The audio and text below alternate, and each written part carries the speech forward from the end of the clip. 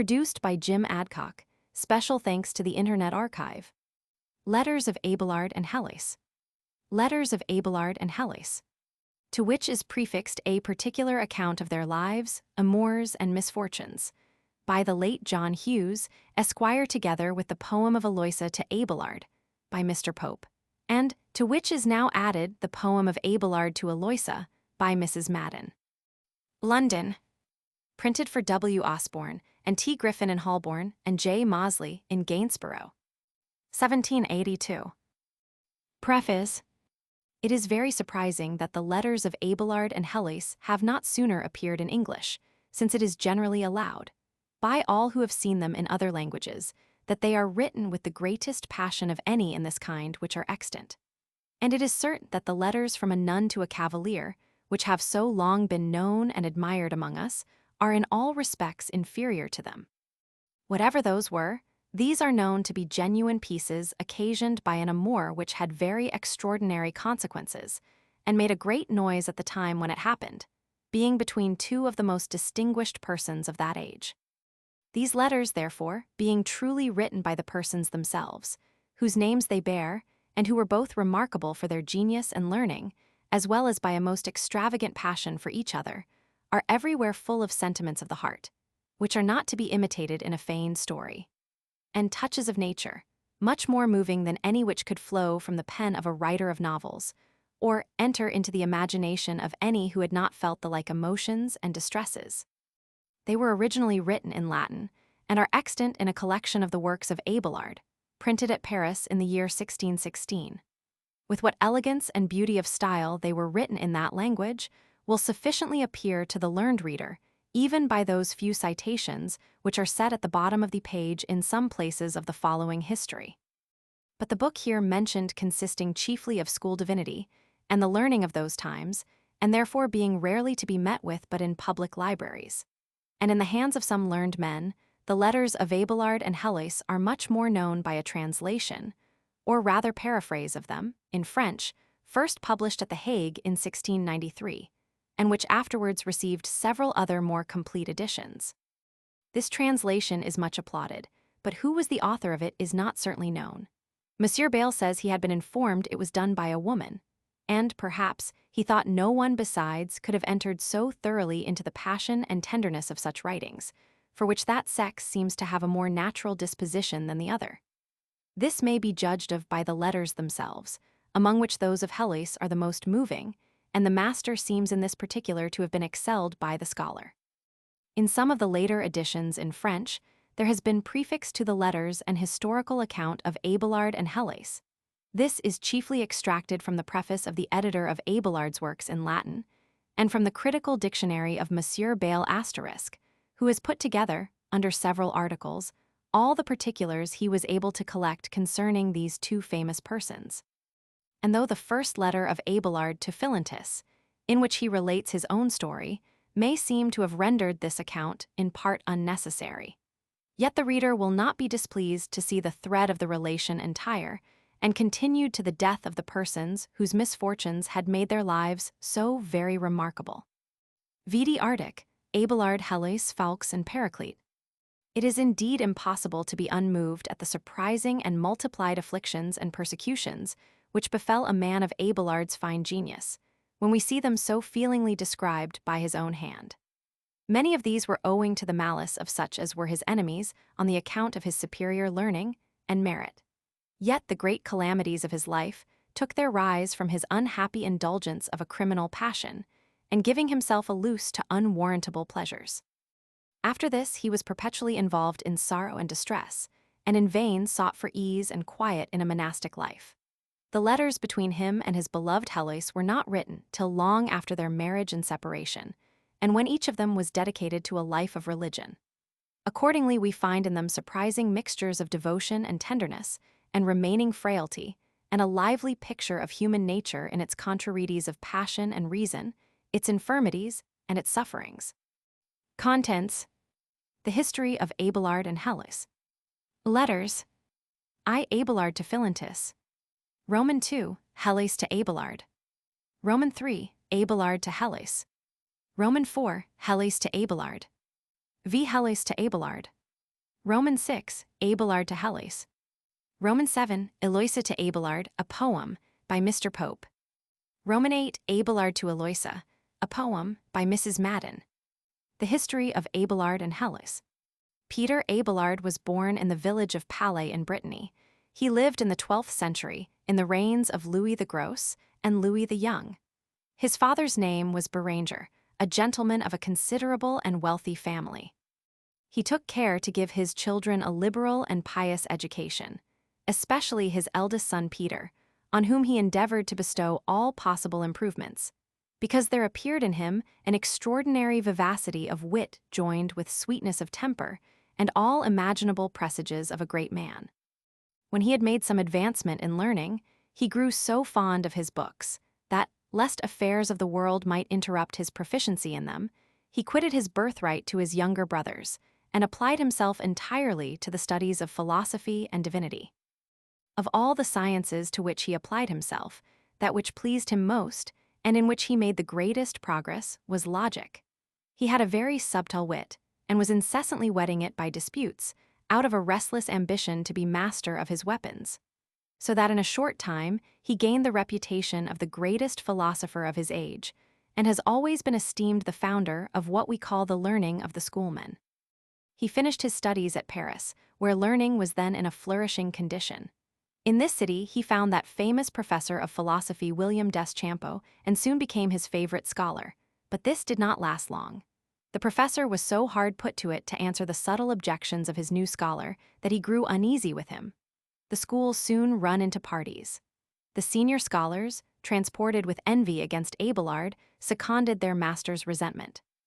All this served only to increase the young man's presumption, who now thought himself sufficiently qualified to set up a school of his own. For this purpose, he chose an advantageous place, which was the town of Melun, 10 leagues from Paris, where the French court resided at that time. Champeaux did all that he could to hinder the erecting of this school, but some of the great courtiers being his enemies, the opposition he made to it only promoted the design of his rival. The reputation of this new professor made a marvelous progress, and eclipsed that of Champeaux. These successes swelled Abelard so much that he removed his school to Corbeil, in order to engage his enemy the more closer in more frequent disputations. But his excessive application to study brought upon him a long and dangerous sickness, which constrained him to return to his own native air. After he had spent 2 years in his own country, he made a second adventure to Paris, where he found that his old antagonist Champeaux had resigned his chair to another, and was retired into a convent of canons regular, among whom he continued his lectures. Abelard attacked him with such fury that he quickly forced him to renounce his tenets. Whereupon the poor monk became so despicable, and his antagonist in such great esteem, that nobody went to the lectures of Champeaux, and the very man who succeeded him in his professorship listed under Abelard and became his scholar. He was scarce fixed in his chair before he found himself exposed more than ever to the strokes of the most cruel envy. Endeavors were used to do him ill offices by all those who were any ways disaffected to him. Another professor was put into his place, who had thought it his duty to submit to Abelard. In short, so many enemies were raised against him that he was forced to retreat from Paris to Melun, and there revived his logic lectures. But this held not long, for hearing that Champeaux with all his infantry was retired into a country village, he came and posted himself on Mount Saint Genevieve, where he erected a new school, like a kind of battery against him whom Champeaux had left to teach at Paris. Champeaux, understanding that his substitute was thus besieged in his school, brought the regular canons attack again to their monastery. But this, instead of relieving his friend, caused all his scholars to desert him, at which the poor philosopher was so mortified that he followed the example of his patron Champeaux and turned monk too. The dispute now lay wholly between Abelard and Champeaux, who renewed it with great warmth on both sides, but the senior had not the best on't. While it was depending, Abelard was obliged to visit his father and mother, who, according to the fashion of those times, had resolved to forsake the world and retire into convents, in order to devote themselves more seriously to the care of their salvation. Having assisted at the admission of his parents into their respective monasteries and received their blessing, he returned to Paris, where during his absence his rival had been promoted to the bishopric of Chalons. And now, being in a condition to quit his school without any suspicions of flying from his enemy, he resolved to apply himself wholly to divinity.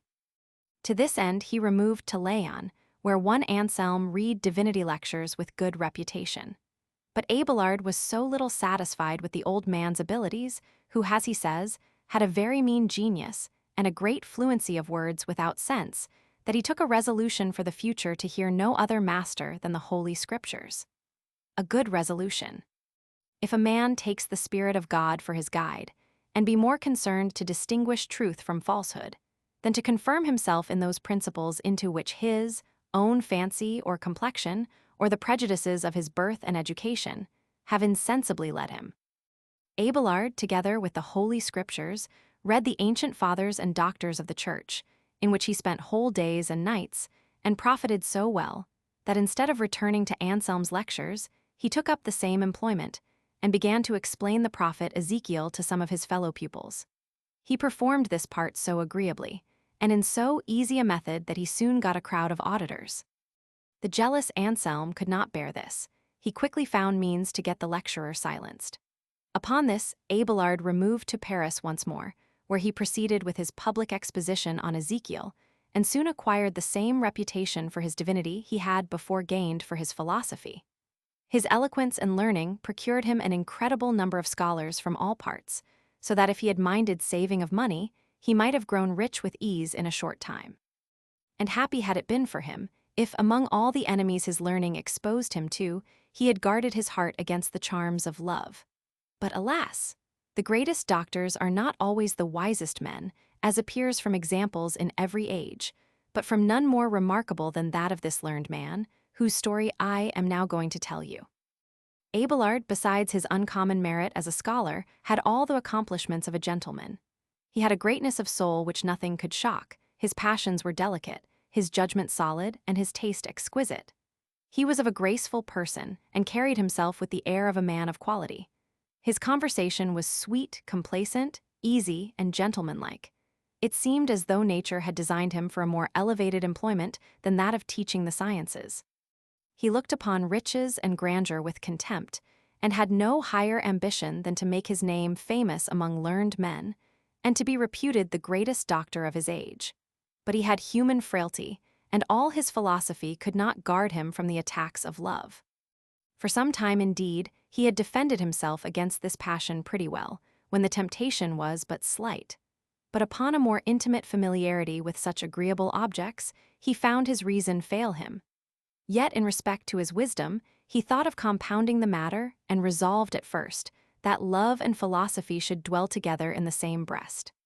He intended only to let out his heart to the former, and that but for a little while, never considering that love is a great ruiner of projects, and that when it has once got a share in a heart, it is easy to possess itself of the whole. He was now in the 7 or 8 and 20th year of his age, when he thought himself completely happy in all respects, excepting that he wanted a mistress. He considered therefore of making a choice, but such a one as might be most suitable to his notions, and the design he had of passing agreeably those hours he did not employ in his study. He had several ladies in his eye, to whom, as he says in one of his letters, he could easily have recommended himself. For you must understand that besides his qualifications mentioned before, he had a vein of poetry, and made abundance of little easy songs, which he would sing with all the advantage of a gallant air and pleasant voice. But though he was cut out for a lover, he was not over-hasty in determining his choice. He was not of a humor to be pleased with the wanton or forward. He scorned easy pleasures, and sought to encounter with difficulties and impediments that he might conquer with the greater glory. In short, he had not yet seen the woman he was to love. Not far from the place where Abelard read his lectures lived one Dr. Fulbert, a canon of the Church of Notre Dame. This canon had a niece named Heloise in his house, whom he educated with great care and affection. Some writers say that she was the good man's natural daughter, but that, to prevent a public scandal, he gave out that she was his niece by his sister, who upon her deathbed had charged him with her education. But though it was well known in those times, as well as since, that the niece of an ecclesiastic is sometimes more nearly related to him, yet of this damsel's birth and parentage we have nothing very certain. There is reason to think, from one of her letters to Abelard, that she came of a mean family, for she owns that great honor was done to her side by this alliance, and that he married much below himself. So that what Francis Damboy says, that she was of the name and family of Montmorency, has no manner of foundation. It is very probable she was really and truly Fulbert's niece, as he affirmed her to be. Whatever she was for birth, she was a very engaging woman, and if she was not a perfect beauty, she appeared such at least in Abelard's eyes. Her person was well proportioned, her features regular, her eyes sparkling, her lips vermilion and well-formed, her complexion animated, her air fine, and her aspect sweet and agreeable. She had a surprising quickness of wit, an incredible memory, and a considerable share of learning, joined with humility. And all these accomplishments were attended with something so graceful and moving that it was impossible for those who kept her company not to be in love with her. Paper, Maffo, Annal, 1-3. Joannes canonicus paraflis, Helicium naturalem filium habet prastanti ingenio formac. As soon as Abelard had seen her, and conversed with her, the charms of her wit and beauty made such an impression upon his heart that he presently conceived a most violent passion for her, and resolved to make it his whole endeavor to win her affections. And now, he that formerly quitted his patrimony to pursue his studies, laid aside all other engagements to attend his new passion. In vain did philosophy and reason importune him to return.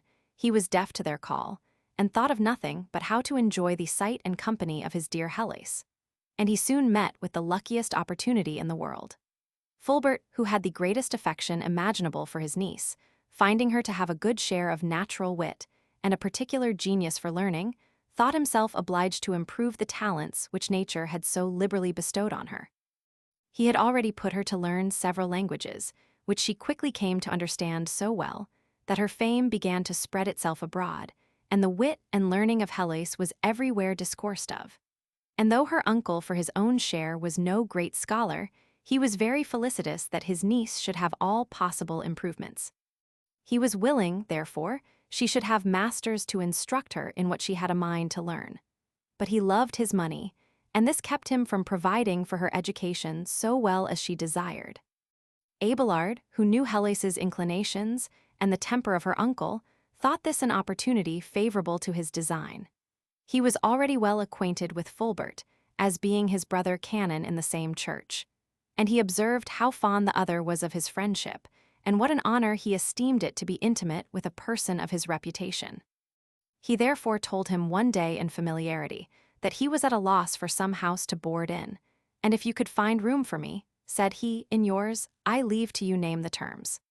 The good man, immediately considering that by this means he should provide an able master for his niece, who, instead of taking money of him, offered to provide him well for his board, embraced his proposal with the joy imaginable, gave him 1,000 caresses, and desired he would consider him for the future as one ambitious of the strictest friendship with him. What an unspeakable joy was this to the amorous Abelard, to consider that he was going to live with her, who was the only object of his desires, that he should have the opportunity of seeing and conversing with her every day, and of acquainting her with his passion. However, he concealed his joy at present lest he should make his intention suspected. We told you before how liberal nature had been to our lover in making his person every way so agreeable, so that he flattered himself that it was almost impossible that any woman should reject his addresses. Perhaps he was mistaken. The sex has variety of humor. However, consider him as a philosopher who had thereto lived in a strict chastity asterisk. He certainly reasoned well in the business of love, when he concluded that Heloise would be an easier conquest to him than others, because her learning gave him an opportunity of establishing a correspondence by letters, in which he might discover his passion with greater freedom than he dared presume to use in conversation. Tanti quiptune nemines eram in juventudis and forma gratia primeinbam, ut quamcunc fomen arten noster dignerer amore nullem verrer repulsum. 1 Epist. Abel, p10. Abel. Frona libidini coepi laxer, qui antia viveram continentisime, ibid. Some time after the canon had taken Abelard into his own house, as they were discoursing one day about things somewhat above Fulbert's capacity, the latter turned the discourse insensibly to the good qualities of his niece. He informed Abelard of the excellency of her wit, and how strong a propensity she had to improve in learning, and withal made it his earnest request that he would take the pains to instruct her. Abelard pretended to be surprised at a proposal of this nature. He told him that learning was not the proper business of women, that such inclinations in them had more of humor or curiosity than a solid desire of knowledge, and could hardly pass, among either the learned or ignorant, without drawing upon them the imputation of conceit and affectation. Fulbert answered that this was very true of women of common capacities, but he hoped, when he had discoursed with his niece, and found what progress she had made already, and what a capacity she had for learning, he would be of another opinion. Abelard assured him he was ready to do all he could for her improvement, and if she was not like other women, who hate to learn anything beyond their needle, he would spare no pains to make Heloise answer the hopes which her uncle had conceived of her. The canon was transported with the civility of the young doctor. He returned him thanks, and protested he could not do him a more acceptable service than to assist his niece in her endeavors to learn. He therefore entreated him once more to set apart some of his time, which he did not employ in public, for this purpose, and, as if he had known his designed intrigue, and was willing to promote it, he committed her entirely to his care, and begged of him to treat her with the authority of a master, not only to chide her, but even to correct her whenever she was guilty of any neglect or disobedience to his commands. Fulbert, in this, showed a simplicity without example, but the affection which he had for his niece was so blind, and Abelard had so well established his reputation for wisdom, that the uncle never scrupled in the least to trust them together, and thought he had all the security in the world for their virtue. Abelard, you may be sure, made use of the freedom which was given him. He saw his beautiful creature every hour, he set her lessons every day, and was extremely pleased to see what proficiency she made. Heloise, for her part, was so taken with her master that she liked nothing so well as what she learned from him, and the master was charmed with that quickness of apprehension with which his scholar learned the most difficult lessons. But he did not intend to stop here. He knew so well how to insinuate into the affections of this young person.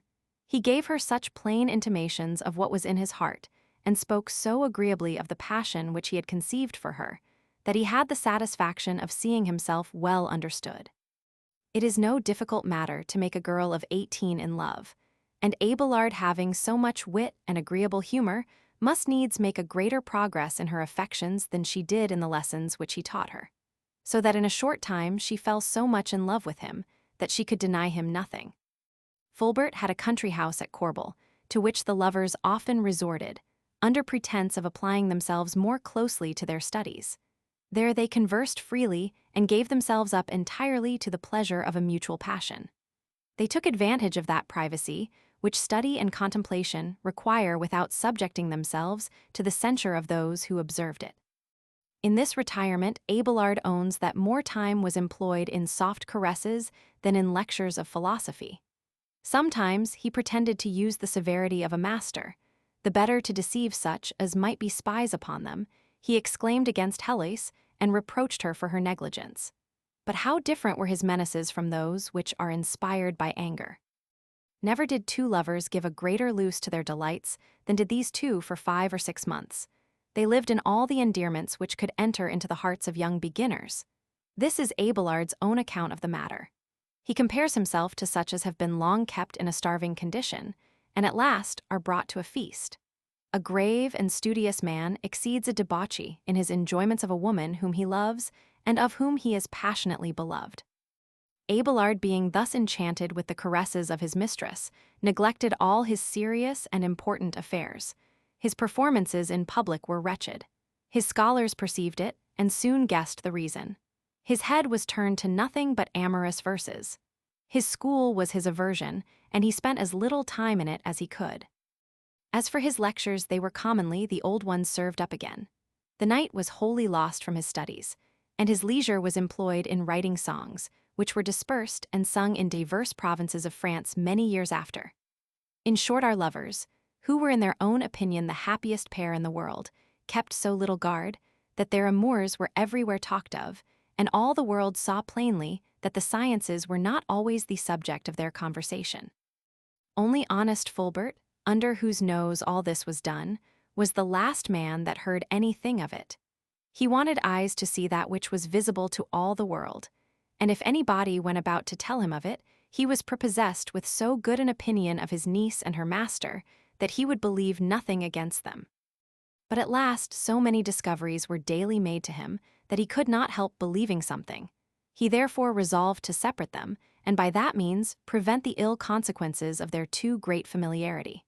However, he thought it best to convict them himself before he proceeded further, and therefore watched them so closely that he had one day an opportunity of receiving ocular satisfaction that the reports he had heard were true.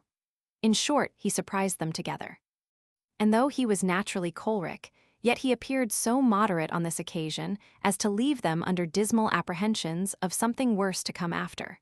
The result was that they must be parted. Who can express the torment our lovers felt upon this separation? However, it served only to unite their hearts more firmly. They were but the more eager to see one another. Difficulties increased their desires and put them upon any attempts without regarding what might be the consequence. Abelard, finding it impossible to live without his dear Heloise, endeavored to settle a correspondence with her by her maid Agaton, who was a handsome brown girl, well-shaped, and likely enough to have pleased a man who was not otherwise engaged. But what a surprise was it to our doctor to find this girl refuse his money, and in recompense of the services she was to do him with his mistress, demanded no less a reward than his heart, and making him at once a plain declaration of love. Abelard, who could love none but Heloise, turned from her abruptly without answering a word. But a rejected woman is a dangerous creature. Agaton knew well how to revenge the affront put upon her, and failed not to acquaint Fulbert with Abelard's offers to her, without saying a word how she had been disobliged. Fulbert thought it was time to look about him. He thanked the maid for her care, and entered into measures with her, how to keep Abelard from visiting his niece. The doctor was now more perplexed than ever. He had no ways left but to apply himself to Heloise's singing master, and the gold which the maid refused prevailed with him. By this means, Abelard conveyed a letter to Heloise in which he told her that he intended to come and see her at night, and that the way he had contrived was over the garden wall by a ladder of cords. This project succeeded and brought them together. After the first transports of this short interview, Heloise, who had found some more than ordinary symptoms within her, acquainted her lover with it. She had informed him of it before by a letter, and now having this opportunity to consult about it, they agreed that she should go to a sister of his in Brittany, at whose house she might be privately brought to bed. But before they parted, he endeavored to comfort her and make her easy in this distress by giving her assurances of marriage. When Heloise heard this proposal, she peremptorily rejected it, and gave such reasons for her refusal as left Abelard in the greatest astonishment. See Abelard's letter to Philantus, and Heloise's first letter to Abelard. Indeed, a refusal of this nature is so extraordinary a thing that perhaps another instance of it is not to be found in history. I persuade myself, therefore, that I shall not offend my reader if I make some few remarks upon it.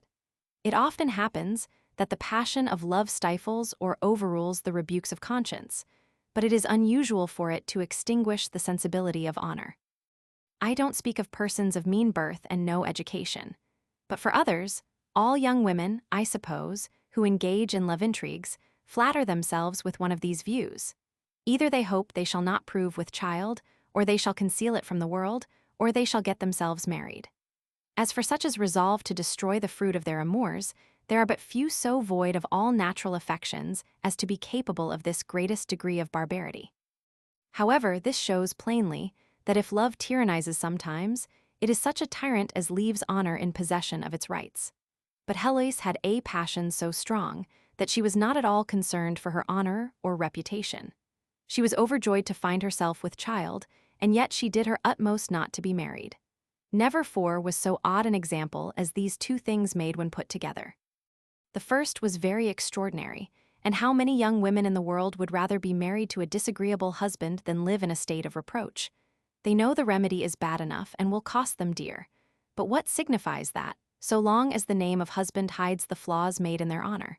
But as for Heloise, she was not so nice in this point. An excess of passion, never heard of before, made her choose to be Abelard's mistress rather than his wife. We shall see, in the course of this history, how firm she was in this resolution, with what arguments she supported it, and how earnestly she persuaded her gallant to be of the same mind.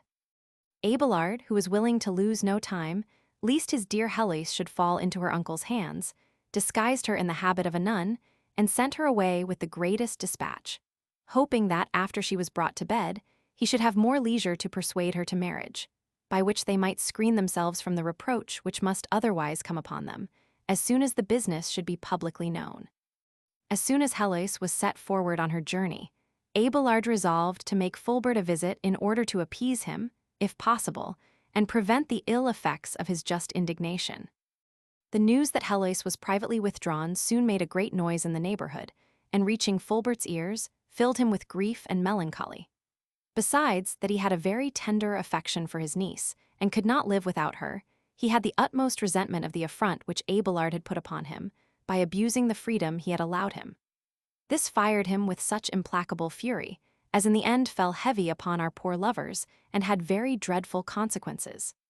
When Fulbert saw Abelard, and heard from him the reason why Heloise was withdrawn, never was man in such a passion. He abandoned himself to the utmost distractions of rage, despair, and thirst of revenge. All the affronts, reproaches, and menaces that could be thought of were heaped upon Abelard, who was, poor man, very passive, and ready to make the canon all the satisfaction he was able. He gave him leave to say what he pleased, and when he saw that he tired himself with exclaiming, he took up the discourse, and ingenuously confessed his crime.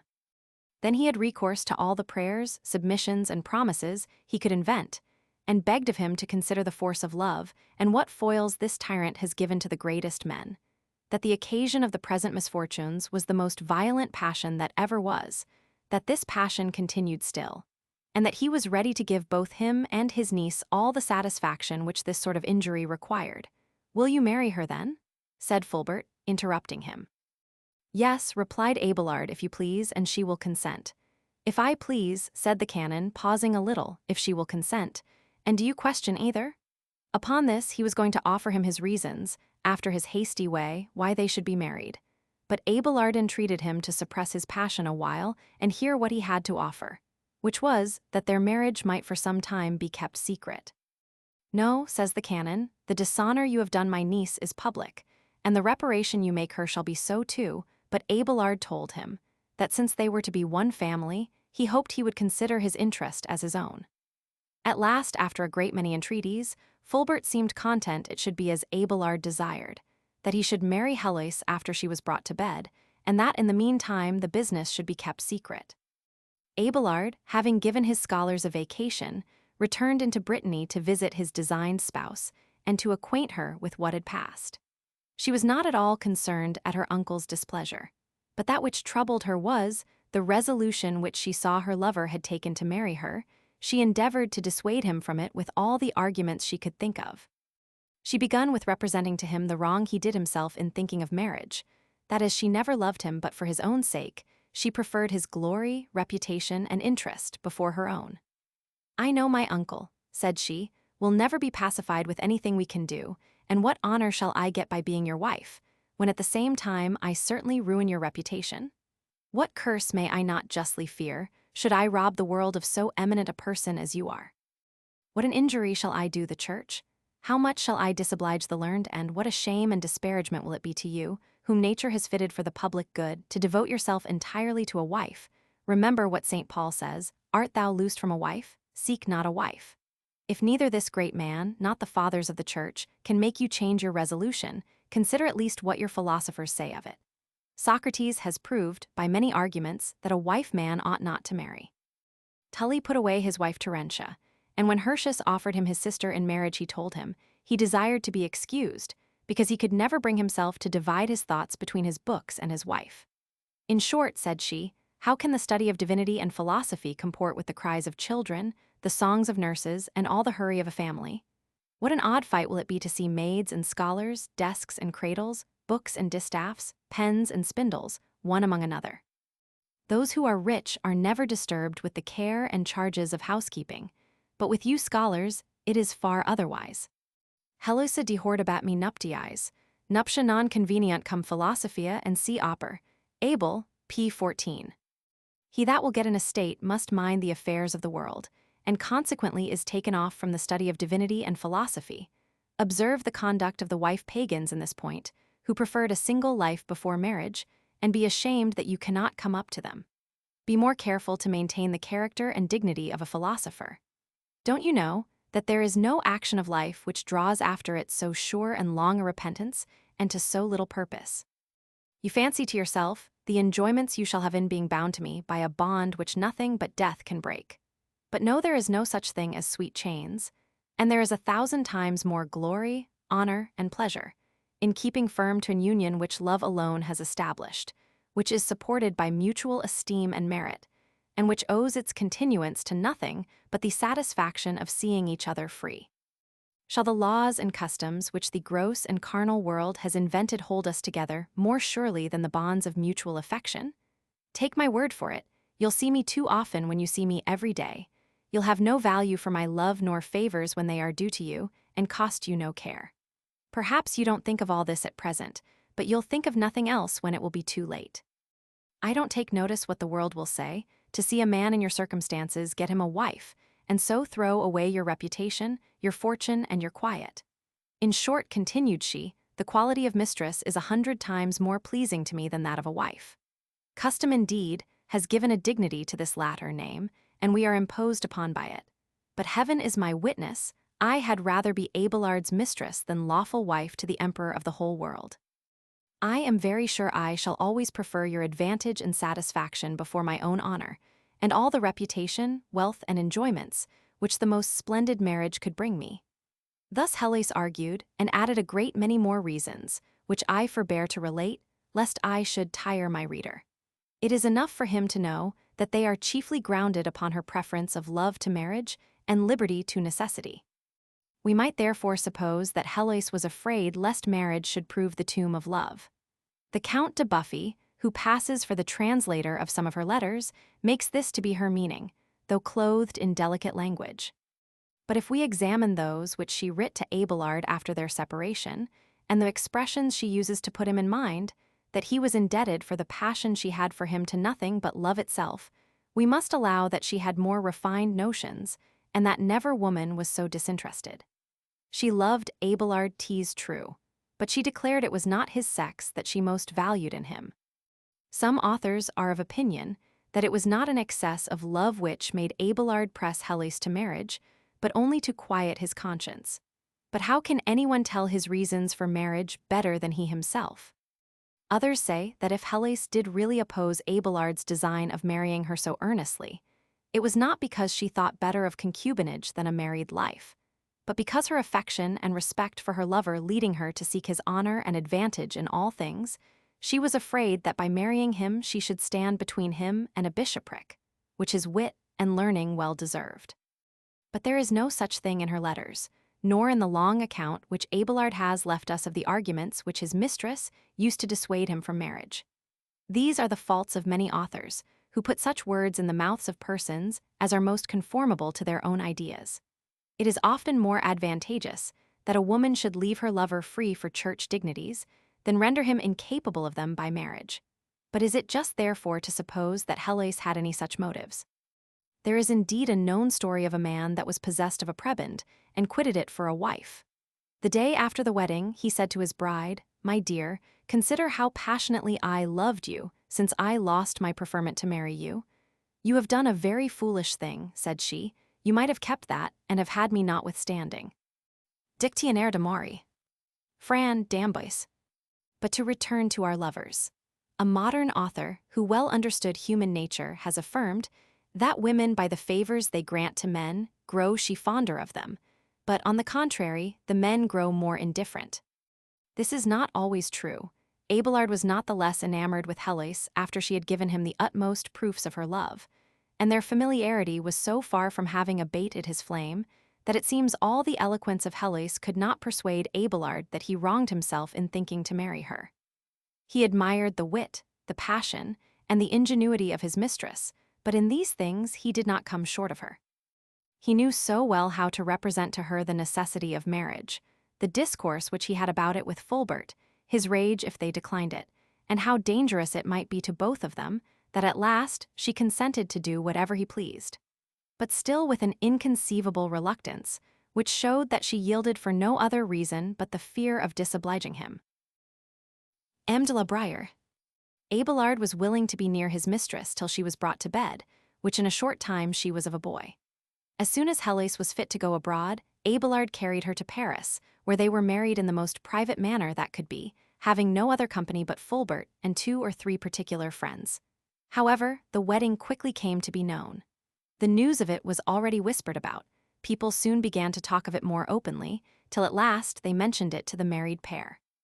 Fulbert, who was less concerned to keep his word than to cover the reproach of his family, took care to spread it abroad. But Heloise, who loved Abelard 1,000 times better than she did herself, and always valued her dear doctor's honor above her own, denied it with the most solemn protestations, and did all she could to make the world believe her.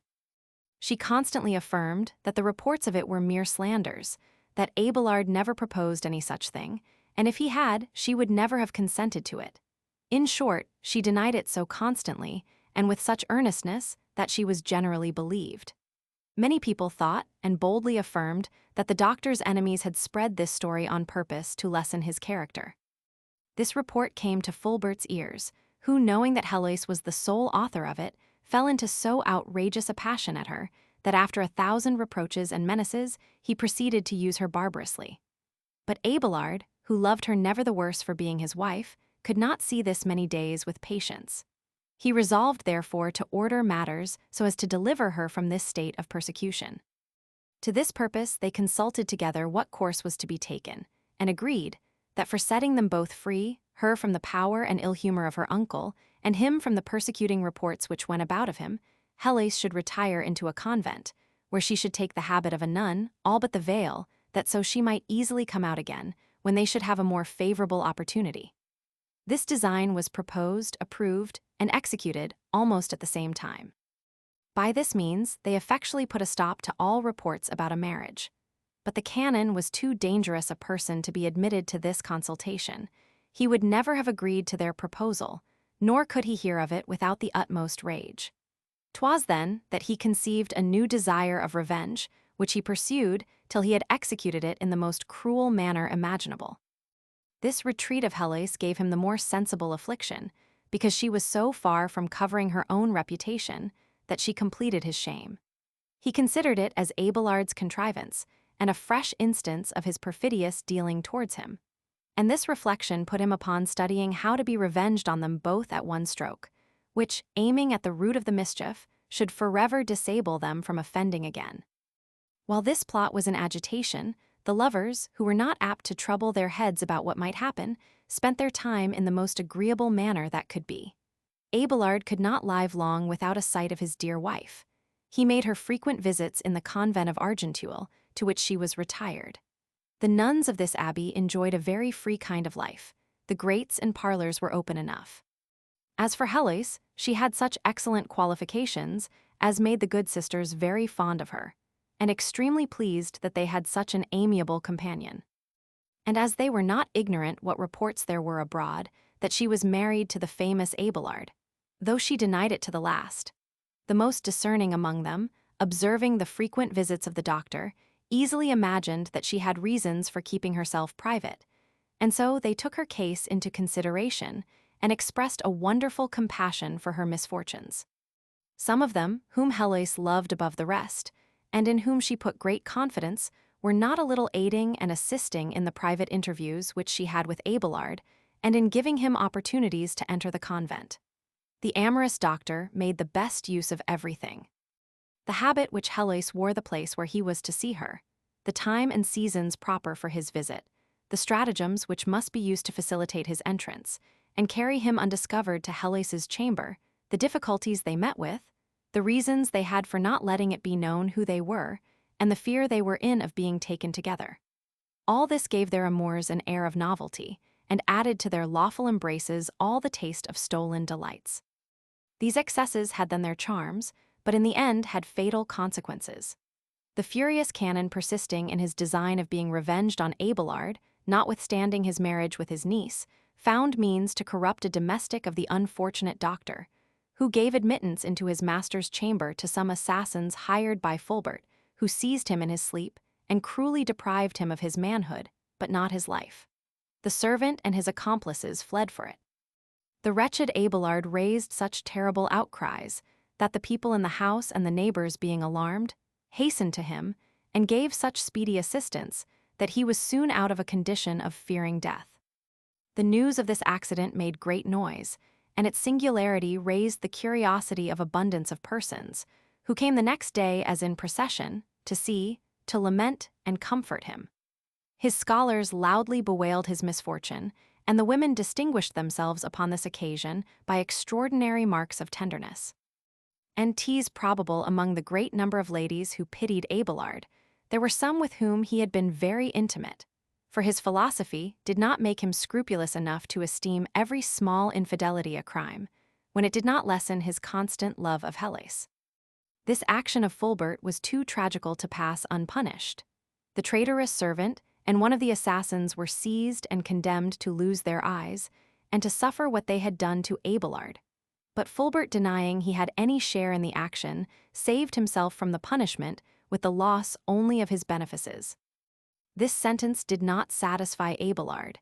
He made his complaint to no purpose to the bishop and canons, and if he had made a remonstrance at Rome, where he once had a design of carrying the matter, 'tis probable he would have had no better success. It requires too much money to gain a cause there. One Fawkes, prior of Duil and intimate friend of Abelard, wrote thus to him upon the occasion of his misfortune: "If you appeal to the Pope without bringing an immense sum of money, it will be useless. Nothing can satisfy the infinite avarice and luxury of the Romans. I question if you have enough for such an undertaking, and if you attempt it, nothing will perhaps remain but the vexation of having flung away so much money. They who go to Rome without large sums to squander away will return just as they went, the expense of their journey only excepted. But since I am upon Fawkes's letters, which is too extraordinary to be passed over in silence, I shall give the reader some reflections which may make him amends for the trouble of a new digression. This letter is extant in Latin in Abelard's works. This friend of Abelard lays before him many advantages which might be drawn from his misfortune. He tells him his extraordinary talents, subtlety, eloquence, and learning had drawn from all parts an incredible number of auditors, and so filled him with excessive vanity. He hints gently at another thing, which contributed not a little towards making him proud, namely, that the women continually followed him, and gloried in drawing him into their snares. This misfortune, therefore, would cure him of his pride, and free him from those snares of women which had reduced him even to indigence, though his profession got him a large revenue, and now he would never impoverish himself by his gallantries. Heloise herself, in some passages of her letters, says that there was neither maid nor wife asterisk, who in Abelard's absence did not form designs for him, and in his presence was not inflamed with love. The queens themselves, and ladies of the first quality, envied the pleasures she enjoyed with him. But we are not to take these words of Heloise in a strict sense, because as she loved Abelard to madness, so she imagined every one else did. Besides, that report, to be sure, hath added to the truth.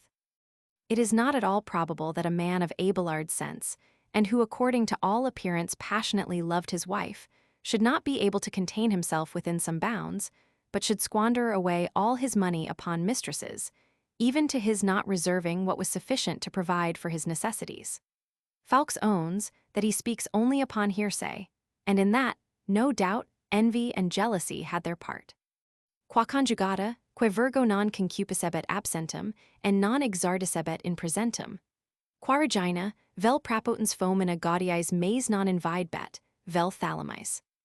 Fawkes tells him besides that the amputation of a part of his body, of which he made such ill use, would suppress at the same time a great many troublesome passions, and procure him liberty of reflecting on himself, instead of being hurried to and fro by his passions.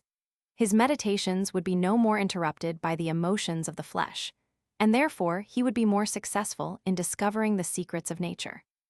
He reckons it as a great advantage to him that he would no more be the terror of husbands, and might now lodge anywhere without being suspected, and forgets not to acquaint him that he might converse with the finest women without any fear of those temptations which sometimes overpower even age itself upon the sight of such objects. And lastly, he would have the happiness of being exempt from the illusions of sleep, which exemption, according to him, is a peculiar blessing. It was with reason that Fawkes reckons all these as advantages very extraordinary in the life of an ecclesiastic. It is easy to observe that, to a person who devotes himself to continence, nothing can be more happy than to be insensible to beauty and love, for they who cannot maintain their chastity, but by continual combats are very unhappy. The life of such persons is uneasy, their state always doubtful. They but too much feel the trouble of their warfare, and if they come off victorious in an engagement, it is often with a great many wounds. Even such of them as in a retired life are at the greatest distance from temptations, by continually struggling with their inclinations, setting barriers against the eruptions of the flesh, are in a miserable condition. Their entrenchments are often forced, and their conscience filled with sorrow and anxiety. What progress might one make in the ways of virtue, who is not obliged to fight an enemy for every foot of ground?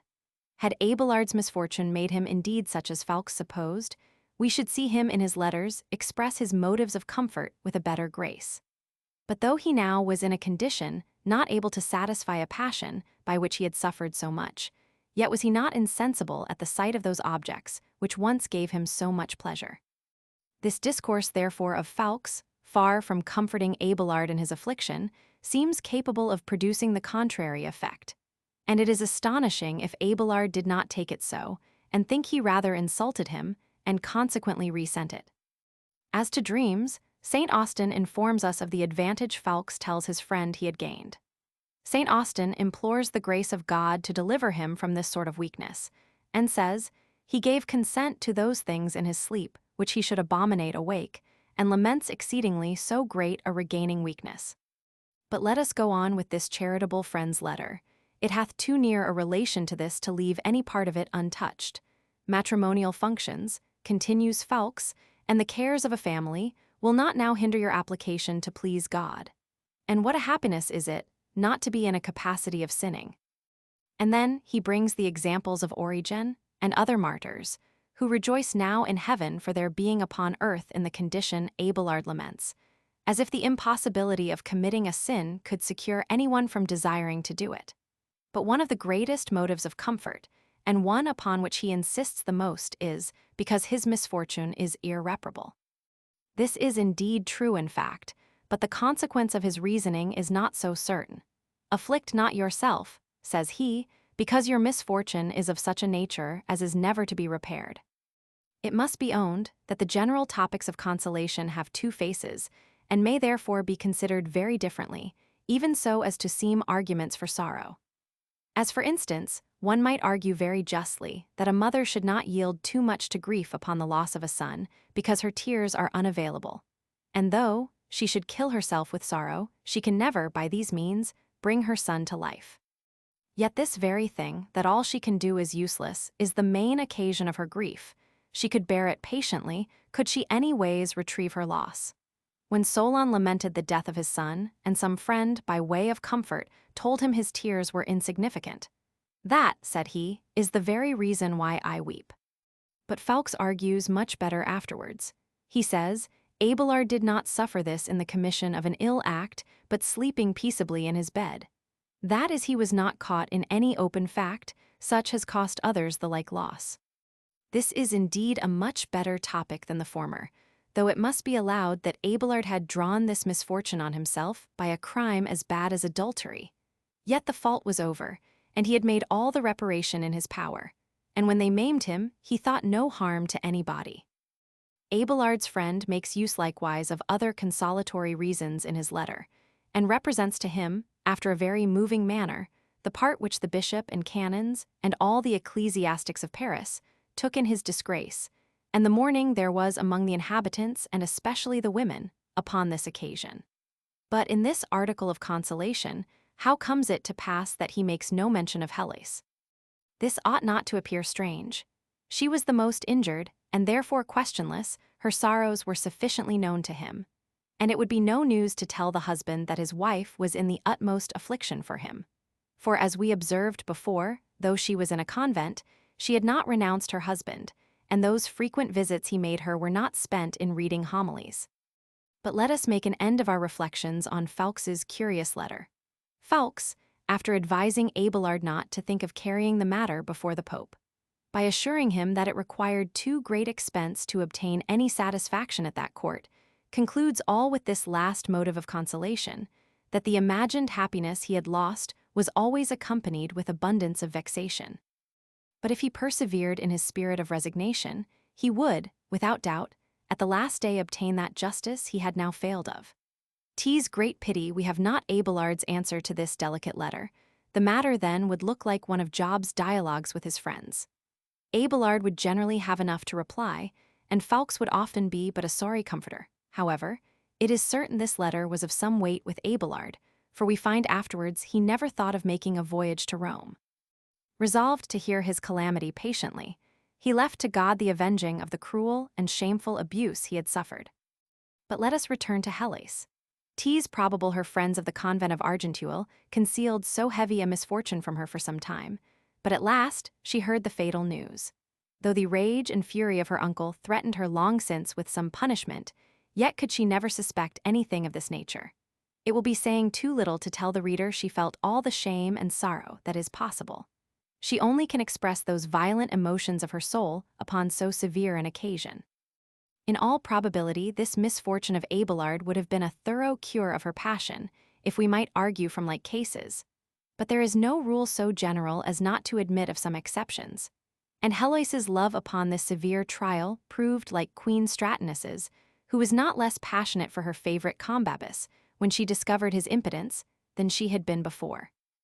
Shame and sorrow had not less seized Abelard than Heloise, nor dared he ever appear in the world, so that he resolved, immediately upon his cure, to banish himself from the sight of men, and hide himself in the darkness of a monastic life, avoiding all conversation with any kind of persons excepting his dear Heloise, by whose company he endeavored to comfort himself. But she at last resolved to follow his example, and continue forever in the convent of Argenteuil where she was. Abelard himself confesses that shame rather than devotion had made him take the habit of a monk, and that it was jealousy more than love which engaged him to persuade Heloise to be professed before he had made his vow. The letters which follow this history will inform us after what manner and with what resolution they separated. Heloise, in the 22nd year of her age, generously quitted the world, and renounced all those pleasures she might reasonably have promised herself, to sacrifice herself entirely to the fidelity and obedience she owed her husband, and to procure him that ease of mind which he said he could no otherwise hope for. Time making Abelard's misfortune familiar to him, he now entertained thoughts of ambition, and of supporting the reputation he had gained of the most learned man of the age. He began with explaining the Acts of the Apostles to the monks of the monastery of St. Denis to which he had retired, but the disorders of the abbey and debauchees of the abbot, which equally with his dignity were superior to those of the simple monks, quickly drove him hence. He had made himself uneasy to them by censuring their irregularity. They were glad to part with him, and he to leave them. As soon as he had obtained leave of the abbot, he retired to Thinbod in Champagne, where he set up a school, persuading himself that his reputation would bring him a great number of scholars. And indeed they flocked to him, not only from the most distant provinces of France, but also from Rome, Spain, England, and Germany, in such number that the towns could not provide accommodation, nor the country provisions enough for them, but Abelard did not foresee that this success and reputation would at the same time occasion him new troubles. He had made himself two considerable enemies at Laon, Alberic of Rheims, and Lotulf of Lombardy, who, as soon as they perceived how prejudicial his reputation was to their schools, sought all occasions to ruin him, and thought they had a lucky handle to do so from a book of his, intituled The Mystery of the Trinity. This they pretended was heretical, and through the archbishop's means they procured a council at Soissons in the year 1121, and without suffering Abelard to make any defense, ordered his book to be burnt by his own hands, and himself to be confined to the convent of St. Medard. This sentence gave him such grief that he says himself, the unhappy fate of his writing touched him more sensibly than the misfortune he had suffered through Fulbert's means. Nor was it only his fatherly concern for his own productions, but the indelible mark of heresy which by this means was fixed on him, which so exceedingly troubled him. Ad quas scholas tanta scalarium multitudo conflixit ut nec locus hospitaes, nec terra sufficerit alimentes. Abel Oper, p. 19. That the curious reader may have a complete knowledge of this matter, I shall here give an account of that pretended heresy which was imputed to Abelard. The occasion of his writing this book was that his scholars demanded philosophical arguments on that subject, often urging that it was impossible to believe what was not understood, that it was to abuse the world, to preach a doctrine equally unintelligible to the speaker and auditor, and that it was for the blind to lead the blind. These young men were certainly inclined to Sabellianism. Abelard's enemies, however, did not accuse him of falling into this, but another heresy as bad tritheism, though indeed he was equally free from both. He explained the unity of the Godhead by comparisons drawn from human things, but according to a passage of Saint Bernard asterisk, one of his greatest enemies, he seemed to hold that no one ought to believe what he could not give a reason for.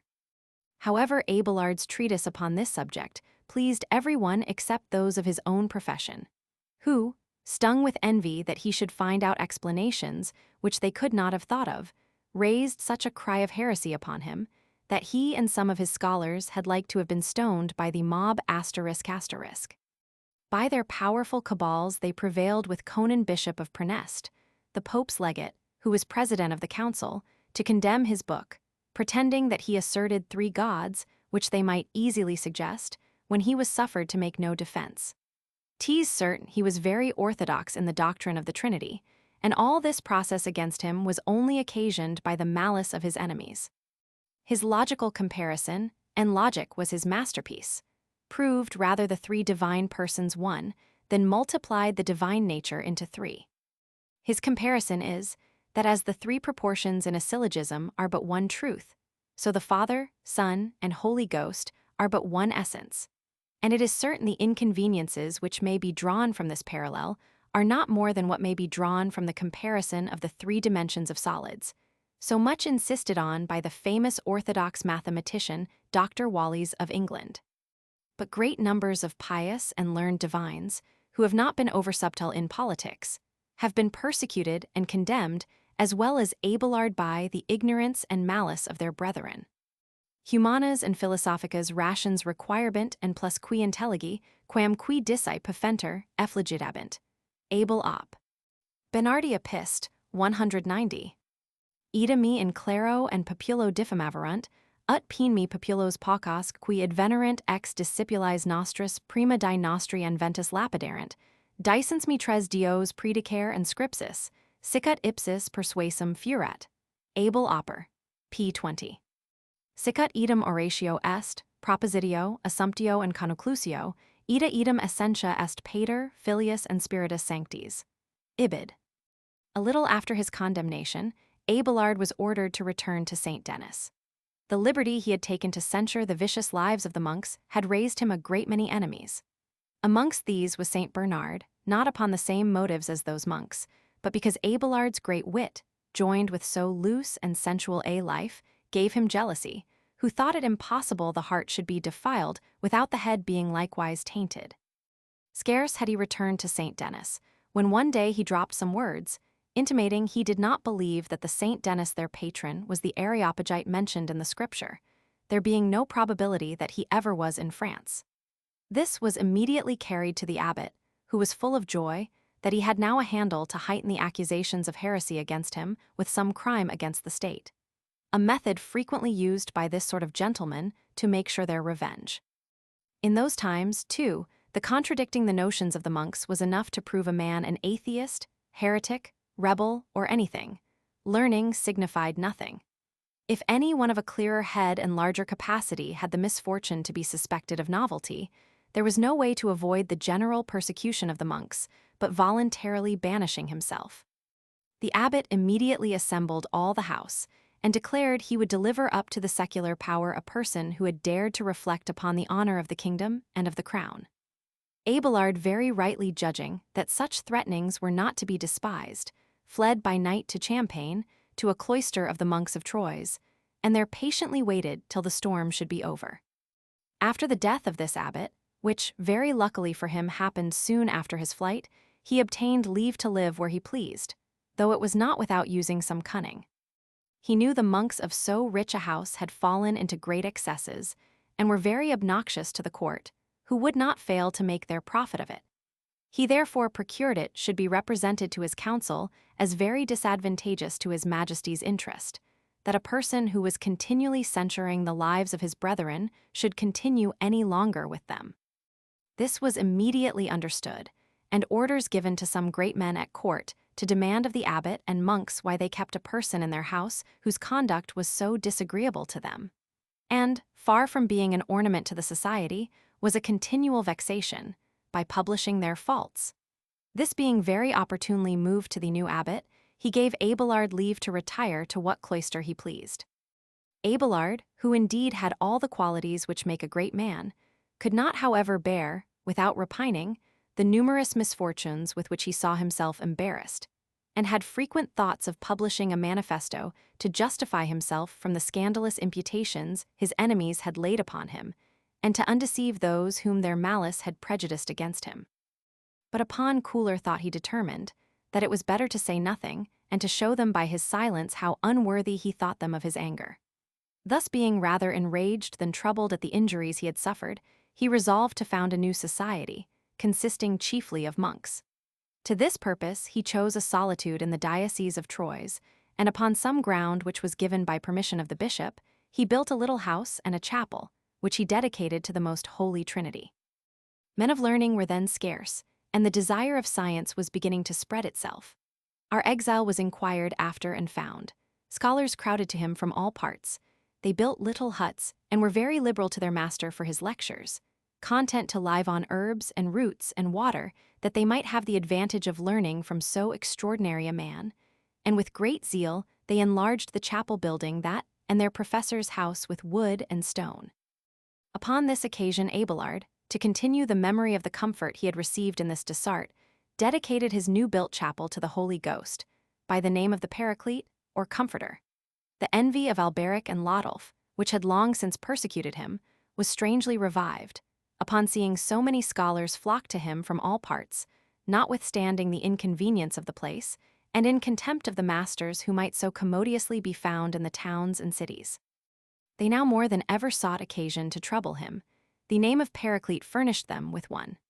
They gave out that this novelty was a consequence of his former heresy, and that it was no more lawful to dedicate churches to the Holy Ghost than to God the Father, that this title was a subtle art of instilling that poison which he durst not spread openly, and a consequence of his heretical doctrine which had been condemned already by a council. This report raised a great clamor among numbers of people, whom his enemies employed on all sides. But the persecution grew more terrible when Saint Bernard and Saint Norbert declared against him, two great zealots, fired with the spirit of Reformation, and who declared themselves restorers of the primitive discipline, and had wonderfully gained upon the affections of the populace. They spread such scandal against him that they prejudiced his principal friends, and forced those who still loved him not to show it any ways, and upon these accounts made his life so bitter to him that he was upon the point of leaving Christendom asterisk. But his unhappiness would not let him do a thing which might have procured his ease, but made him still continue with Christians, and with monks, as himself expresses it, worse than heathens asterisk. Seep autumn Deus sit, in tantum lapsus sum desperationum ut Christianorum finibus excessus, ad gentes transir disponerum, atque ibi quiet sub quacunc tributi paction, inter inimicos Christi Christiane viver. Abel op. p. 32. Insedi in Christianos ac monachos gentibus lunge seviers ac pejors, Abel op. p. 20. The Duke of Brittany, informed of his misfortunes, and of the barbarity of his enemies, named him to the abbey of St. Gildas, in the diocese of Vannes, at the desire of the monks who had already elected him for their superior. Here he thought he had found a refuge from the rage of his enemies, but in reality he had only changed one trouble for another. The profligate lives of the monks, and the arbitrariness of a lord, who had deprived them of the greater part of their revenues, so that they were obliged to maintain their mistresses and children at their own private expense, occasioned him 1,000 vexations and dangers. They several times endeavored to poison him in his ordinary diet, but proving unsuccessful that way, they cried to do it in the holy sacrament. Excommunications, with which he threatened the most mutinous, did not abate the disorder. He now feared the poniard more than poison, and compared his case to his whom the tyrant of Syracuse caused to be seated at his table, with a sword hanging over him, fastened only by a thread. Whilst Abelard thus suffered in his abbey by his monks, the nuns of Argenteuil, of whom Heloise was prioress, grew so licentious that Suger, abbot of Denis, taking advantage of their irregularities, got possession of their monastery. He sent the original writings to Rome, and having obtained the answer he desired, he expelled the nuns and established in their place monks of his order. Some censorious people, upon reading this passage, will be apt to entertain strong suspicions of Heloise, and judge it probable that a governor does not behave well when dissoluteness is known to reign in the society. I have never read that she was included by name in the general scandal of the society, and therefore am cautious not to bring any accusations against her. Our Saviour says, "No one hath condemned thee, neither do I condemn thee." Heloise, at her departure from the convent of Argenteuil, applied to her husband, who by permission of the Bishop Troyes gave her the house and chapel of the Paraclete, with its appendages, and placing there some nuns, founded a nunnery. Pope Innocent Roman II confirmed this donation in the year 1131. This is the origin of the Abbey of the Paraclete, of which Heloise was the first abbess. Whatever her conduct was among the licentious nuns of Argenteuil, it is certain she lived so regular in this her new and last retreat, and behaved herself with that prudence, zeal, and piety that she won the hearts of all the world, and in a small time had abundance of donations. Abelard himself says she had more in 1 year than he could have expected all his life, had he lived there. The bishops loved her as their child, the abbesses as their sister, and the world as their mother. It must be owned, some women have had wonderful talents for exciting Christian charity. The abbesses which succeeded Heloise have often been of the greatest families in the kingdom. There is a list of them in the notes of Andrew Duchesne upon Abelard's works, from the time of the foundation in 1130 to 1615. But he has not thought fit to take notice of Jane Cabot, who died the 25th of June 1593, and professed the Protestant religion, yet without marrying or quitting her habit, though she was driven from her abbey. After Abelard had settled Heloise here, he made frequent journeys from Brittany to Champagne to take care of the interest of this rising house, and to ease himself from the vexations of his own abbey. But slander so perpetually followed this unhappy man, that though his present condition was universally known, he was reproached with a remaining voluptuous passion for his former mistress. He complains of his hard usage in one of his letters, but comforts himself by the example of Saint Jerome, whose friendship with Paula occasioned scandal too, and therefore he entirely confuted this calumny by remarking that even the most jealous commit their wives to the custody of eunuchs. The thing which gives the greatest handle to suspect Heloise's prudence, and that Abelard did not think himself safe with her, is his making a resolution to separate himself forever from her. During his being employed in establishing this new nunnery, and in ordering their affairs, as well temporal as spiritual, he was diligent in persuading her, by frequent and pious admonitions, to such a separation, and insisted that in order to make their retirement and penitence more profitable, it was absolutely necessary they should seriously endeavor to forget each other, and for the future think on nothing but God. When he had given her directions for her own conduct, and rules for the management of the nuns, he took his last leave of her, and returned to his abbey in Brittany, where he continued a long time without her hearing any mention of him. By chance, a letter he wrote to one of his friends to comfort him under some disgrace, wherein he had given him a long account of all the persecutions he himself had suffered, fell into Heloise's hands. She knew by the superscription from whom it came, and her curiosity made her open it. The reading the particulars of a story she was so much concerned in renewed all her passion, and she hence took an occasion to write to him, complaining of his long silence. Abelard could not forbear answering her. This occasioned the several letters between them which follow this history. And in these, we may observe how high a woman is capable of railing the sentiments of her heart when possessed of a great deal of wit and learning, as well as a most violent love. I shall not tire the reader with any farther reflections on the letters of those two lovers, but leave them entirely to his own judgment, only remarking that he ought not to be surprised to find Heloise's more tender, passionate, and expressive than those of Abelard. She was younger and consequently more ardent than he. The sad condition he was in had not altered her love. Besides, she retired only in complaisance to a man she blindly yielded to, and resolving to preserve her fidelity inviolable, she strove to conquer her desires and make a virtue of necessity. But the weakness of her sex continually returned, and she felt the force of love in spite of all resistance. It was not the same with Abelard, for though it was a mistake to think that by not being in a condition of satisfying his passion, he was, as Heloise imagined, wholly delivered from the thorn of sensuality. Yet he was truly sorry for the disorders of his past life, he was sincerely penitent, and therefore his letters are less violent and passionate than those of Heloise. About 10 years after Abelard had retired to his abbey, where study was his chief business, his enemies, who had resolved to persecute him to the last, were careful not to let him enjoy the ease of retirement. They thought he was not sufficiently plagued with his monks, and therefore brought a new process of heresy against him before the Archbishop of Sens. He desired he might have the liberty of defending his doctrine before a public assembly, and it was granted him. Upon this account, the Council of Sens was assembled, in which Louis the Roman VII assisted in person in the year 1140. Saint Bernard was the accuser, and delivered to the assembly some propositions drawn from Abelard's book, which were read in the council.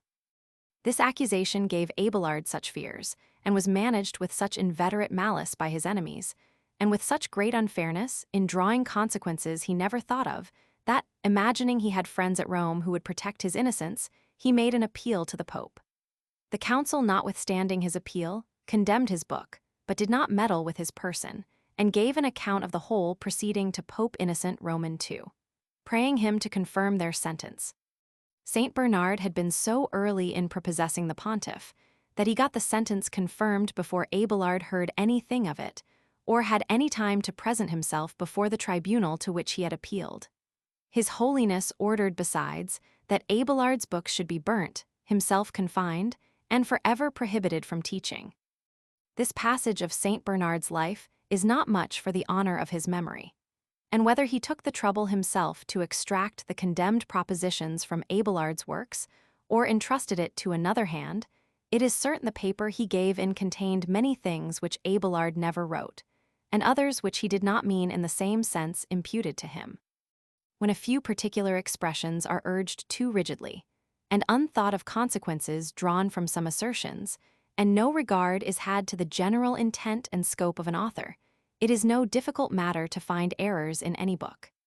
For this reason, Béranger of Poitiers, Abelard's scholar, defended his master against Saint Bernard, telling him he ought not to persecute others, whose own writings were not exempt from errors, demonstrating that he himself had advanced a position which he would not have failed to have inserted in this extract as a monstrous doctrine if he had found them in the writings of Abelard. Some time after Abelard's condemnation, the Pope was appeased at the solicitation of the abbot of Clugny, who received this unfortunate gentleman into his monastery with great humanity, reconciled him with Saint Bernard, and admitted him to be a religious of his society. This was Abelard's last retirement, in which he found all manner of kindness. He read lectures to the monks, and was equally humble and laborious. At last, growing weak, and afflicted with a complication of diseases, he was sent to the priory of Saint Marcel upon the Seine, near Chalons, a very agreeable place, where he died the 21st of April 1142, in the 63d year of his age. His corpse was sent to the chapel of Paraclete, to Heloise, to be interred according to her former request of him, and to his own desire.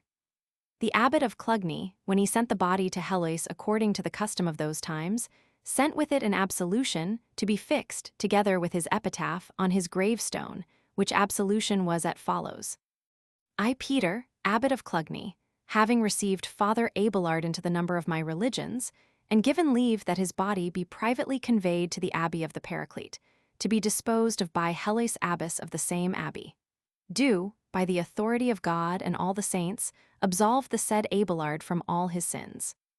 Ego Petrus Cluniacensis abbas, qui pet.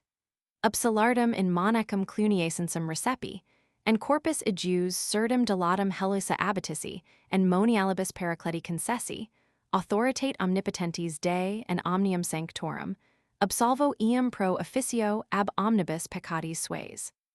Heloise, who survived him 20 years, had all the leisure that could be to effect the cure of her unhappy passion. Alas, she was very long about it. She passed the rest of her days like a religions and devout abbess, frequent in prayers, and entirely employed in the regulation of her society. She loved study, and being a mistress of the learned languages, the Latin, Greek, and Hebrew, she was esteemed a miracle of learning. Abelard, in a letter he wrote to the religious of his new house, says expressly that Heloise understood these 3 languages. The abbot of Clugny, likewise, in a letter he wrote to her, tells her she excelled in learning not only all her sex, but the greatest part of men asterisk. And in the calendar of the house of the Paraclete she is recorded in these words: Heloise, mother and first abbess of this place, famous for her learning and religion. I must not here pass by a custom the religious of the Paraclete now have to commemorate how learned their first abbess was in the Greek, which is that every year, on the day of Pentecost, they perform divine service in the Greek tongue. What a ridiculous vanity! Studio tuo and mulieres omnes evicidi, and pien viros universos superasti. Abel op.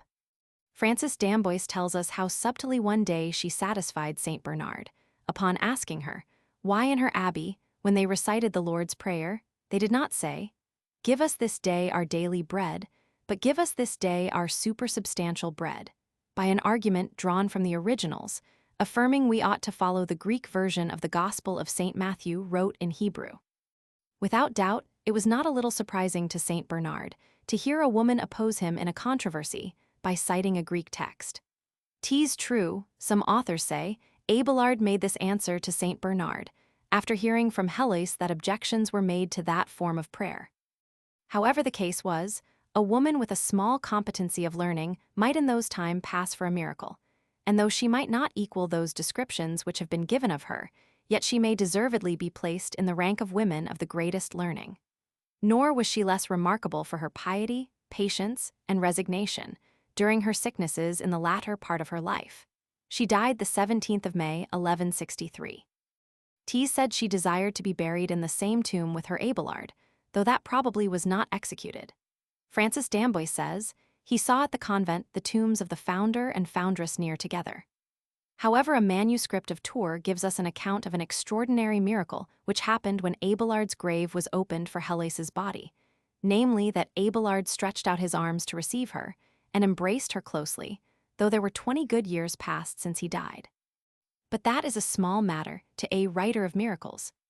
I shall conclude this history with an epitaph on Abelard, which the abbot of Clugny sent Heloise, and which is now to be read on his tomb.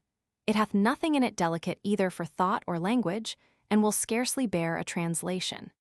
It is only added here for the sake of the curious, and as an instance of the respect paid to the memory of so great a man, and one whom envy had loaded with the greatest defamations. Petrus in hac petra latitat, quem mundus homerum clamabat, fed jam sidera situs habent. Sol erat hic galleys, sed eam jam fata celurunt, ergo caret regio gallica sol suo.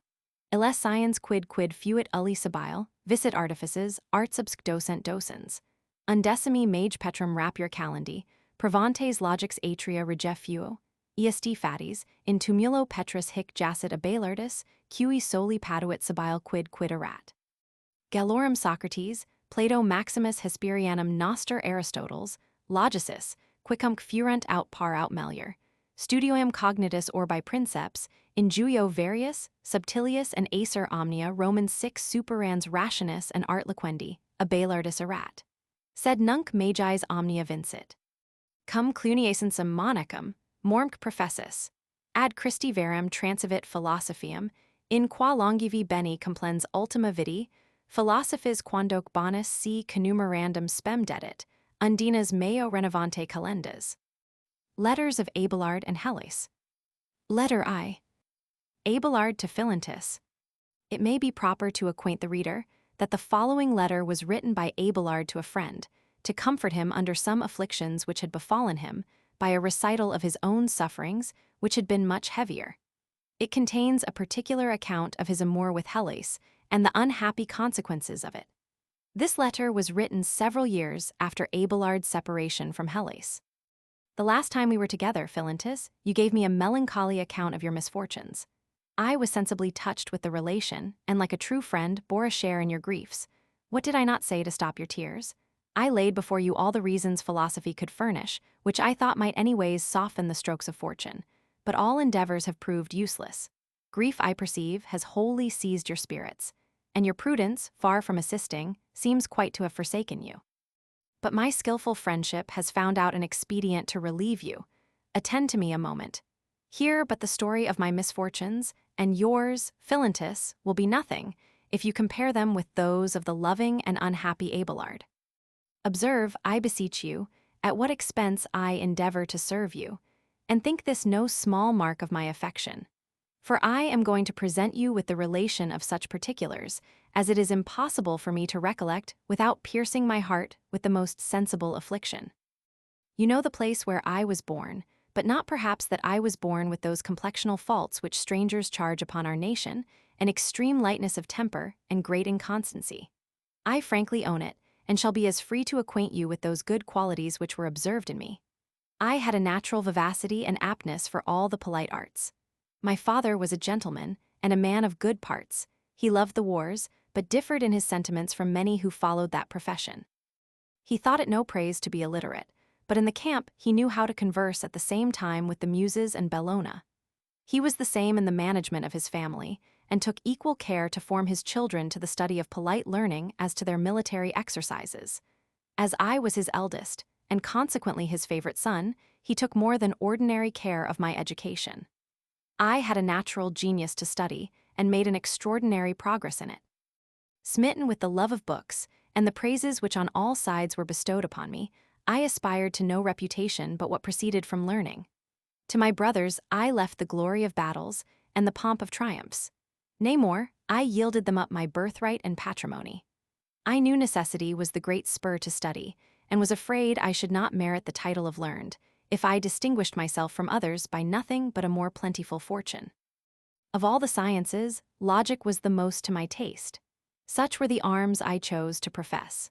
Furnished with the weapons of reasoning, I took pleasure in going to public disputations to win trophies, and wherever I heard that this art flourished, I ranged like another Alexander from province to province to seek new adversaries with whom I might try my strength.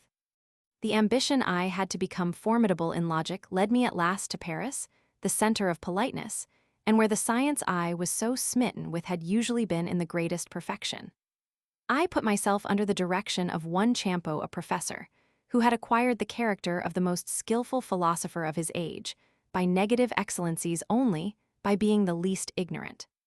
He received me with great demonstrations of kindness, but I was not so happy as to please him long. I was too knowing in the subjects he discoursed upon. I often confuted his notions. Often in our disputations, I pushed a good argument so home that all his subtlety was not able to elude its force. It was impossible he should see himself surpassed by his scholar without resentment. It is sometimes dangerous to have too much merit. Envy increased against me proportionably to my reputation. My enemies endeavored to interrupt my progress, but their malice only provoked my courage, and measuring my abilities by the jealousy I had raised, I thought I had no farther occasion for Champo's lectures, but rather that I was sufficiently qualified to read to others. I stood for a place which was vacant at Melun. My master used all his artifice to defeat my hopes, but in vain, and on this occasion I triumphed over his cunning, as before I had done over his learning. My lectures were always crowded, and beginnings so fortunate that I entirely obscured the renown of my famous master. Flushed with these happy conquests, I removed to Corbel to attack the masters there, and so establish my character of the ablest logician, the violence of traveling threw me into a dangerous distemper, and not being able to recover my strength, my physician, who perhaps were in a league with Champo, advised me to retire to my native air. Thus, I voluntarily banished myself for some years. I leave you to imagine whether my absence was not regretted by the better sort. At length, I recovered my health, when I received news that my greatest adversary had taken the habit of a monk. You may think was an act of penitence for having persecuted me. Quite contrary, it was ambition. He resolved to raise himself to some church dignity, therefore he fell into the beaten track, and took on him the garb of feigned austerity. For this is the easiest and shortest way to the highest ecclesiastical dignities. His wishes were successful, and he obtained a bishopric. Yet did he not quit Paris and the care of the schools. He went to his diocese to gather in his revenues, but returned and passed the rest of his time in reading lectures to those few pupils which followed him.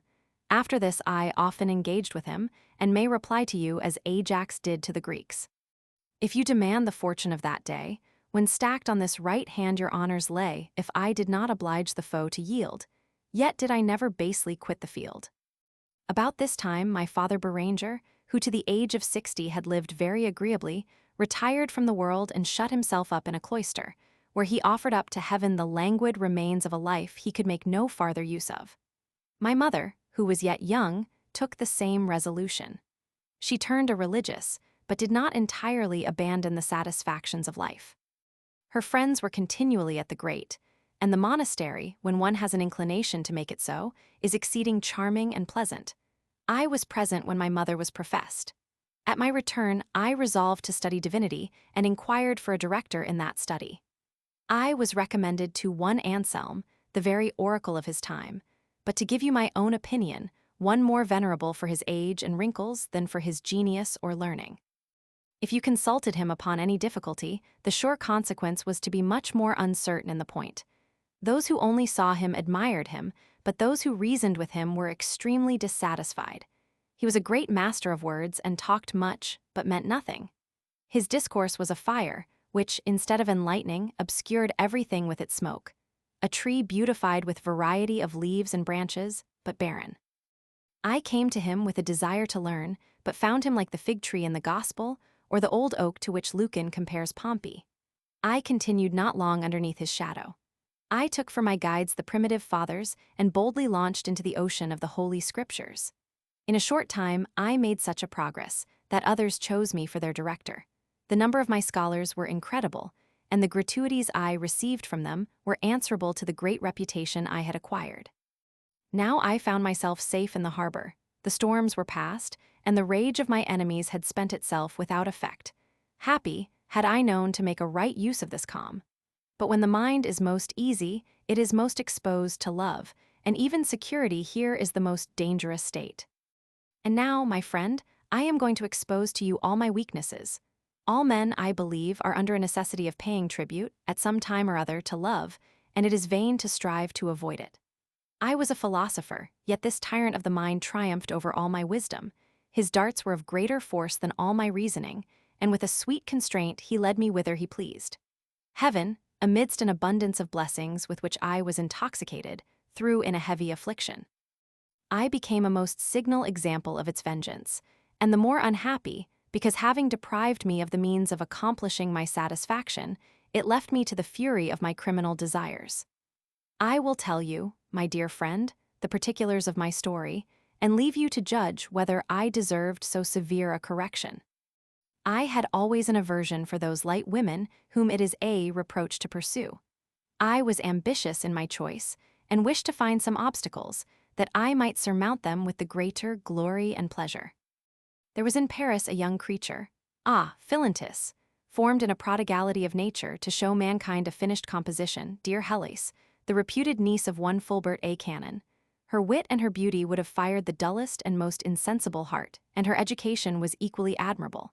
Heloise was a mistress of the most polite arts. You may easily imagine that this did not a little help to captivate me. I saw her, I loved her, I resolved to endeavor to gain her affections. The thirst of glory cooled immediately in my heart, and all my passions were lost in this new one. I thought of nothing but Heloise, everything brought her image to my mind. I was pensive, restless, and my passion was so violent as to admit of no restraint. I was always vain and presumptive. I flattered myself already with the most bewitching hopes. My reputation had spread itself everywhere, and could a virtuous lady resist a man that had confounded all the learned of the age? I was young, could she show an infallibility to those vows which my heart never formed for any but herself? My person was advantageous enough, and by my dress no one would have suspected me for a doctor, and dress, you know, is not a little engaging with women. Besides, I had wit enough to write a billet doux, and hoped, If ever she permitted my absent self to entertain her, she would read with pleasure those breathings of my heart. Filled with these notions, I thought of nothing but the means to speak to her. Lovers either find or make all things easy. By the offices of common friends, I gained the acquaintance of Fulbert. And can you believe it, Philantus? He allowed me the privilege of his table and an apartment in his house. I paid him, indeed, a considerable sum, for persons of his character do nothing without money. But what would I not have given? You, my dear friend, know what love is. Imagine then what a pleasure it must have been to a heart so inflamed as mine to be always so near the dear object of desire. I would not have exchanged my happy condition for that of the greatest monarch upon earth. I saw Heloise, I spoke to her. Each action, each confused look, told her the trouble of my soul. And she, on the other side, gave me ground to hope for everything from her generosity. Fulbert desired me to instruct her in philosophy. By this means, I found opportunities of being in private with her, and yet I was sure of all men the most timorous in declaring my passion. As I was with her one day, alone, charming Heloise, said I, blushing, if you know yourself, you will not be surprised with what passion you have inspired me with. Uncommon as it is, I can express it but with the common terms, I love you, adorable Heloise. Till now I thought philosophy made us masters of all our passions, and that it was a refuge from the storms in which weak mortals are tossed and shipwrecked, but you have destroyed my security and broken this philosophically courage. I have despised riches. Honor and its pageantries could never raise a weak thought in me. Beauty alone hath fired my soul. Happy, if she who raised this passion kindly receives the declaration. But if it is an offense, no, replied Heloise, she must be very ignorant of your merit who can be offended at your passion. But for my own repose, I wish either that you had not made this declaration, or that I were at liberty not to suspect your sincerity. Ah, divine Heloise, said I, flinging myself at her feet, I swear by yourself I was going on to convince her of the truth of my passion, but heard a noise, and it was Fulbert. There was no avoiding it, but I must do a violence to my desire and change the discourse to some other subject. After this, I found frequent opportunities to free Heloise from those suspicions which the general insincerity of men had raised in her, and she too much desired what I said were truth, not to believe it. Thus there was a most happy understanding between us. The same house, the same love, united our persons and our desires. How many soft moments did we pass together? We took all opportunities to express to each other our mutual affections, and were ingenious in contriving incidents which might give us a plausible occasion for meeting. Pyramus and Thisbe's discovery of the crack in the wall was but a slight representation of our love and its sagacity. In the dead of night, when Fulbert and his domestics were in a sound sleep, we improved the time proper to the sweets of love. Not contenting ourselves, like those unfortunate loves, with giving insipid kisses to a wall, we made use of all the moments of our charming interviews. In the place where we met we had no lions to fear, and the study of philosophy served us for a blind. But I was so far from making any advances in the sciences that I lost all my taste of them, and when I was obliged to go from the sight of my dear mistress to my philosophical exercises, it was with the utmost regret and melancholy. Love is incapable of being concealed. A word, a look, nay silence, speaks it. My scholars discovered it first. They saw I had no longer that vivacity thought to which all things were easy. I could now do nothing but write verses to soothe my passion.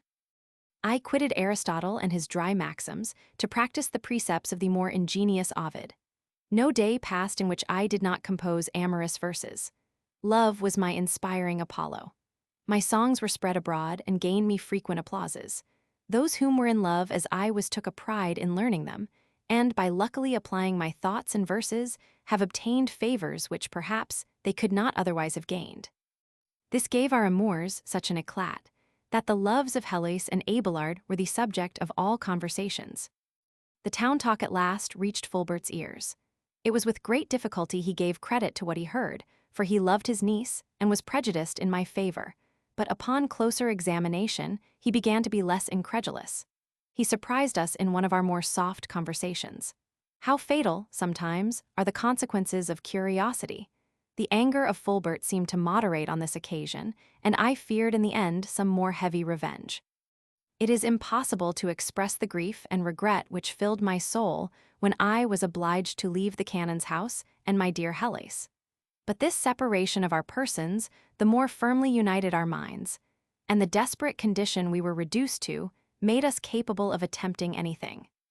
My intrigues gave me but little shame, so lovingly did I esteem the occasion. Think what the gay young divinities said, when Vulcan caught Mars and the goddess of beauty in his net, and imputed all to me. Fulbert surprised me with Heloise, and what man that had a soul in him would not have borne any ignominy on the same conditions? The next day I provided myself of a private lodging near the loved house, being resolved not to abandon my prey. I continued some time without appearing publicly. Ah, how long did those few moments seem to me? When we fall from a state of happiness, with what impatience do we bear our misfortunes? It being impossible that I could live without seeing Heloise, I endeavored to engage her servant, whose name was Agaton, in my interest.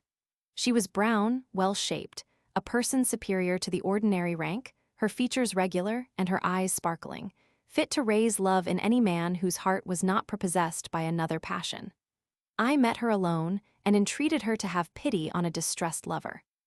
She answered she would undertake anything to serve me, but there was a reward at these words. I opened my purse and showed the shining metal, which lays asleep guards, forces a way through rocks, and softens the hearts of the most obdurate fair.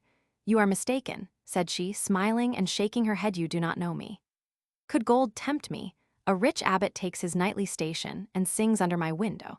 He offers to send me to his abbey, which, he says, is situate in the most pleasant country in the world. A courtier offers me a considerable sum of money and assures me I need have no apprehensions, for if our amours have consequences, he will marry me to his gentleman and give him a handsome employment. To say nothing of a young officer, who patrols about here every night and makes his attacks after all imaginable forms. It must be love only which could oblige him to follow me, for I have not, like your great ladies, any rings or jewels to tempt him. Yet, during all his siege of love, his feather and his embroidered coat have not made any breach in my heart. I shall not quickly be brought to capitulate. I am too faithful to my first conqueror. And then she looked earnestly on me. I answered, I did not understand her discourse. She replied, for a man of sense and gallantry you have a very slow apprehension. I am in love with you, Abelard. I know you adore Heloise. I do not blame you. I desire only to enjoy the second place in your affections. I have a tender heart as well as my mistress. You may without difficulty make returns to my passion. Do not perplex yourself with unfashionable scruples. A prudent man ought to love several at the same time. If one should fail, he is not then left unprovided. You cannot imagine, Philantus, how much I was surprised at these words. So entirely did I love Heloise that without reflecting whether Agaton spoke anything reasonable or not, I immediately left her. When I had gone a little way from her, I looked back and saw her biting her nails in the rage of disappointment, which made me fear some fatal consequences. She hastened to Fulbert and told him the offer I had made her, but I suppose concealed the other part of the story. The canon never forgave this affront. I afterwards perceived he was more deeply concerned for his niece than I at first imagined. Let no lover hereafter follow my example. A woman rejected is an outrageous creature. Agaton was day and night at her window on purpose to keep me at a distance from her mistress, and so gave her own gallants opportunity enough to display their several abilities. I was infinitely perplexed what course to take. At last I applied to Heloise's singing master. The shining metal, which had no effect on Agaton, charmed him. He was excellently qualified for conveying a billet with the greatest dexterity and secrecy. He delivered one of mine to Heloise, who, according to my appointment, was ready at the end of a garden, the wall of which I scaled by a ladder of ropes. I confess to you all my failings, Philantus. How would my enemies, Champo and Anselm, have triumphed had they seen the redoubted philosopher in such a wretched condition? Well, I met my soul's joy, my Heloise. I shall not describe our transports, they were not long, for the first news Heloise acquainted me with plunged me in 1,000 distractions. A floating Delos was to be sought for, where she might be safely delivered of a burthen she began already to feel. Without losing much time in debating, I made her presently quit the canon's house, and at break of day depart for Brittany, where she, like another goddess, gave the world another Apollo, which my sister took care of. This carrying off Heloise was sufficient revenge upon Fulbert. It filled him with the deepest concern, and had like to have deprived him of all the little share of wit which heaven had allowed him. His sorrow and lamentation gave the censorious an occasion of suspecting him for something more than the uncle of Heloise. In short, I began to pity his misfortune, and think this robbery which love had made me commit was a sort of treason. I endeavored to appease his anger by a sincere confession of all that was past, and by hearty engagements to marry Heloise secretly. He gave me his consent, and with many protestations and embraces confirmed our reconciliation. But what dependence can be made on the word of an ignorant devotee? He was only plotting a cruel revenge, as you will see by what follows. I took a journey into Brittany, in order to bring back my dear Heloise, whom I now considered as my wife. When I had acquainted her with what had passed between the canon and me, I found she was of a contrary opinion to me. She urged all that was possible to divert me from marriage, that it was a bond always fatal to a philosopher, that the cries of children and cares of a family were utterly inconsistent with the tranquility and application which the study of philosophy required. She quoted to me all that was written on the subject by Theophrastus, Cicero, and, above all, insisted on the unfortunate Socrates, who quitted life with joy, because by that means he left Xantippe. "Will it not be more agreeable to me," said she, "to see myself your mistress than your wife? And will not love have more power than marriage to keep our hearts firmly united? Pleasures tasted sparingly, and with difficulty, have always a higher relish, while everything, by being easy and common, grows flat and insipid." I was unmoved by all this reasoning. Heloise prevailed upon my sister to engage me. Lucille, for that was her name, taking me aside one day, said, "What do you intend, brother? Is it possible that Abelard should in earnest think of marrying Heloise? She seems indeed to deserve a perpetual affection. Beauty, youth, and learning, all that can make a person valuable, meet in her. You may adore all this if you please, but not to flatter you, what is beauty but a flower, which may be blasted by the least fit of sickness? When those features, with which you have been so captivated, shall be sunk, and those graces lost, you will too late repent that you have entangled yourself in a chain, from which death only can free you. I shall see you reduced to the married man's only hope of survivorship. Do you think learning ought to make Heloise more amiable? I know she is not one of those affected females who are continually oppressing you with fine speeches, criticizing books, and deciding upon the merit of authors. When such a one is in the fury of her discourse, husbands, friends, servants, all fly before her. Heloise has not this fault, yet it is troublesome not to be at liberty to use the least improper expression before a wife, that you bear with pleasure from a mistress. But you say, you are sure of the affections of Heloise. I believe it. She has given you no ordinary proofs. But can you be sure marriage will not be the tomb of her love? The name of husband and master are always harsh, and Heloise will not be the phoenix you now think her. Will she not be a woman? Come, come, the head of a philosopher is less secure than those of other men. My sister grew warm in the argument, and was going to give me 100 more reasons of this kind. But I angrily interrupted her, telling her only that she did not know Heloise. A few days after, we departed together from Brittany and came to Paris, where I completed my project. It was my intent my marriage should be kept secret, and therefore Heloise retired among the nuns of Argenteuil. I now thought Fulbert's anger disarmed. I lived in peace, but alas, our marriage proved but a weak defense against his revenge. Observe, Philantus, to what a barbarity he pursued it. He bribed my servants. An assassin came into my bed-chamber by night with a razor in his hand, and found me in a deep sleep. I suffered the most shameful punishment that the revenge of an enemy could invent. In short, without losing my life, I lost my manhood. I was punished indeed in the offending part. The desire was left me, but not the possibility of satisfying the passion.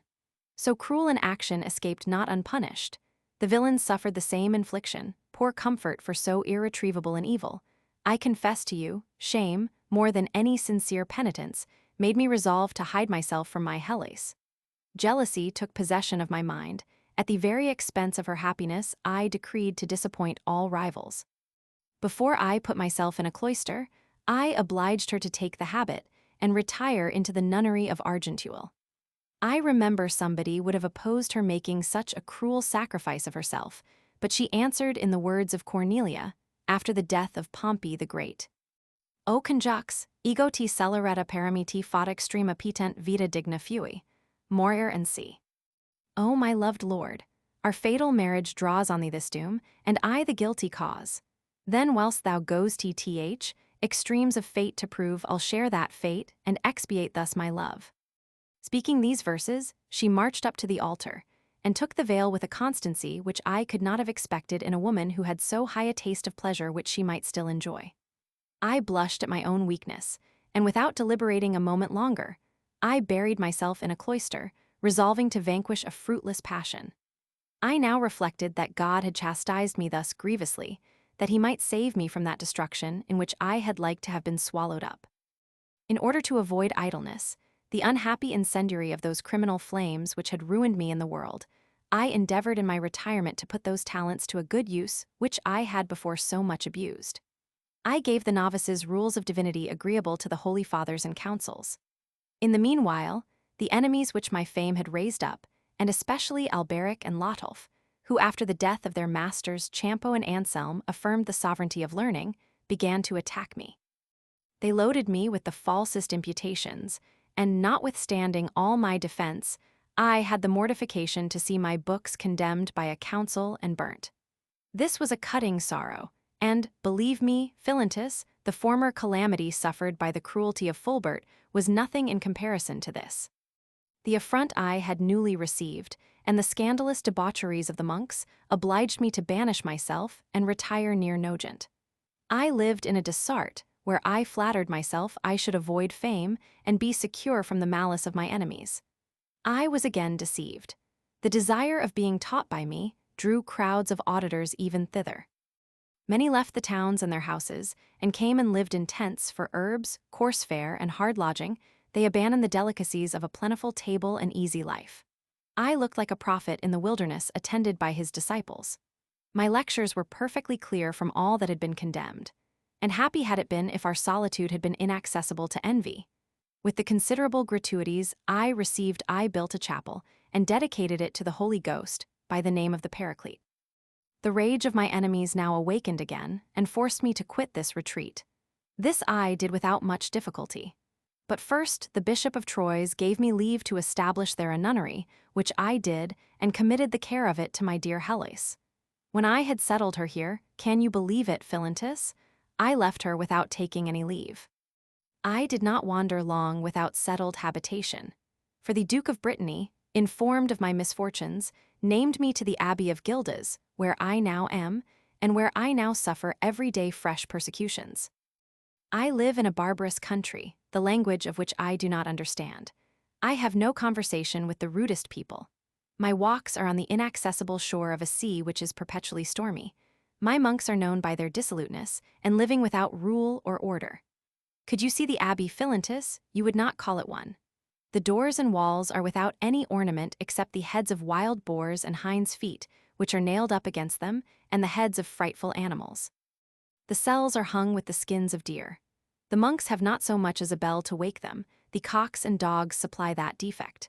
In short, they pass their whole days in hunting. Would to heaven that were their greatest fault, or that their pleasures terminated there. I endeavor in vain to recall them to their duty. They all combine against me, and I only expose myself to continual vexations and dangers. I imagine that every moment a naked sword hang over my head. Sometimes they surround me and load me with infinite abuses. Sometimes they abandon me, and I am left alone to my own tormenting thoughts. I make it my endeavor to merit by my sufferings and to appease an angry God. Sometimes I grieve for the house of the Paraclete and wish to see it again. Ah, Philantus, does not the love of Heloise still burn in my heart? I have not yet triumphed over that happy passion. In the midst of my retirement I sigh, I weep, I pine, I speak the dear name of Heloise, pleased to hear the sound, I complain of the severity of heaven.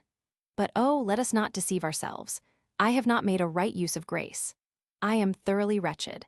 I have not yet torn from my heart deep roots which vice has planted in it. For if my conversion was sincere, how could I take a pleasure to relate my past follies? Could I not more easily comfort myself in my afflictions? Could I not turn to my advantage those words of God himself, if they have persecuted me, they will also persecute you. If the world hate you, you know that it hated me also.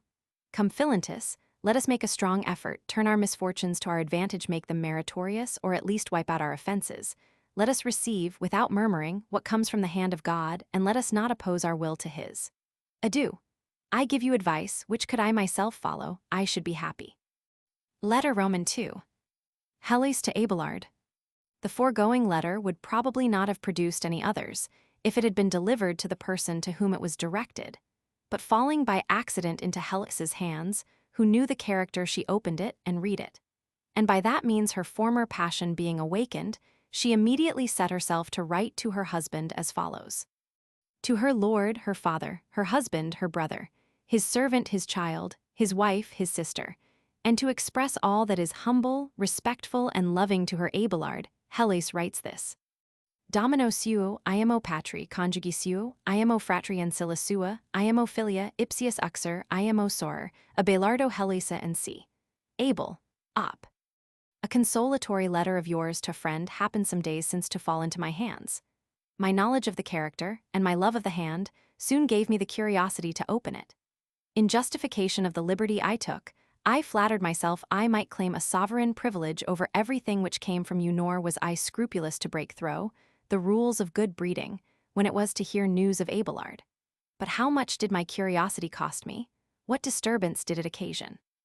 And how was I surprised to find the whole letter filled with a particular and melancholy account of our misfortunes? I met with my name 100 times. I never saw it without fear. Some heavy calamity always followed it. I saw yours too, equally unhappy.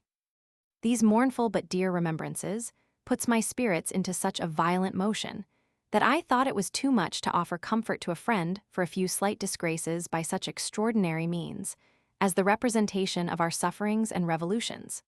What reflections did I not make? I began to consider the whole afresh, and perceived myself pressed with the same weight of grief as when we first began to be miserable.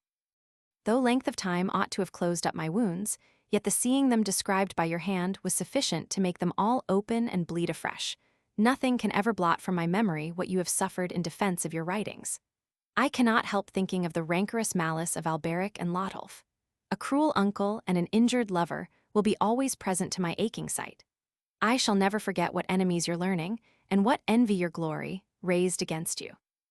I shall never forget your reputation, so justly acquired, torn to pieces, and blasted by the inexorable cruelty of half-learned pretenders to science. Was not your treatise of divinity condemned to be burnt? Were you not threatened with perpetual imprisonment? In vain you urged in your defense that your enemies imposed on you opinions quite different from your meaning. In vain you condemned those opinions. All was of no effect towards your justification. It was resolved you should be a heretic. What did not those two false prophets accuse you of, who declaimed so severely against you before the Council of Sens? What scandals were vented on occasion of the name Paraclete given to your chapel? What a storm was raised against you by the treacherous monks, when you did them the honor to be called their brother? This history of our numerous misfortunes, related in so true and moving a manner, made my heart bleed within me. My tears, which I could not restrain, have blotted half your letter. I wish they had effaced the whole, and that I had returned it to you in that condition. I should then have been satisfied with the little time, kept it, but it was demanded of me too soon. Saint Bernard and Saint Norbert. I must confess I was much easier in my mind before I read your letter. Sure, all the misfortunes of lovers are conveyed to them through their eyes. Upon reading your letter, I felt all mine renewed. I reproached myself for having been so long without venting my sorrows, when the rage of our unrelenting enemies still burns with the same fury. Since length of time, which disarms the strongest hatred, seems but to aggravate theirs. Since it is decreed that your virtue shall be persecuted till it takes refuge in the grave, and even beyond that, your ashes perhaps will not be suffered to rest in peace. Let me always meditate on your calamities, let me publish them through all the world, if possible, to shame an age that has not known how to value you. I will spare no one, since no one would interest himself to protect you, and your enemies are never weary of oppressing your innocence, alas. My memory is perpetually filled with bitter remembrances of past evils, and are there more to be feared still? Shall my Abelard be never mentioned without tears? Shall thy dear name be never spoken but with sighs? Observe, I beseech you, to what a wretched condition you have reduced me. Sad, afflicted, without any possible comfort, unless it proceed from you. Be not then unkind, nor deny, I beg you, that little relief which you can only give. Let me have a faithful account of all that concerns you. I would know everything, be it ever so unfortunate. Perhaps, by mingling my sighs with yours, I may make your sufferings less, if that observation be true, that all sorrows divided are made lighter. Tell me not, by way of excuse, you will spare our tears. The tears of women, shut up in a melancholy place and devoted to penitence, are not to be spared. And if you wait for an opportunity to write pleasant and agreeable things to us, you will delay writing too long. Prosperity seldom chooses the side of the virtuous, and fortune is so blind that in a crowd in which there is perhaps but one wife and brave man, it is not to be expected she should single him out. Write to me then immediately, and wait not for miracles. They are too scarce, and we too much accustomed to misfortunes to expect any happy turn. I shall always have this, if you please, and this will be always agreeable to me, that when I receive any letters from you, I shall know you still remember me.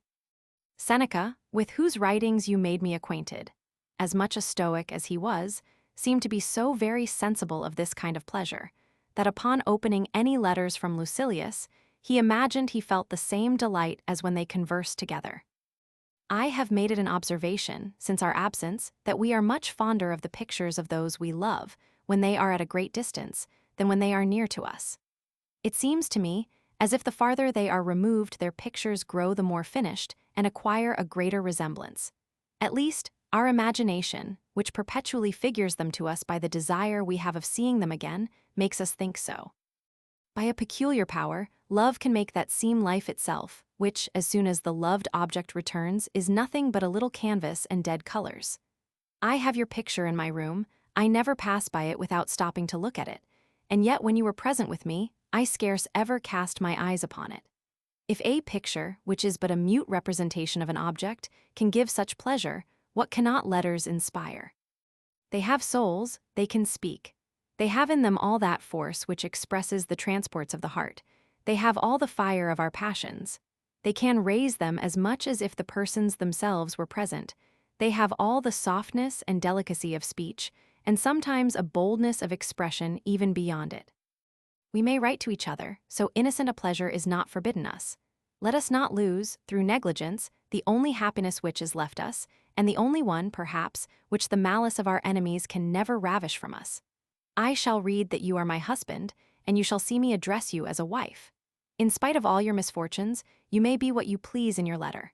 Letters were first invented for comforting such solitary wretches as myself. Having lost the substantial pleasures of seeing and possessing you, I shall in some measure compensate this loss by the satisfaction I shall find in your writing. There I shall read your most secret thoughts. I shall carry them always about me. I shall kiss them every moment. If you can be capable of any jealousy, let it be for the fond caresses I shall bestow on your letters, and envy only the happiness of those rivals.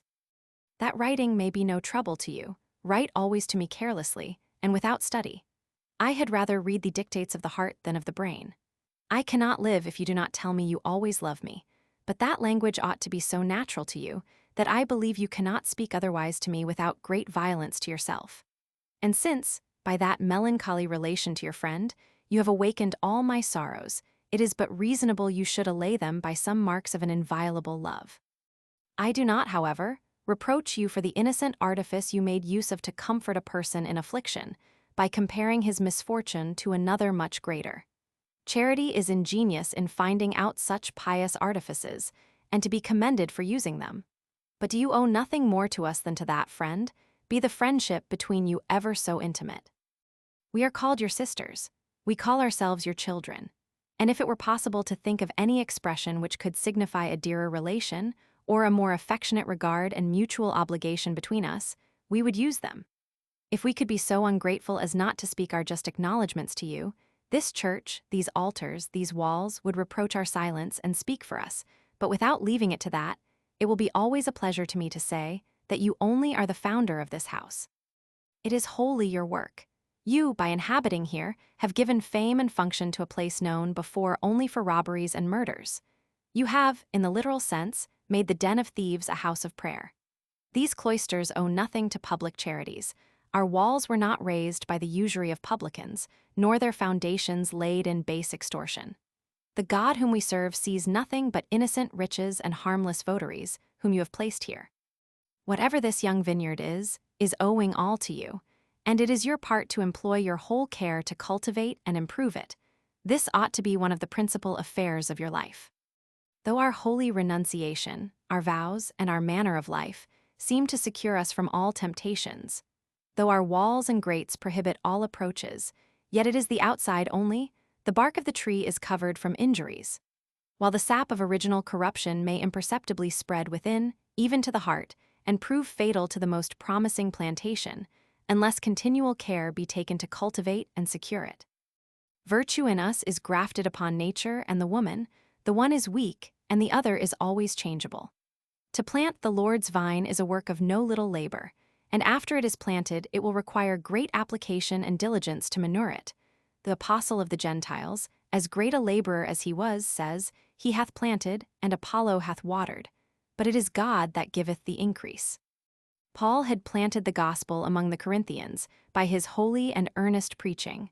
Apollos, a zealous disciple of that great master, continued to cultivate it by frequent exhortations. And the grace of God, which their constant prayers implored for that church, made the endeavors of both successful. This ought to be an example for your conduct towards us. I know you are not slothful, yet your labors are not directed to us. Your cares are wasted upon a set of men whose thoughts are only earthly, and you refuse to reach out your hand to support those who are weak and staggering in their way to heaven, and who, with all their endeavors, can scarcely preserve themselves from falling. You fling the pearls of the gospel before swine, when you speak to those who are filled with the good things of this world and nourished with the fatness of the earth, and you neglect the innocent sheep, who, tender as they are, would yet follow you through deserts and mountains. Why are such pains thrown away upon the ungrateful, while not a thought is bestowed upon your children, whose souls would be filled with a sense of your goodness? But why should I entreat you in the name of your children? Is it possible I should fear obtaining anything of you when I ask it in my own name? And must I use any other prayers than my own to prevail upon you? The St. Austins, Tertullians, and Jeromes have wrote to the Eudoxus, Paulas, and Melanias. And can you read those names, though of saints, and not remember mine? Can it be criminal for you to imitate St. Jerome and discourse with me concerning the Scripture, or Tertullian and preach mortification, or St. Austin and explain to me the nature of grace? Why should I only reap no advantage from your learning? When you write to me, you will write to your wife. Marriage has made such a correspondence lawful, and since you can, without giving the least scandal, satisfy me, why will you not? I have a barbarous uncle, whose inhumanity is a security against any criminal desire which tenderness and the remembrance of our past enjoyments might inspire. There is nothing that can cause you any fear. You need not fly to conquer. You may see me, hear my sighs, and be a witness of all my sorrows without incurring any danger, since you can only relieve me with tears and words. If I have put myself into a cloister with reason, persuade me to continue in it with devotion. You have been the occasion of all my misfortunes, you therefore must be the instrument of all my comforts. You cannot but remember, for what do not lovers remember? With what pleasure I have passed whole days in hearing your discourse. How, when you were absent, I shut myself from everyone to write to you, how uneasy I was till my letter had come to your hands, what artful management it required to engage confidence. This detail, perhaps, surprises you, and you are in pain for what will follow. But I am no longer ashamed that my passion has had no bounds for you, for I have done more than all this. I have hated myself that I might love you. I came hither to ruin myself in a perpetual imprisonment, that I might make you live quiet and easy. Nothing but virtue, joined to a love perfectly disengaged from the commerce of the senses, could have produced such effect. Vice never inspires anything like this. It is too much enslaved to the body. When we love pleasures, we love the living and not the dead. We leave off burning with desire for those who can no longer burn for us. This was my cruel uncle's notions. He measured my virtue by the frailty of my sex, and thought it was the man, and not the person, I loved. But he has been guilty to no purpose. I love you more than ever, and to revenge myself of him, I will still love you with all the tenderness of my soul till the last moment of my life. If formerly my affection for you was not so pure, if in those days the mind and the body shared in the pleasure of loving you, I often told you, even then, that I was more pleased with possessing your heart than with any other happiness, and the man was the thing I least valued in you. You cannot but be entirely persuaded of this by the extreme unwillingness I showed to marry you, though, I knew that the name of wife was honorable in the world, and holy in religion, yet the name of your mistress had greater charms, because it was more free. The bonds of matrimony, however honorable, still bear with them a necessary engagement, and I was very unwilling to be necessitated to love always a man who, perhaps, would not always love me. I despised the name of wife, that I might live happy with that of mistress. And I find, by your letter to your friend, you have not forgot that delicacy of passion in a woman who loved you always with the utmost tenderness, and yet wished to love you more. You have very justly observed in your letter that I esteemed those public engagements insipid which form alliances only to be dissolved by death, and which put life and love under the same unhappy necessity. But you have not added how often I have made protestations that it was infinitely preferable to me to live with Abelard as his mistress than with any other as empress of the world, and that I was more happy in obeying you than I should have been in lawfully captivating the Lord of the universe. Riches and pomp are not the charms of love. True tenderness make us to separate the lover from all that is external to him, and setting aside his quality, fortune, and employments, consider him singly by himself. 'Tis not love, but the desire of riches and honor, which makes women run into the embraces of an indolent husband. Ambition, not affection, forms such marriages. I believe indeed they may be followed with some honors and advantages, but I can never think that this is the way to enjoy the pleasures of an affectionate union, nor to feel those secret and charming emotions of hearts that have long strove to be united. These martyrs of marriage pine always for large fortunes, which they think they have lost. The wife sees husbands richer than her own, and the husband wives better portioned than his. Their interested vows occasion regret, and regret produces hatred. They soon part, or always desire it. This restless and tormenting passion punishes them for aiming at other advantages of love than love itself. If there is anything which may properly be called happiness here below, I am persuaded it is in the union of two persons who love each other with perfect liberty, who are united by a secret inclination, and satisfied with each other's merit. Their hearts are full and leave no vacancy for any other passion. They enjoy perpetual tranquility, because they enjoy content. If I could believe you as truly persuaded of my merit as I am of yours, I might say there has been such a time when we were such a pair. Alas, how was it possible I should not be certain of your merit? If I could ever have doubted it, the universal esteem would have made me determine in your favor. What country, what city, has not desired your presence? Could you ever retire but you drew the eyes and hearts of all after you? Did not every one rejoice in having seen you? Even women, breaking through the laws of decorum, which custom had imposed upon them, showed manifestly they felt something more for you than esteem. I have known some who have been profuse in their husbands' praises, who have yet envied my happiness, and given strong intimations they could have refused you nothing. But what could resist you? Your reputation, which so much soothed the vanity of our sex. Your air, your manner, that life in your eyes, which so admirably expressed the vivacity of your mind. Your conversation with that ease and elegance which gave everything you spoke such an agreeable and insinuating turn. In short, everything spoke for you. Very different from some mere scholars, who, with all their learning, have not the capacity to keep up an ordinary conversation, and with all their wit cannot win the affection of women who have a much less share than themselves. With what ease did you compose verses? And yet those ingenious trifles, which were but a recreation after your more serious studies, are still the entertainment and delight of persons of the best taste. The smallest song, nay, the least sketch of anything you made for me, had 1,000 beauties capable of making it last as long as there are love or lovers in the world. Thus those songs will be sung in honor of other women which you designed only for me. And those tender and natural expressions which spoke your love will help others to explain their passion, with much more advantage than what they themselves are capable of. What rivals did your gallantries of this kind occasion me? How many ladies laid claim to them? 'Twas a tribute their self-love paid to their beauty. How many have I seen with sighs declare their passion for you, when, after some common visit you had made them, they chanced to be complimented for the Sylvia of your poems? Others, in despair and envy, have reproached me that I had no charms but what your wit bestowed on me, nor in anything the advantage over them but in being beloved by you. Can you believe if I tell you that, notwithstanding the vanity of my sex, I thought myself peculiarly happy in having a lover to whom I was obliged for my charms, and took a secret pleasure in being admired by a man who, when he pleased, could raise his mistress to the character of a goddess. Pleased with your glory only, I read with delight all those praises you offered me, and without reflecting how little I deserved, I believed myself such as you described me, that I might be more certain I pleased you. But oh, where's that happy time fled?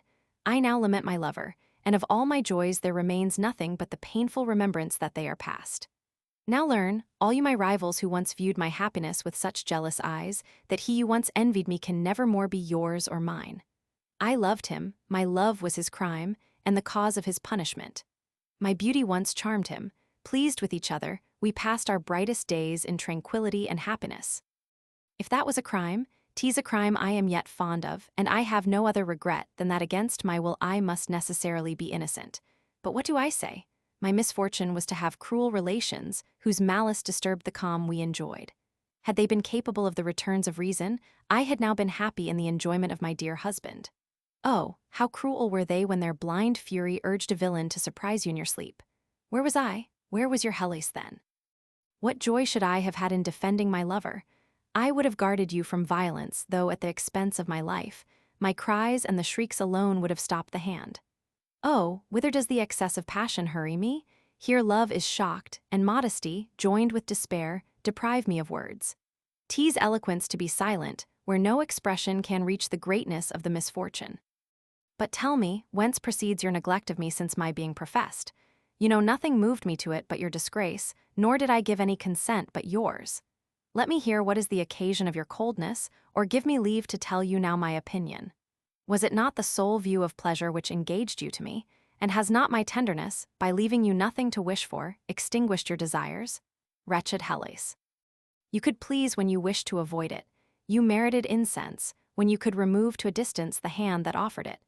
But since your heart has been softened, and has yielded, since you have devoted and sacrificed yourself, you are deserted and forgotten.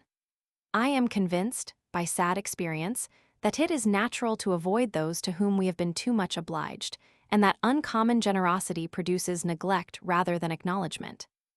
My heart surrendered too soon to gain the esteem of the conqueror. You took it without difficulty and give it up easily. But ungrateful as you are, I will never consent to it. And though in this place I ought not to retain a wish of my own, yet I have ever secretly preserved the desire of being beloved by you. When I pronounced my sad vow, I then had about me your last letter, in which you protested you would be wholly mine, and would never live but to love me. 'Tis to you, therefore, I have offered myself. You had my heart, and I had yours. Do not demand anything back. You must bear with my passion as a thing which of right belongs to you, and from which you can no ways be disengaged. Alas, what folly is it to talk at this rate? I see nothing here but marks of the deity, and I speak of nothing but man. You have been the cruel occasion of this by your conduct. Unfaithful man, ought you at once to break off loving me? Why did you not deceive me for a while, rather than immediately abandon me? If you had given me at least but some faint signs even of a dying passion, I myself had favored the deception. But in vain would I flatter myself that you could be constant. You have left me no color of making your excuse. I am earnestly desirous to see you, but if that be impossible, I will content myself with a few lines from your hand. Is it so hard for one who loves to write? I ask for none of your letters filled with learning, and writ for reputation. All I desire is such letters as the heart dictates, and which the hand can scarce write fast enough. How did I deceive myself with the hopes that you would be wholly mine when I took the veil, and engaged myself to live forever under your laws? For in being professed, I vowed no more than to be yours only, and I obliged myself voluntarily to a confinement in which you desired to place me. Death only then can make me leave the place where you have fixed me. And then, too, my ashes shall rest, here and wait for you, in order to show my obedience and devotedness to you to the latest moment possible. Why should I conceal from you the secret of my call? You know it was neither zeal nor devotion which led me to the cloister. Your conscience is too faithful a witness to permit you to disown it. Yet here I am, and here I will remain. To this place an unfortunate love and my cruel relations have condemned me. But if you do not continue your concern for me, if I lose your affection, what have I gained by my imprisonment? What recompense can I hope for? The unhappy consequence of a criminal conduit and your disgraces have put on me this habit of chastity, and not the sincere desire of being truly penitent. Thus I strive and labor in vain. Among those who are wedded to God I serve a man. Among the heroic supporters of the cross, I am a poor slave to a human passion. At the head of a religious community, I am devoted to Abelard only. What a prodigy am I? Enlighten me, O Lord. Does thy grace or my own despair draw these words from me? I am sensible I am in the temple of chastity, covered only with the ashes of that fire which hath consumed us. I am here, I confess, a sinner, but one who, far from weeping for her sins, weeps only for her lover, far from abhorring her crimes, endeavors only to add to them, and who, with a weakness unbecoming the state I am in, please myself continually with the remembrance of past actions, when it is impossible to renew them. Good God, what is all this? I reproach myself for my own faults, I accuse you for yours, and to what purpose? Veiled as I am, behold in what a disorder you have plunged me. How difficult is it to fight always for duty against inclination? I know what obligations this veil lays on me, but I feel more strongly what power a long habitual passion has over my heart. I am conquered by my inclination. My love troubles my mind and disorders my will. Sometimes I am swayed by the sentiments of piety which arise in me, and the next moment I yield up my imagination to all that is amorous and tender. I tell you today what I would not have said to you yesterday. I had resolved to love you no more. I considered I had made a vow, taken the veil, and am as it were dead and buried. Yet there rises unexpectedly from the bottom of my heart a passion which triumphs over all these notions and darkens all my reason and devotion. You reign in such inward retreats of my soul that I know not where to attack you. When I endeavor to break those chains by which I am bound to you, I only deceive myself, and all the efforts I am able to make serve but to bind them the faster.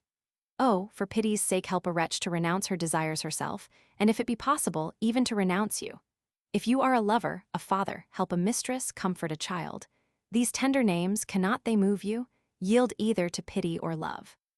If you gratify my request, I shall continue a religious without longer profaning my calling.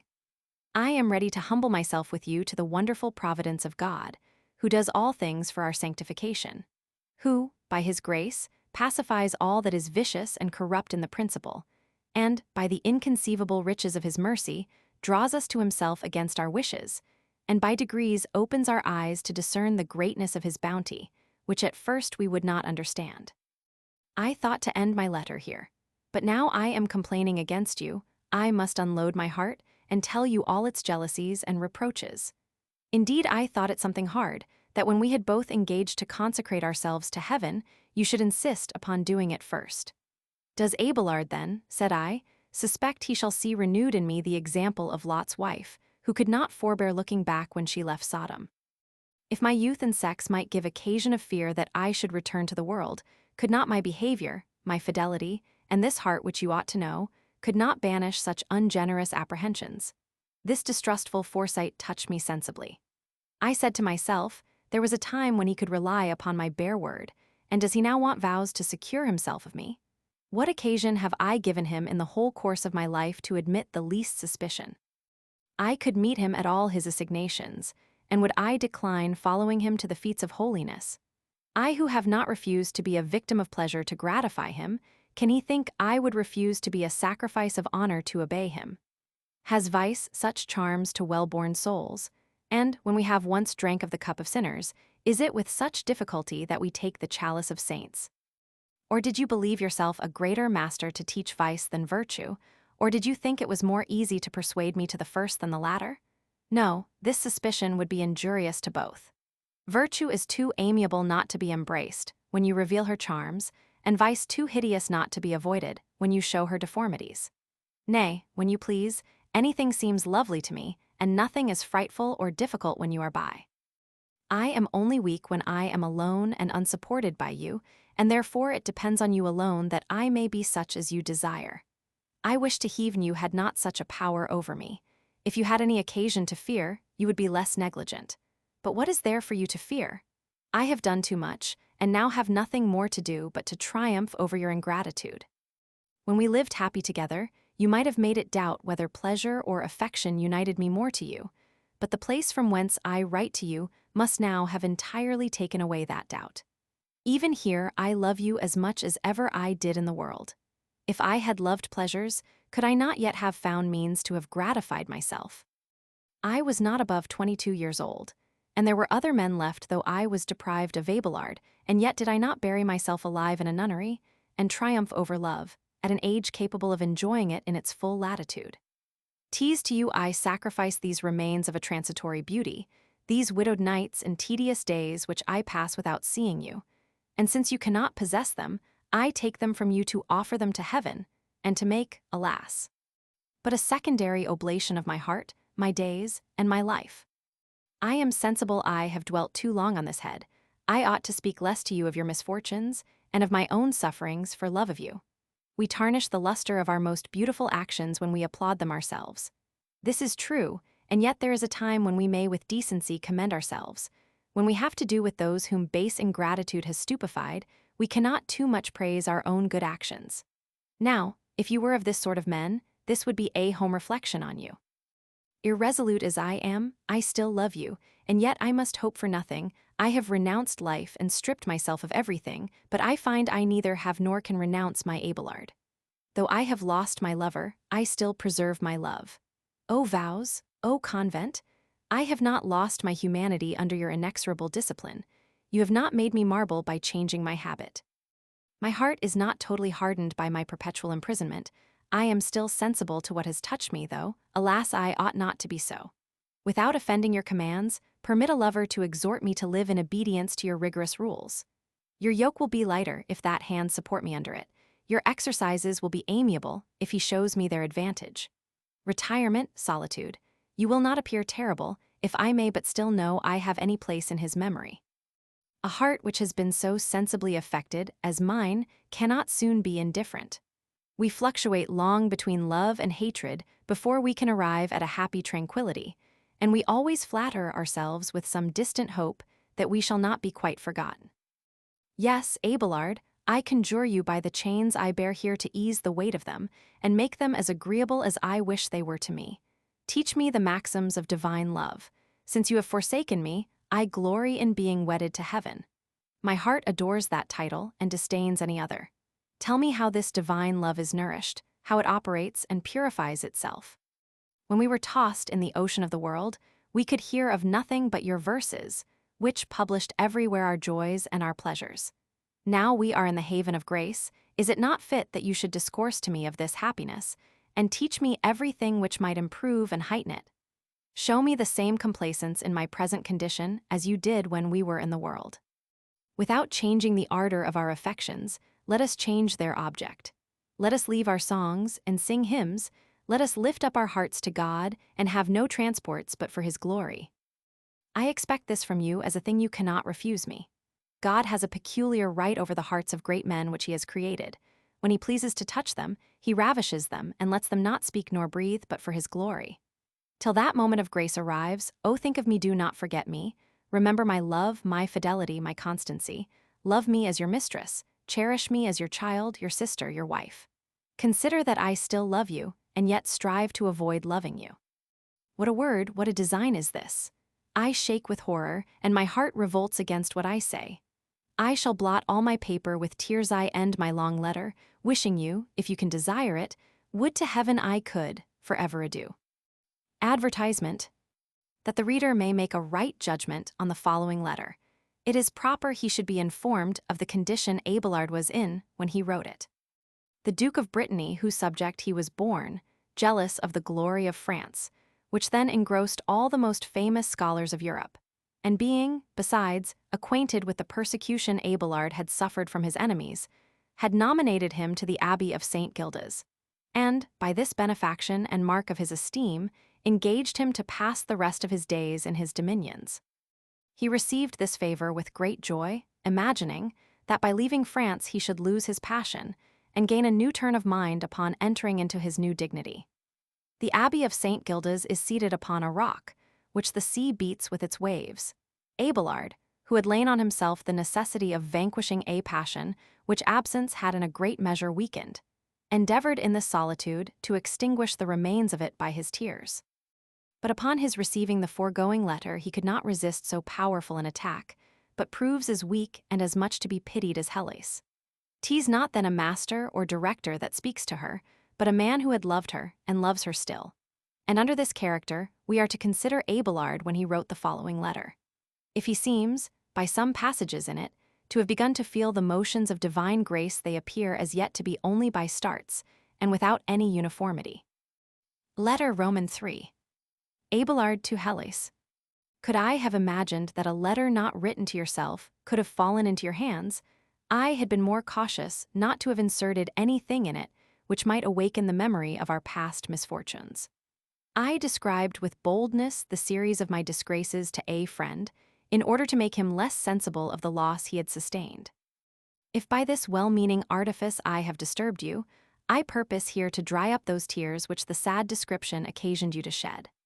I intend to mix my grief with yours and pour out my heart before you. In short, to lay open before your eyes all my trouble and the secrets of my soul, which my vanity has hitherto made me conceal from the rest of the world, and which you now force from me, in spite of my resolutions to the contrary.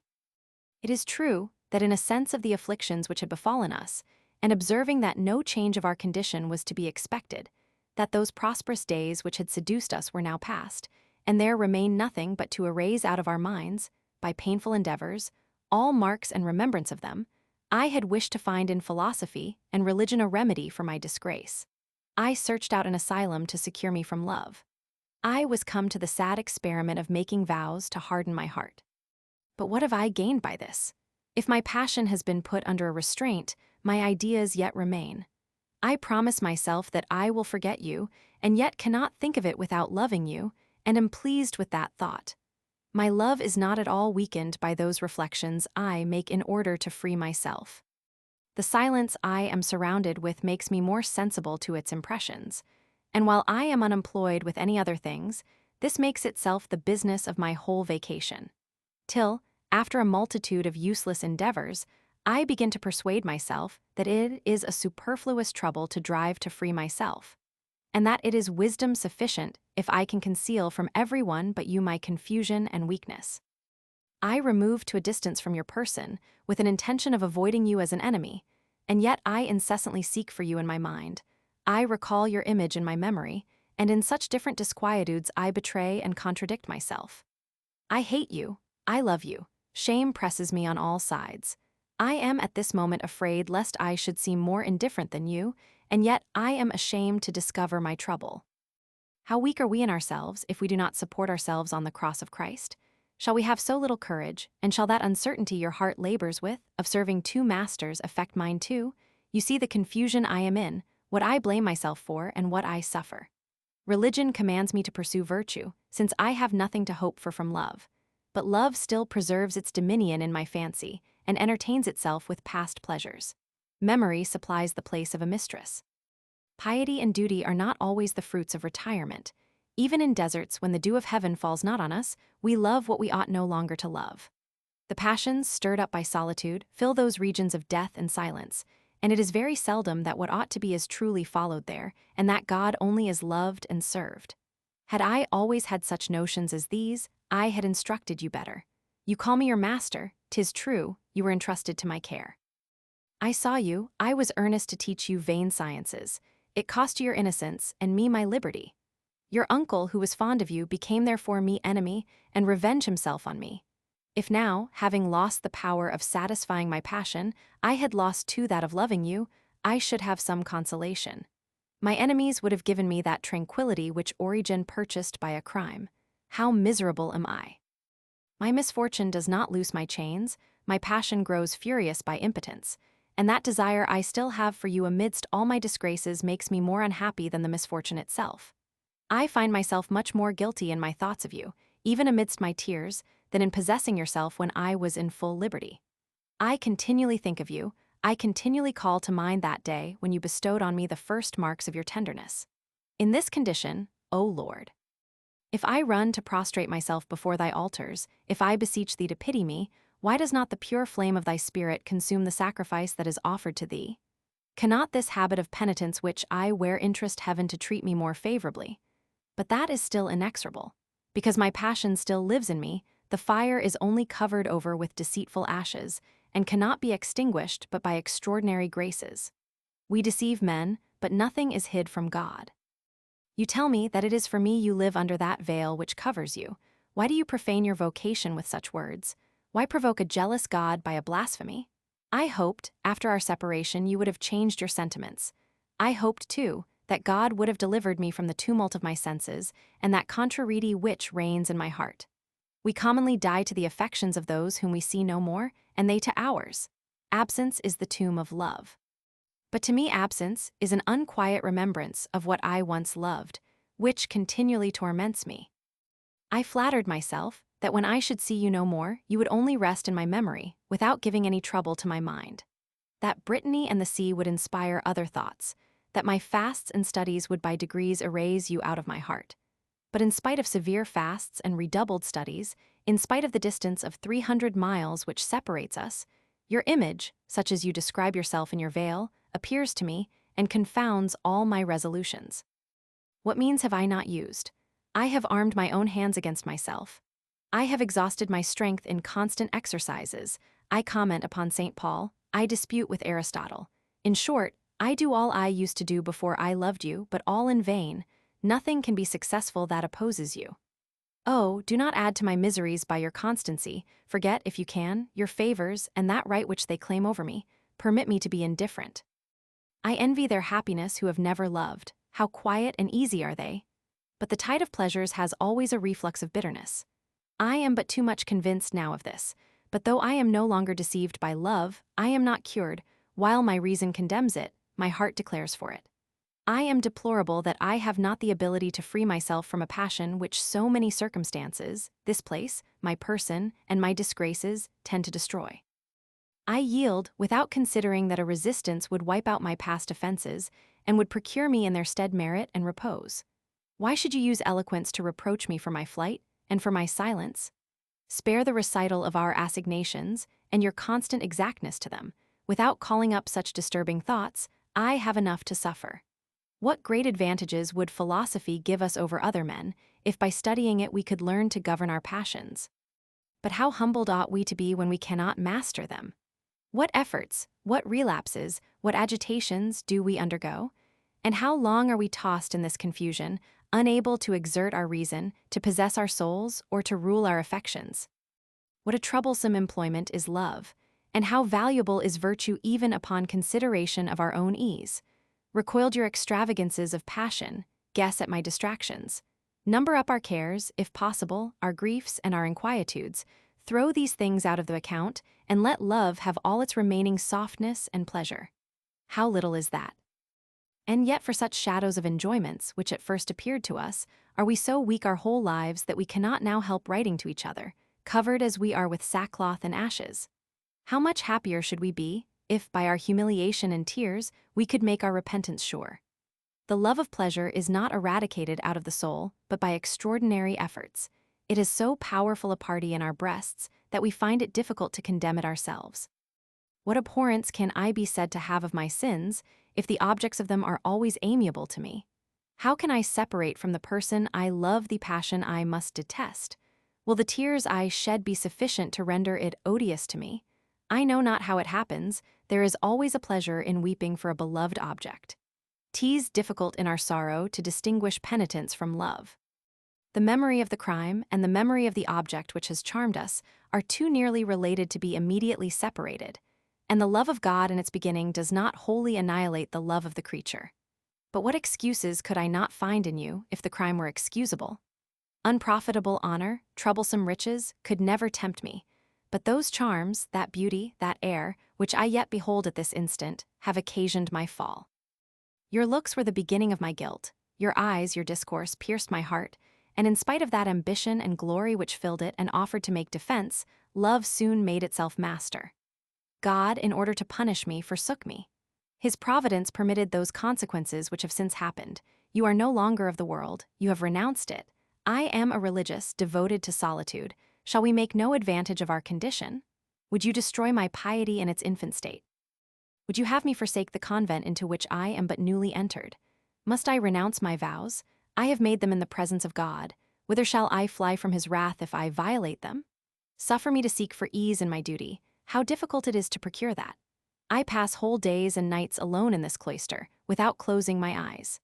My love burns fiercer, amidst the happy indifference of those who surround me, and my heart is at once pierced with your sorrows and its own. Oh, what a loss have I sustained, when I consider your constancy! What pleasures have I missed enjoying! I ought not to confess this weakness to you. I am sensible I commit a fault. If I could have showed more firmness of mind, I should, perhaps, have provoked your resentment against me, and your anger might work that effect in you which your virtue could not. If in the world I published my weakness by verses and love songs, ought not the dark cells of this house to conceal that weakness, at least under an appearance of piety? Alas, I am still the same, or if I avoid the evil I cannot do the good, and yet I ought to join both in order to make this manner of living profitable. But how difficult is this in the trouble which surrounds me? Duty, reason, and decency, which, upon other occasions have such power over me, are here entirely useless. The gospel is a language I do not understand when it opposes my passion. Those oaths which I have taken before the holy altar are feeble helps when opposed to you. Amidst so many voices which call me to my duty, I hear and obey nothing but the secret dictates of a desperate passion. Void of all relish for virtue, any concern for my condition, or any application to my studies, I am continually present by my imagination where I ought not to be, and I find I have no power, when I would at any time correct it. I feel a perpetual strife between my inclination and my duty. I find myself entirely a distracted lover, unquiet in the midst of silence, and restless in this abode of peace and repose. How shameful is such a condition! Consider me no more, I entreat you, as a founder or any great personage. Your encomiums do but ill agree with such multiplied weaknesses. I am a miserable sinner, prostrate before my judge, and with my face pressed to the earth, I mix my tears and my sighs in the dust, when the beams of grace and reason enlight me.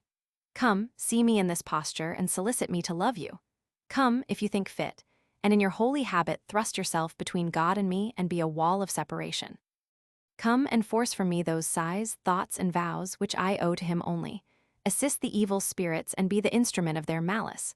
What cannot you induce a heart to whose weakness you so perfectly know? But rather withdraw yourself and contribute to my salvation. Suffer me to avoid destruction, I entreat you, by our former tenderest affection and by our common misfortune. It will always be the highest love to show none. I here release you of all your oaths and engagements. Be God's holy, to whom you are appropriated. I will never oppose so pious a design. How happy shall I be if I thus lose you? Then shall I be indeed a religious, and you a perfect example of an abbess. Make yourself amends by so glorious a choice. Make your virtue a spectacle worthy men and angels. Be humble among your children, assiduous in your choir, exact in your discipline, diligent in your reading. Make even your recreations useful. Have you purchased your vocation at so slight a rate, as that you should not turn it to the best advantage? Since you have permitted yourself to be abused by false doctrine and criminal instructions, resist not those good counsels which grace and religion inspire me with. I will confess to you, I have thought myself hitherto an abler master to instill vice than to excite virtue. My false eloquence has only set off false good.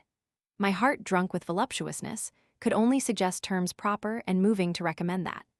The cup of sinners overflows with so enchanting a sweetness, and we are naturally so much inclined to taste it, that it needs only be offered to us. On the other hand, the chalice of saints is filled with a bitter draught, and nature starts from it. And yet you reproach me with cowardice for giving it you first. I willingly submit to these accusations. I cannot enough admire the readiness you showed to take the religious habit. Bear, therefore, with courage the cross, which you have taken up so resolutely. Drink of the chalice of saints, even to the bottom, without turning your eyes with uncertainty upon me. Let me remove far from you, and obey the apostle who hath said, Fly.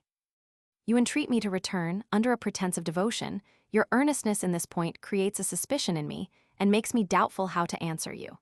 Should I commit an error here, my words would blush, if I may say so, after the history of my misfortunes. The Church is jealous of its glory, and commands that her children should be induced to the practice of virtue by virtuous means. When we have approached God after an unblameable manner, we may then with boldness invite others to him. But to forget Heloise, to see her no more, is what heaven demands of Abelard, and to expect nothing from Abelard, to lose him even in idea, is what heaven enjoins Heloise. To forget in the case of love is the most necessary penitence and the most difficult. It is easy to recount our faults. How many through indiscretion have made themselves a second pleasure of this, instead of confessing them with humility? The only way to return to God is by neglecting the creature which we have adored and adoring God whom we have neglected. This may appear harsh, but it must be done if we would be saved. To make it more easy, observe why I pressed you to your vow before I took mine, and pardon my sincerity, and the design I have of meriting your neglect and hatred, if I conceal nothing from you of the particular you inquire after. When I saw myself so oppressed with my misfortune, my impotency made me jealous, and I considered all men as my rivals. Love has more of distrust than assurance. I was apprehensive of abundance of things, because I saw I had abundance of defects, and being tormented with fear from my own example, I imagined your heart, which had been so much accustomed to love, would not be long without entering into a new engagement. Jealousy can easily believe to most dreadful consequences. I was desirous to put myself out of a possibility of doubting you. I was very urgent to persuade you that decency required you should withdraw from the envious eyes of the world. That modesty and our friendship demanded it, nay, that your own safety obliged you to it, and that after such a revenge taken upon me, you could expect to be secure nowhere but in a convent. I will do you justice. You were very easily persuaded to it. My jealousy secretly triumphed over your innocent compliance, and yet, triumphant as I was, I yielded you up to God with an unwilling heart. I still kept my gift as much as was possible, and only parted with it that I might effectually put it out of the power of men. I did not persuade you to religion out of any regard to your happiness, but condemned you to it, like an enemy who destroys what he cannot carry off. And yet you heard my discourses with kindness. You sometimes interrupted me with tears, and pressed me to acquaint you which of the convents was most in my esteem. What a comfort did I feel in seeing you shut up! I was now at ease, and took a satisfaction in considering that you did not continue long in the world after my disgrace, and that you would return into it no more. But still this was doubtful. I imagined women were incapable of maintaining any constant resolutions, unless they were forced by the necessity of fixed vows. I wanted those vows, and heaven itself, for your security, that I might no longer distrust you. Ye holy mansions, ye impenetrable retreats, from what numberless apprehensions have you freed me? Religion and piety keep a strict guard round your grates and high walls. What a haven of rest is this to a jealous mind! And with what impatience did I endeavor it? I went every day trembling to exhort you to this sacrifice. I admired, without daring to mention it then, a brightness in your beauty which I had never observed before.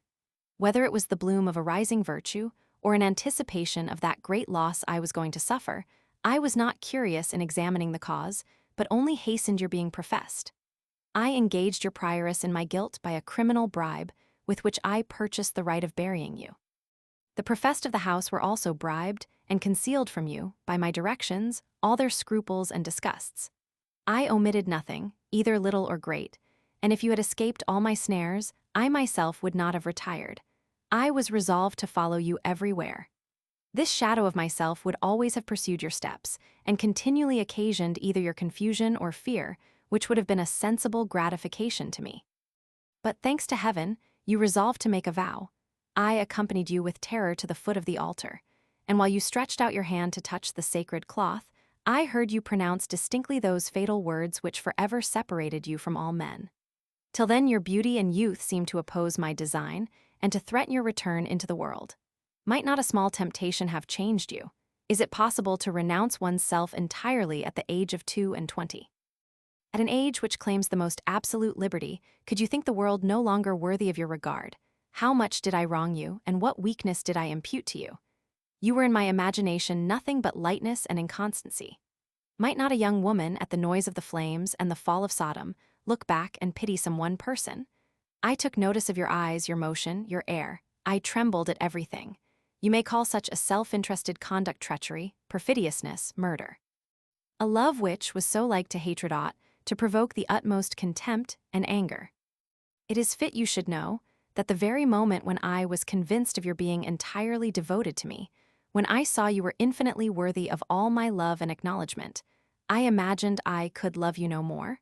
I thought it time to leave off giving you any marks of affection, and I considered that by your holy espousals you were now the peculiar care of heaven, even in the quality of a wife. My jealousy seemed to be extinguished. When God only is our rival, we have nothing to fear, and being in greater tranquility than ever before, I dared even to offer up prayers and beseech him to take you away from my eyes. But it was not a time to make rash prayers, and my faith was too imperfect to let them be heard. He who sees the depth and secrets of all men's hearts saw mine did not agree with my words. Necessity and despair were the springs of this proceeding. Thus I inadvertently offered an insult to heaven rather than a sacrifice. God rejected my offering and my prayers, and continued my punishment by suffering me to continue my love. Thus, under the guilt of your vows, and of the passion which preceded them, I must be tormented all the days of my life. If God spoke to your heart, as to that of a religious, whose innocence had first engaged him to heap on it 1,000 favors, I should have matter of comfort. But to see both of us victims of a criminal love, to see this love insult us and invest itself with our very habits, as with spoils it is taken from our devotion, fills me with horror and trembling. Is this a state of reprobation, or are these the consequences of a long drunkenness in profane love? We cannot say love is a drunkenness and a poison till we are illuminated by grace.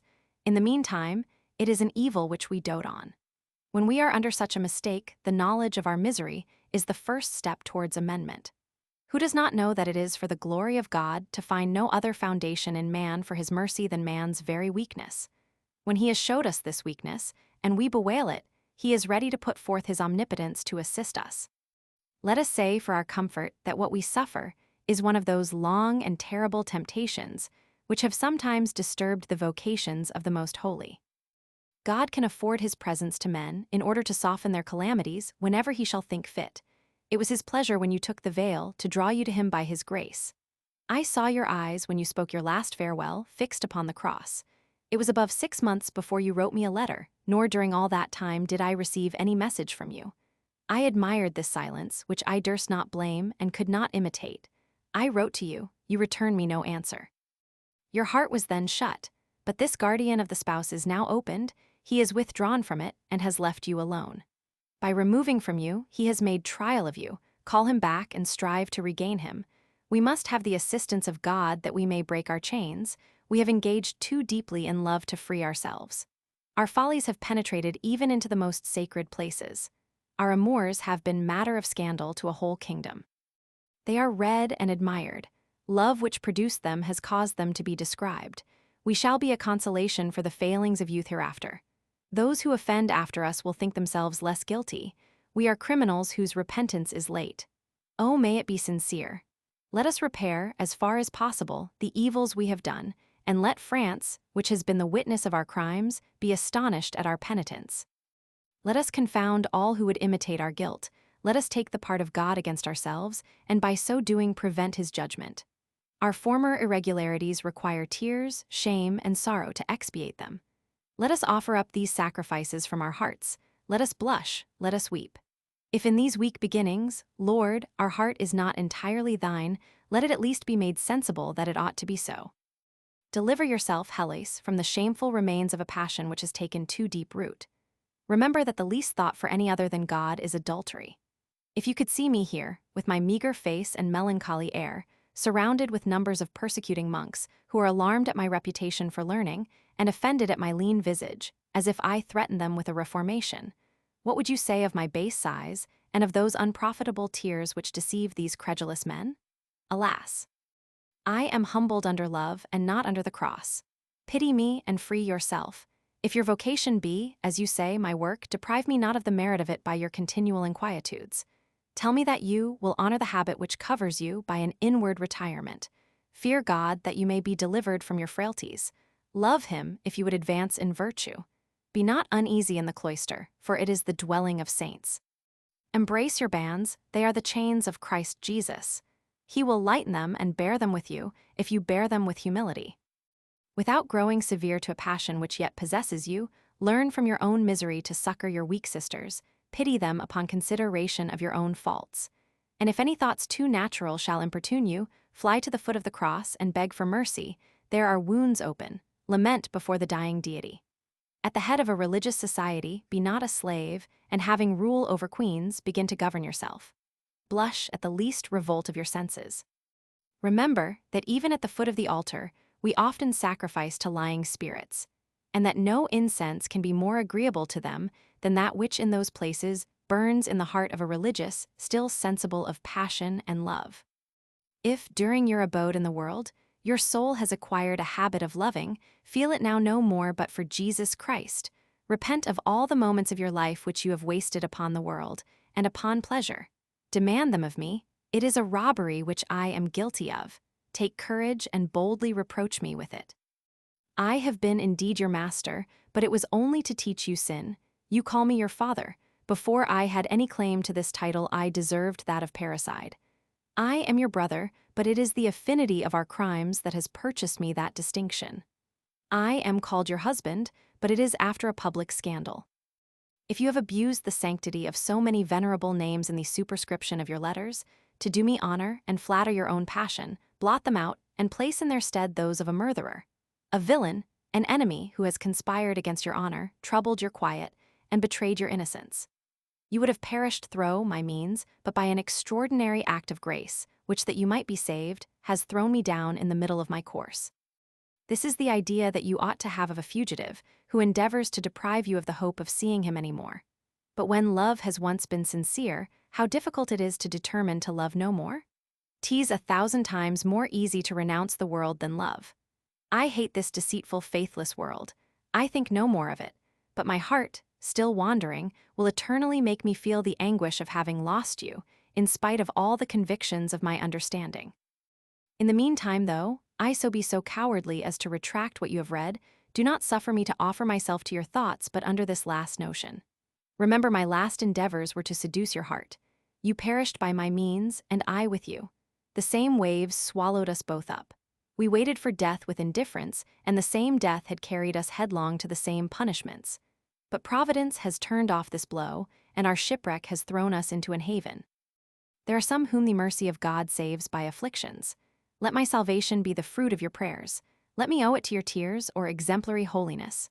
Though my heart, Lord, be filled with the love of one of thy creatures, thy hand can, when it pleases, draw out of it those ideas which fill its whole capacity.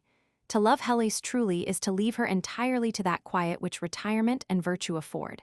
I have resolved it. This letter shall be my last fault. Adieu.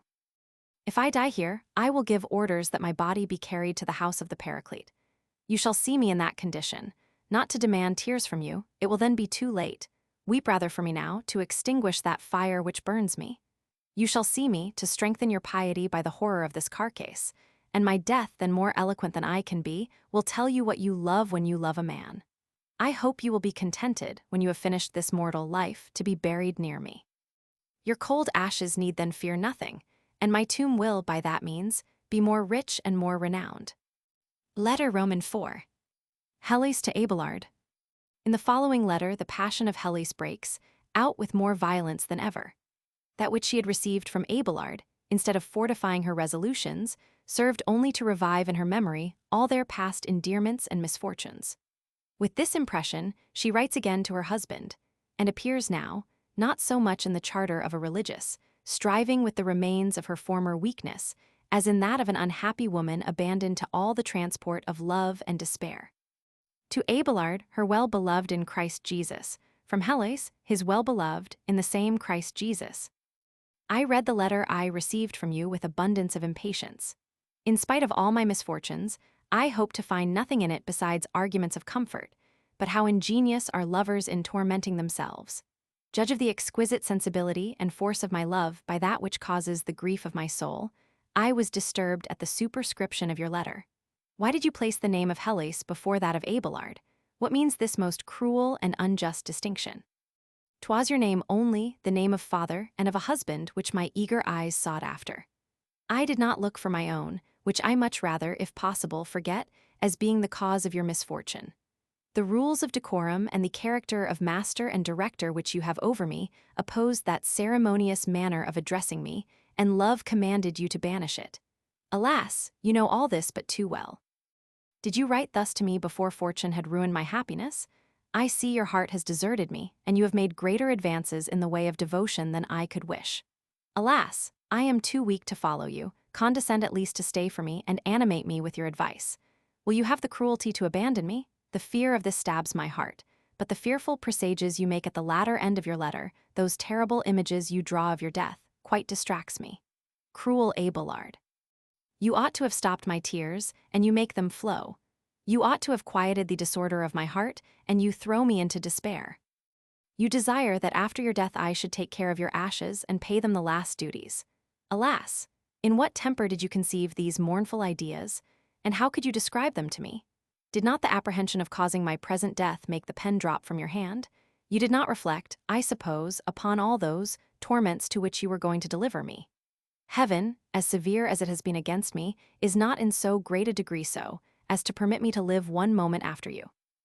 Life without my Abelard is an unsupportable punishment, and death a most exquisite happiness, if by that means I can be united with him. If heaven hears the prayers I continually make for you, your days will be prolonged, and you will bury me. Is it not your part to prepare me, by your powerful exhortations against that great crisis, which shakes the most resolute and confirmed minds? Is it not your part to receive my last sighs, take care of my funeral, and give an account of my manners and faith? Who but you can recommend us worthily to God, and by the fervor and merit of your prayers, conduct those souls to him which you have joined to his worship by solemn contracts? We expect these pious offices from your paternal charity.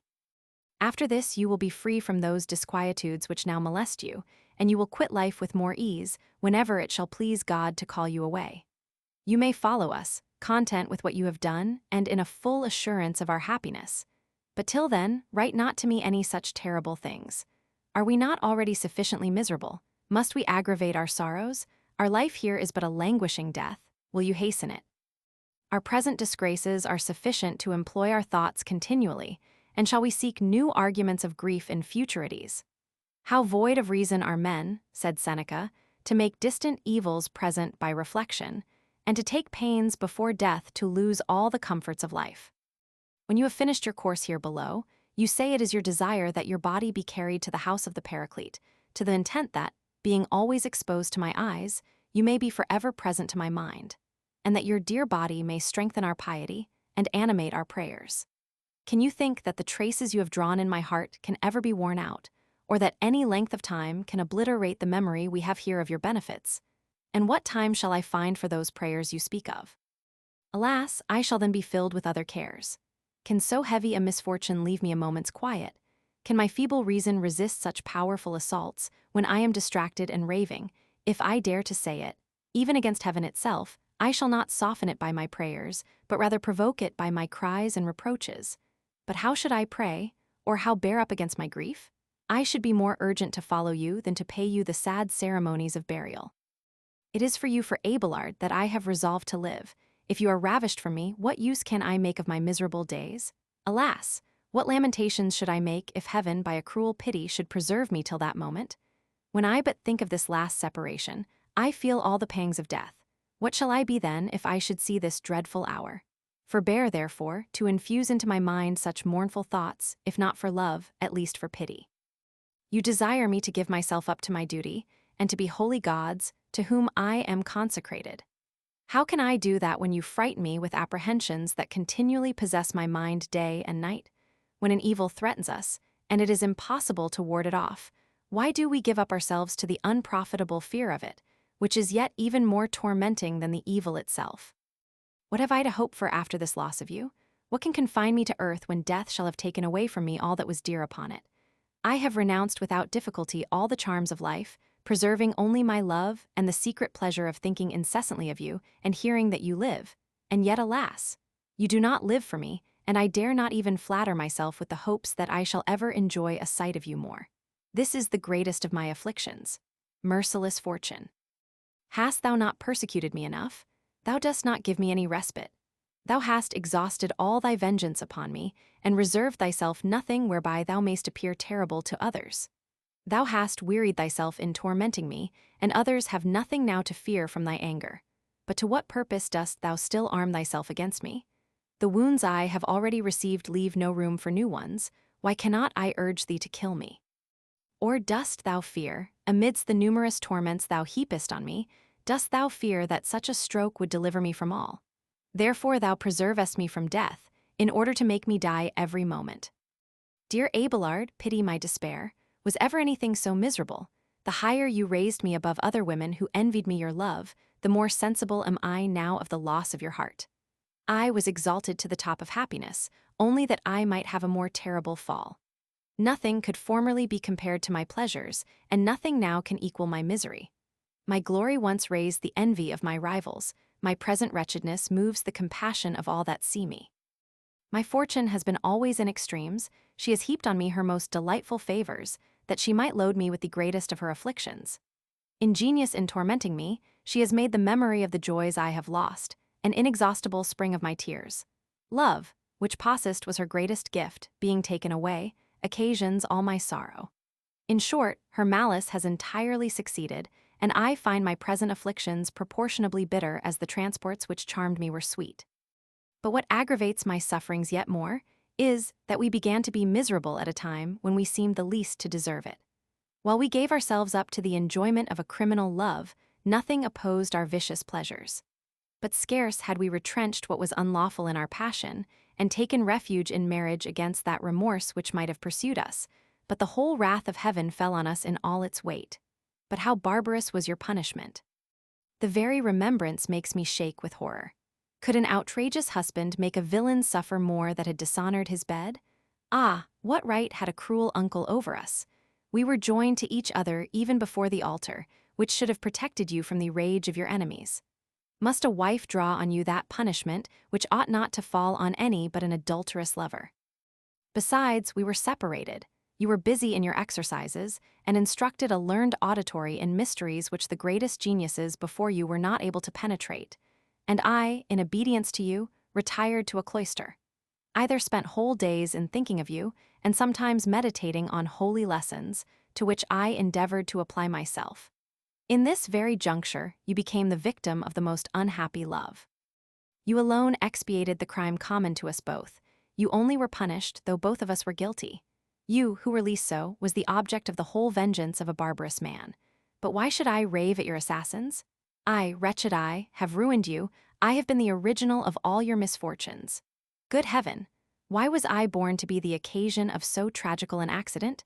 How dangerous is it for a great man to suffer himself to be moved by our sex? He ought from his infancy to be inured to insensibility of heart, against all our charms. Hearken, my son, said formerly the wisest of men, attend, and keep my instructions. If a beautiful woman by her looks endeavor to entice thee, permit not thyself to be overcome by a corrupt inclination. Reject the poison she offers, and follow not the paths which she directs. Her house is the gate of destruction and death. I have long examined things, and have found that death itself is a less dangerous evil than beauty. 'Tis the shipwreck of liberty, a fatal snare, from which it is impossible ever to get free. 'Twas woman which threw down the first man from that glorious condition in which heaven had placed him. She who was created in order to partake of his happiness was the sole cause of his ruin. How bright had been the glory, Samson, if thy heart had been as firm against the charms of Delilah as against the weapons of the Philistines. A woman disarmed and betrayed thee, who hadst been a glorious conqueror of armies. Thou saw'st thyself delivered into the hands of thy enemies. Thou wast deprived of thy eyes, those inlets of love into thy soul. Distracted and despairing didst thou die, without any consolation, but that of involving thy enemies in thy destruction. Solomon, that he might please women, forsook the care of pleasing God. That king, whose wisdom princes came from all parts to admire, he whom God had chose to build him a temple, abandoned the worship of those very altars he had defended, and proceeded to such a pitch of folly as even to burn incense to idols. Job had no enemy more cruel than his wife. What temptations did he not bear? The evil spirit, who had declared himself his persecutor, employed a woman as an instrument to shake his constancy. And the same evil spirit made Heloise an instrument to ruin Abelard. All the poor comfort I have is, that I am not the voluntary cause of your misfortune. I have not betrayed you, but my constancy and love have been destructive to you. If I have committed a crime in having loved you with constancy, I shall never be able to repent of that crime. Indeed, I gave myself up too much to the captivity of those soft errors into which my rising passion seduced me. I have endeavored to please you even at the expense of my virtue, and therefore deserve those pains I feel. My guilty transports could not but have a tragical end. As soon as I was persuaded of your love, alas! I scarce delayed a moment, resigning myself to all your protestations. To be beloved by Abelard was, in my esteem, too much glory, and I too impatiently desired it not to believe it immediately. I endeavored at nothing but convincing you of my utmost passion. I made no use of those defenses of disdain and honor, those enemies of pleasure which tyrannize over our sex, made in me but a weak and unprofitable resistance. I sacrificed all to my love, and I forced my duty to give place to the ambition of making happy the most gallant and learned person of the age. If any consideration had been able to stop me, it would have been without doubt the interest of my love. I feared, lest having nothing further for you to desire, your passion might become languid, and you might seek for new pleasures in some new conquest. But it was easy for you to cure me of a suspicion so opposite to my own inclination. I ought to have foreseen other more certain evils, and to have considered that the idea of lost enjoyments would be the trouble of my whole life. How happy should I be could I wash out with my tears the memory of those pleasures, which yet I think of with delight. At least I will exert some generous endeavor, and, by smothering in my heart those desires to which the frailty of my nature may give birth, I will exercise torments upon myself, like those the rage of your enemies has made you suffer. I will endeavor by that means to satisfy you at least, if I cannot appease an angry God.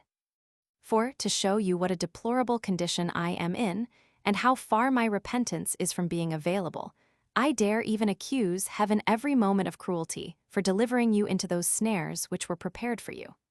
My repinings kindle the divine wrath, when I should endeavor to draw down mercy. In order to expiate a crime, it is not sufficient that we bear the punishment. Whatever we suffer is accounted as nothing if the passions still continue, and the heart is inflamed with the same desires. It is an easy matter to confess a weakness, and to inflict some punishment upon ourselves. But it is the last violence to our nature to extinguish the memory of pleasures which, by a sweet habit, have gained absolute possession of our minds. How many persons do we observe who make an outward confession of their faults, yet, far from being afflicted for them, take a new pleasure in the relating them? Bitterness of heart ought to accompany the confession of the mouth, yet that very rarely happens. I, who have experienced so many pleasures in loving you, feel, in spite of myself, that I cannot repent of them, nor forbear enjoying them over again as much as is possible, by recollecting them in my memory. Whatever endeavors I use, on whatever side I turn me, the sweet idea still pursues me, and every object brings to my mind what I ought to forget. During the still night, when my heart ought to be in quiet in the midst of sleep, which suspends the greatest disturbances, I cannot avoid those illusions my heart entertains. I think I am still with my dear Abelard. I see him, I speak to him, and hear him answer. Charmed with each other, we quit our philosophical studies to entertain ourselves with our passion. Sometimes, too, I seem to be a witness of the bloody enterprise of your enemies. I oppose their fury. I fill our apartment with fearful cries, and in a moment I wake in tears. Even in holy places before the altar I carry with me the memory of our guilty loves. They are my whole business, and, far from lamenting for having been seduced, I sigh for having lost them. I remember, for nothing is forgot by lovers, the time and place in which you first declared your love to me, and swore you would love me till death. Your words, your oaths, are all deeply graven in my heart. The disorder of my discourse discovers to everyone the trouble of my mind. My sighs betray me, and your name is continually in my mouth. When I am in this condition, why dost not thou, O Lord, pity my weakness and strengthen me by thy grace? You are happy, Abelard. This grace has prevented you, and your misfortune has been the occasion of your finding rest. The punishment of your body has cured the deadly wounds of your soul. The tempest has driven you into the haven. God, who seemed to lay his hand heavily upon you, fought only to help you. He is a father chastising, and not an enemy revenging, a wife physician, putting you to some pain in order to preserve your life. I am 1,000 times more to be lamented than you. I have 1,000 passions to combat with. I must resist those fires which Jove kindles in a young heart. Our sex is nothing but weakness, and I have the greater difficulty to defend myself, because the enemy that attacks me pleases. I dote on the danger which threatens me, how then can I avoid falling? In the midst of these struggles, I endeavor at least to conceal my weakness from those you have entrusted to my care. All who are about me admired my virtue, but could their eyes penetrate into my heart, what would they not discover? My passions there are in a rebellion. I preside over others, but cannot rule myself. I have but a false covering, and this seeming virtue is a real vice. Men judge me praiseworthy, but I am guilty before God, from whose all-seeing eye nothing is hid, and who views, through all their foldings, the secrets of all hearts. I cannot escape his discovery, and yet it is a great deal to me to maintain even this appearance of virtue. This troublesome hypocrisy is in some sort commendable. I give no scandal to the world, which is so easy to take bad impressions. I do not shake the virtue of these feeble ones who are under my conduct. With my heart full of the love of man, I exhort them at least to love only God. Charmed with the pomp of worldly pleasures, I endeavor to show them that they are all deceit and vanity. I have just strength enough to conceal from them my inclinations, and I look upon that as a powerful effect of grace. If it is not sufficient to make me embrace virtue, it is enough to keep me from committing sin. And yet it is in vain to endeavor to separate those two things. They must be guilty who merit nothing, and they depart from virtue who delay to approach it. Besides, we ought to have no other motive than the love of God. Alas, what can I then hope for? I own, to my confusion, I fear more the offending of man than the provoking of God, and study less to please him than you. Yes, it was your command only, and not a sincere vocation, as is imagined, that shut me up in these cloisters.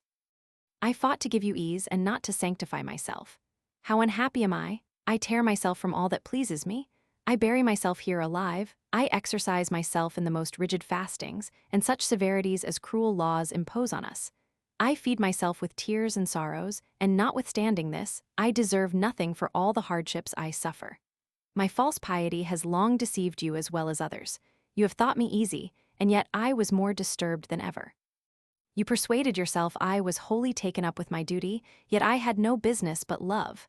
Under this mistake you desire my prayers. Alas, I must expect yours. Do not presume upon my virtue and my care. I am wavering, and you must fix me by your advice. I am yet feeble, you must sustain and guide me by your counsel. What occasion had you to praise me? Praise is often hurtful to those on whom it is bestowed. A secret vanity springs up in the heart, blinds us, and conceals from us wounds that are ill cured. A seducer flatters us, and at the same time aims at our destruction. A sincere friend disguises nothing from us, and from passing a light hand over the wound, makes us feel it the more intensely, by applying remedies. Why do you not deal after this manner with me?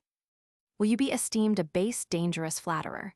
Or, if you chance to see anything commendable in me, have you no fear that vanity, which is so natural to all women, should quite efface it? But let us not judge of virtue by outward appearances, for then the reprobates as well as the elect may lay claim to it. An artful impostor may, by his address, gain more admiration than the true zeal of a saint. The heart of man is a labyrinth, whose windings are very difficult to be discovered. The praises you give me are the more dangerous, in regard that I love the person who gives them. The more I desire to please you, the readier am I to believe all the merit you attribute to me.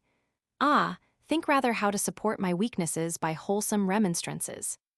Be rather fearful than confident of my salvation. Say our virtue is founded upon weakness, and that those only will be crowned who have fought with the greatest difficulties. But I seek not for that crown which is the reward of victory. I am content to avoid only the danger. It is easier to keep off than to win a battle. There are several degrees in glory, and I am not ambitious of the highest. Those I leave to souls of great courage, who have been often victorious. I seek not to conquer, out of fear lest I should be overcome. Happy enough if I can escape shipwreck, and at last gain the port. Heaven commands me to renounce that fatal passion which unites me to you, but oh, my heart will never be able to consent to it. Adieu. Letter V. Heloise to Abelard. Heloise had been dangerously ill at the convent of the Paraclete. Immediately upon her recovery, she wrote this letter to Abelard.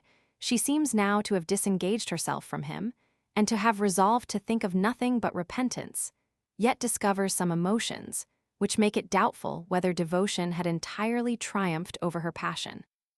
Dear Abelard, you expect perhaps that I should accuse you of negligence. You have not answered my last letter, and thanks to heaven, in the condition I now am, it is a happiness to me that you show so much insensibility for the fatal passion which had engaged me to you. At last, Abelard, you have lost Heloise forever, notwithstanding all the oaths I made to think of nothing but you only, and to be entertained with nothing but you.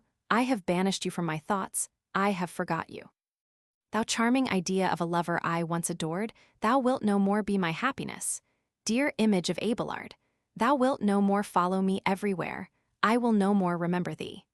O celebrated merit of a man, who, in spite of his enemies, is the wonder of his age.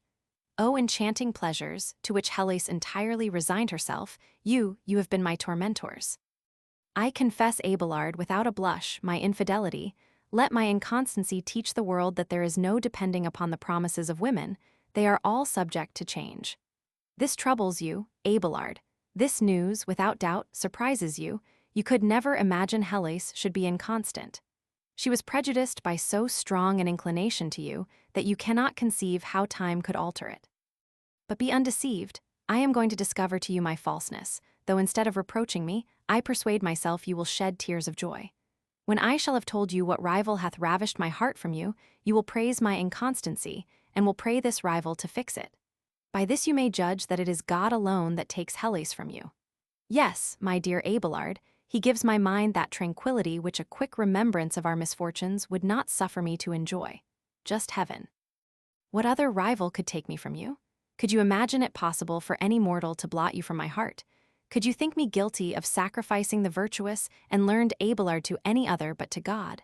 No, I believe you have done me justice in this point. I question not, but you are impatient to know what means God used to accomplish so great an end. I will tell you, and wonder at the secret ways of Providence. Some few days after you sent me your last letter, I fell dangerously ill. The physicians gave me over, and I expected certain death. Then it was that my passion, which always before seemed innocent, appeared criminal to me. My memory represented faithfully to me all the past actions of my life, and I confess to you my love was the only pain I felt. Death, which till then I had always considered as at a distance, now presented itself to me such as it appears to sinners. I began to dread the wrath of God, now I was going to experience it, and I repented I had made no better use of his grace. Those tender letters I have wrote to you, and those passionate conversations I have had with you, gave me as much pain now as they formerly did pleasure. Ah, miserable Heloise, said I, if it is a crime to give one's self up to such soft transports, and if after this life is ended punishment certainly follows them, why didst thou not resist so dangerous an inclination? Think on the tortures that are prepared for thee, consider with terror that store of torments, and recollect at the same time those pleasures which thy deluded soul thought so entrancing. Ah, pursued I, dost thou not almost despair for having rioted in such false pleasure? In short, Abelard, imagine all the remorse of mind I suffered, and you will not be astonished at my change. Solitude is insupportable to a mind which is not easy, its troubles increase in the midst of silence, and retirement heightens them. Since I have been shut up within these walls, I have done nothing but wept for our misfortunes. This cloister has resounded with my cries, and like a wretch condemned to eternal slavery, I have worn out my days in grief and sighing.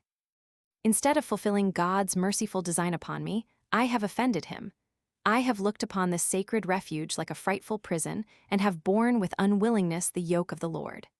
Instead of sanctifying myself by a life of penitence, I have confirmed my reprobation. What a fatal wandering! But Abelard, I have torn off the bandage which blinded me, and if I dare rely upon the emotions which I have felt, I have made myself worthy of your esteem. You are no more that amorous Abelard, who, to gain a private conversation with me by night, used incessantly to contrive new ways to deceive the vigilance of our observers. The misfortune, which happened to you after so many happy moments, gave you a horror for vice, and you instantly consecrated the rest of your days to virtue, and seemed to submit to this necessity willingly. I indeed, more tender than you, and more sensible of soft pleasures, bore this misfortune with extreme impatience. You have heard my exclamations against your enemies. You have seen my whole resentment in those letters I wrote to you. It was this, without doubt, which deprived me of the esteem of my Abelard. You were alarmed at my transport, and if you will confess the truth, you, perhaps, despaired of my salvation. You could not foresee that Heloise would conquer so reigning a passion, But you have been deceived, Abelard. My weakness, when supported by grace, hath not hindered me from obtaining a complete victory. Restore me, then, to your good opinion. Your own piety ought to solicit you to this. But what secret trouble rises in my soul, what unthought of motion opposes the resolution I formed of sighing no more for Abelard, just heaven? Have I not yet triumphed over my love?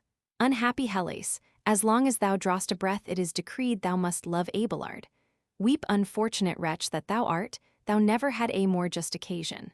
Now I ought to die with grief. Grace had overtaken me, and I had promised to be faithful to it, but I now perjure myself, and sacrifice even grace to Abelard.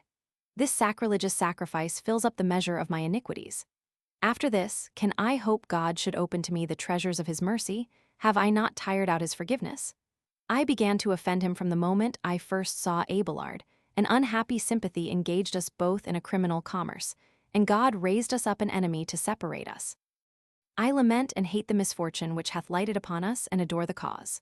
Ah, I ought rather to explain this accident as the secret ordinance of heaven, which disapproved of our engagement, and apply myself to extirpate my passion. How much better were it entirely to forget the object of it, than to preserve the memory of it, so fatal to the quiet of my life and salvation? Great God! Shall Abelard always possess my thoughts? Can I never free myself from those chains which bind me to him? But perhaps I am unreasonably afraid. Virtue directs all my motions, and they are all subject to grace. Fear no more, dear Abelard. I have no longer any of those sentiments which, being described in my letters, have occasioned you so much trouble. I will no more endeavor, by the relation of those pleasures our new-born passion gave us, to awaken that criminal fondness you may have for me. I free you from all your oaths. Forget the names of lover and husband, but keep always that of father. I expect no more from you those tender protestations, and those letters so proper to keep up the commerce of love. I demand nothing of you but spiritual advice and wholesome directions.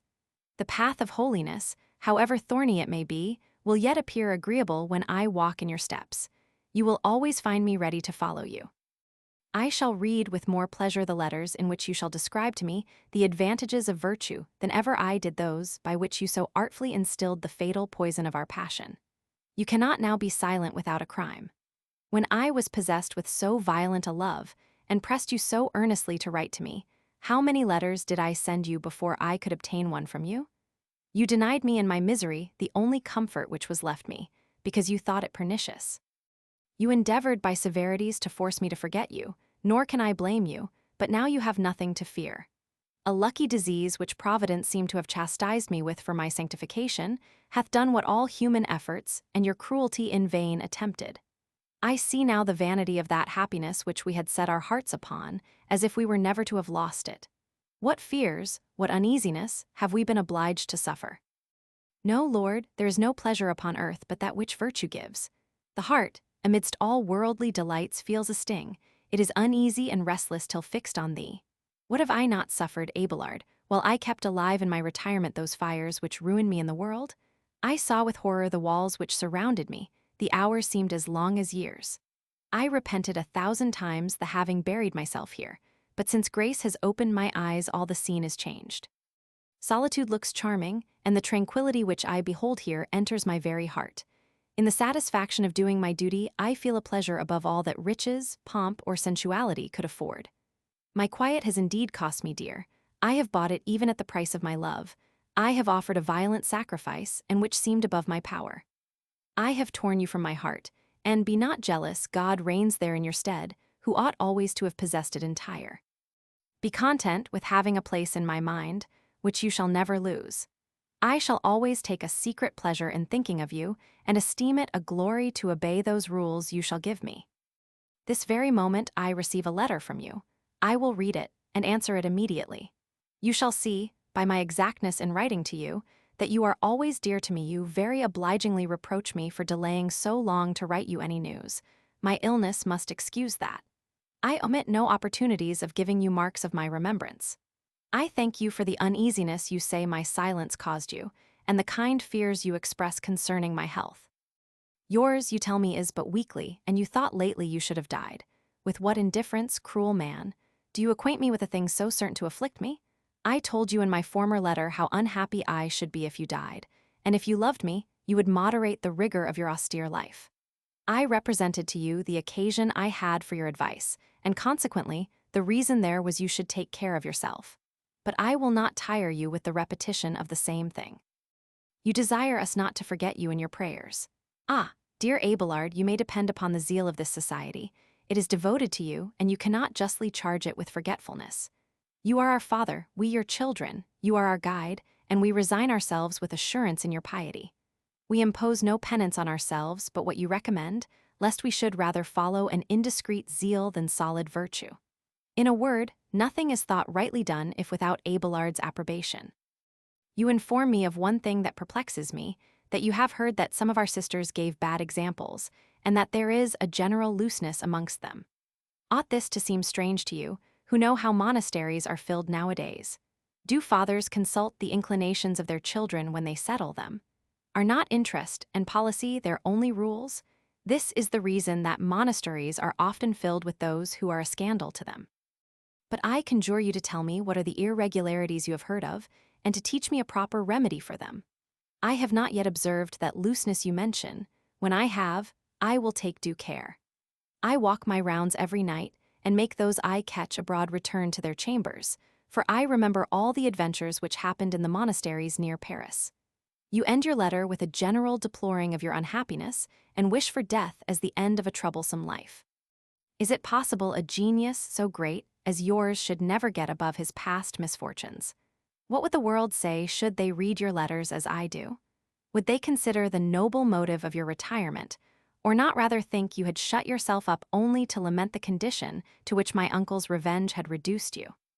What would your young pupils say who came so far to hear you, and prefer your severe lectures to the softness of a worldly life, if they should see you secretly a slave to your passions, and sensible of all those weakness from which your rules can secure them? This Abelard they so much admire, this great personage which guides them, would lose his fame, and become the scorn of his pupils. If these reasons are not sufficient to give you constancy in your misfortunes, cast your eyes upon me, and admire my resolution of shutting myself up by your example. I was young when we were separated, and if I dare believe what you were always telling me, worthy of any gentleman's affections. If I had loved nothing in Abelard but sensual pleasure, 1,000 agreeable young men might have comforted me upon my loss of him. You know what I have done, excuse me therefore from repeating it. Think of those assurances I gave you of loving you with the utmost tenderness. I dried your tears with kisses, and because you were less powerful I became less reserved. Ah! If you had loved with delicacy the oaths I made, the transports I accompanied them with, the innocent caresses I profusely gave you, all this, sure, might have comforted you. Had you observed me to grow by degrees indifferent to you, you might have had reason to despair. But you never received greater marks of my passion than after that cruel revenge upon you. Let me see no more in your letters, dear Abelard, such murmurs against fortune. You are not the only one she has persecuted, and you ought to forget her outrages. What a shame is it for a philosopher not to be comforted for an accident which might happen to any man. Govern yourself by my example. I was born with violent passions. I daily strive with the most tender emotions, and glory in triumphing and subjecting them to reason. Must a weak mind fortify one that is so much superior? But whither am I transported? Is this discourse directed to my dear Abelard, one that practices all those virtues he teaches? If you complain of fortune, it is not so much that you feel her strokes, as that you cannot show your enemies how much to blame they were in attempting to hurt you. Leave them, Abelard, to exhaust their malice, and continue to charm your auditors. Discover those treasures of learning heaven seems to have reserved for you. Your enemies, struck with the splendor of your reasoning, will do you justice. How happy should I be could I see all the world as entirely persuaded of your probity as I am. Your learning is allowed by all the world. Your greatest enemies confess you are ignorant of nothing that the mind of man is capable of knowing. My dear husband, this is the last time I shall use that expression. Shall I never see you again? Shall I never have the pleasure of embracing you before death? What doth thou say, wretched Heloise? Dost thou know what thou desirest? Canst thou behold those lovely eyes without recollecting those amorous glances which have been so fatal to thee? Canst thou view that majestic air of Abelard without entertaining a jealousy of every one that sees so charming a man? That mouth, which cannot be looked upon without desire. In short, all the person of Abelard cannot be viewed by any woman without danger. Desire therefore no more to see Abelard. If the memory of him has caused thee so much trouble, Heloise, what will not his presence do? What desires will it not excite in thy soul? How will it be possible for thee to keep thy reason at the sight of so amiable a man? I will own to you what makes the greatest pleasure I have in my retirement. After having passed the day in thinking of you, full of the dear idea, I give myself up at night to sleep. Then it is that Heloise, who dares not without trembling think of you by day, resigns herself entirely to the pleasure of hearing you and speaking to you. I see you, Abelard, and glut my eyes with the sight. Sometimes you entertain me with the story of your secret troubles and grievances, and create in me a sensible sorrow. Sometimes, forgetting the perpetual obstacles to our desires, you press me to make you happy, and I easily yield to your transports. Sleep gives you what your enemy's rage has deprived you of, and our souls, animated with the same passion, are sensible of the same pleasure. But oh, you delightful illusion, soft errors, how soon do you vanish away! At my awaking I open my eyes and see no Abelard. I stretch out my arm to take hold of him, but he is not there. I call him, he hears me not. What a fool am I to tell you my dreams, who are sensible of these pleasures. But do you, Abelard, never see Heloise in your sleep? How does she appear to you? Do you entertain her with the same language as formerly when Fulbert committed her to your care? When you awake, are you pleased or sorry? Pardon me. Abelard, pardon a mistaken lover. I must no more expect that vivacity from you which once animated all your actions. 'Tis no more time to require from you a perfect correspondence of desires. We have bound ourselves to severe austerities, and must follow them, let them cost us ever so dear. Let us think of our duties in these rigors, and make a good use of that necessity which keeps us separate. You, Abelard, will happily finish your course. Your desires and ambition will be no obstacles to your salvation. Heloise only must lament, she only must weep, without being certain whether all her tears will be available or not to her salvation. I had liked to have ended my letter without acquainting you with what happened here a few days ago. A young nun, who is one of those who are forced to take up with a convent without any examination, whether it will suit with their tempers or not, is by a stratagem I knew nothing of, escaped, and, as they say, fled with a young gentleman she was in love with into England. I have ordered all the house to conceal the matter. Ah, Abelard, if you were near us these disorders would not happen. All the sisters, charmed with seeing and hearing you, would think of nothing but practicing your rules and directions. The young nun had never formed so criminal a design as that of breaking her vows, had you been at our head to exhort us to live holily. If your eyes were witnesses of our actions, they would be innocent. When we slipped, you would lift us up and establish us by your counsels. We should march with sure steps in the rough paths of virtue. I begin to perceive, Abelard, that I take too much pleasure in writing to you. I ought to burn my letter. It shows you I am still engaged in a deep passion for you, though at the beginning of it I designed to persuade you of the contrary. I am sensible of the motions both of grace and passion, and by turns yield to each. Have pity, Abelard, of the condition to which you have brought me, and make, in some measure, the latter days of my life as quiet as the first have been uneasy and disturbed. Letter Romans 6. Abelard to Heloise. Abelard, having at last conquered the remains of his unhappy passion, had determined to put an end to so dangerous a correspondence as that between Heloise and himself. The following letter, therefore, though written with no less concern than his former, is free from mixtures of a worldly passion, and is full of the warmest sentiments of piety, and the most moving exhortations.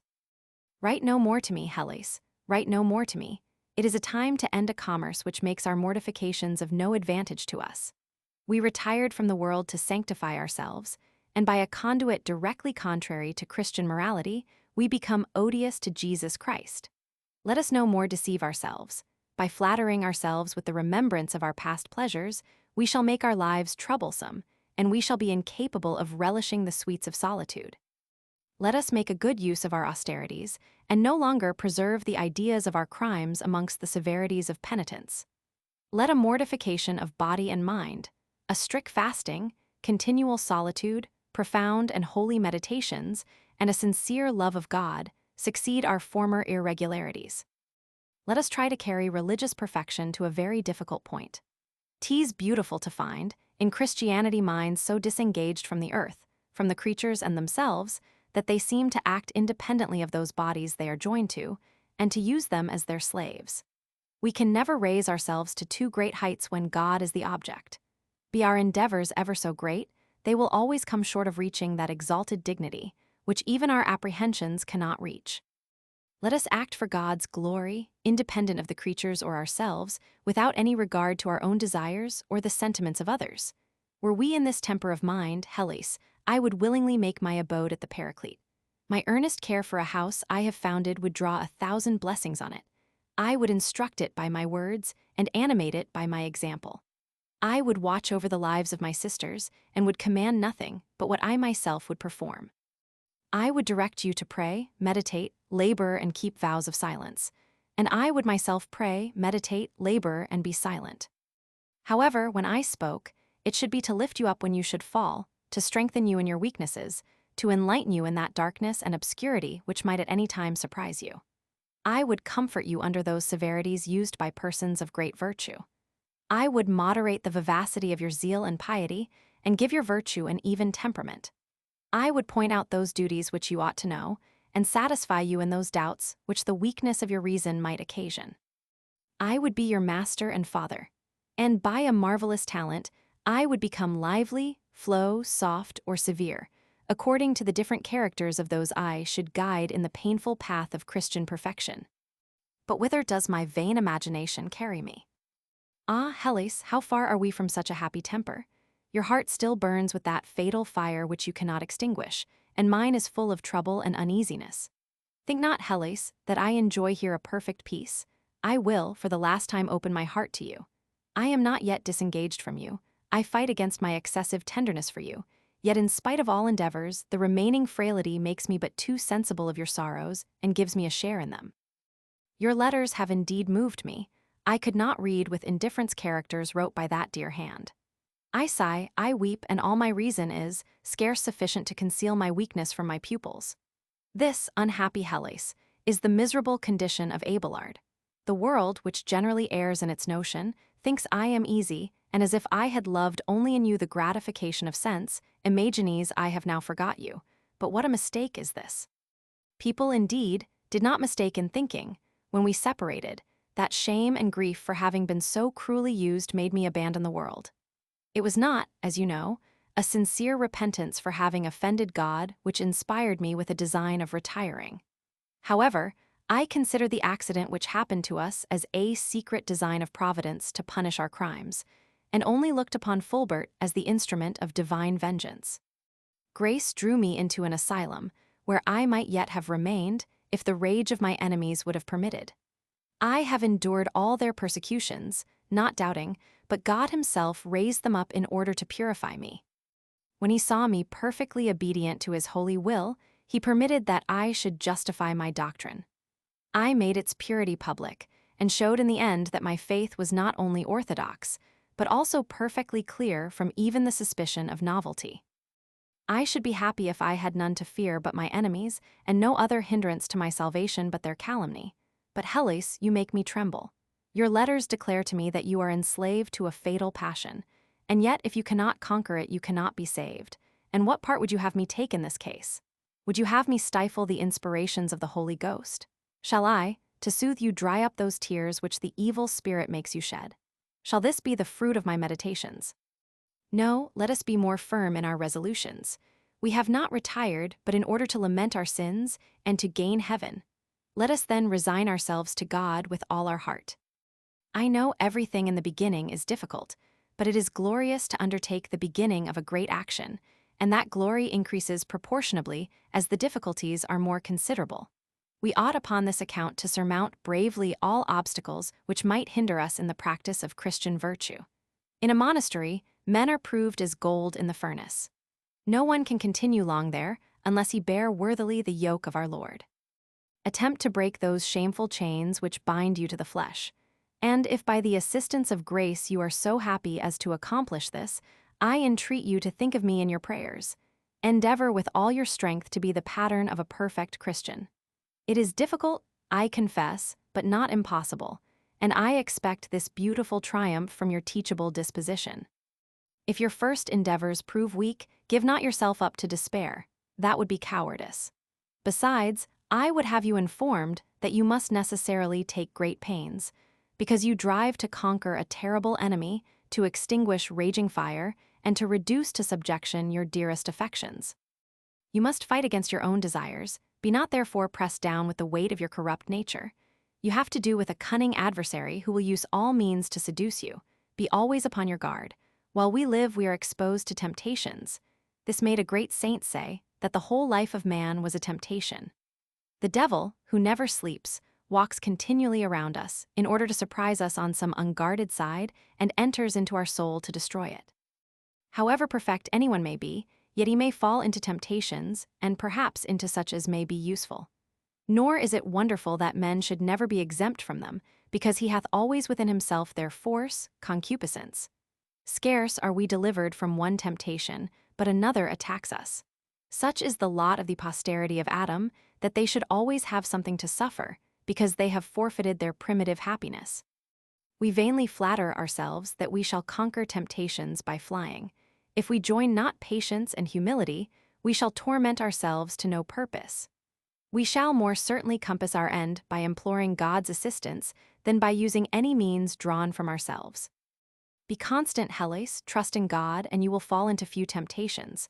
Whenever they shall come, stifle them in their birth, let them not take root in your heart.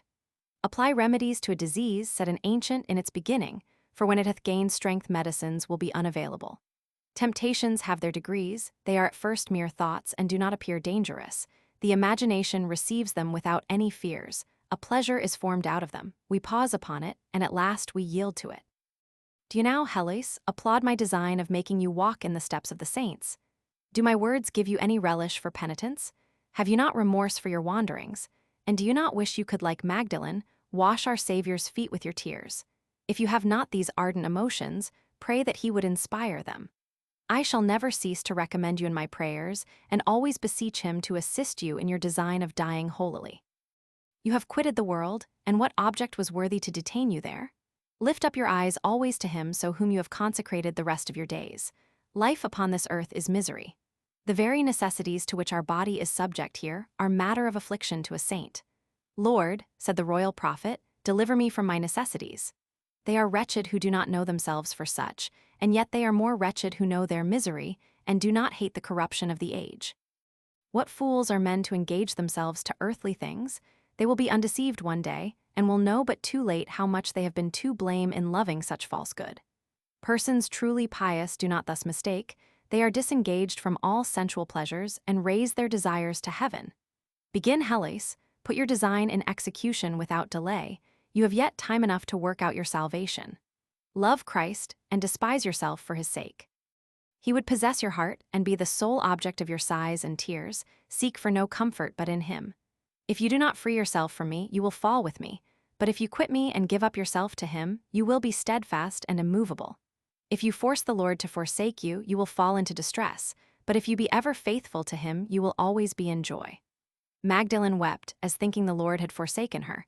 But Martha said, see, the Lord calls you. Be diligent in your duty, and obey faithfully the motions of his grace, and Jesus will remain always with you. Attend, Heloise, to some instructions I have to give you.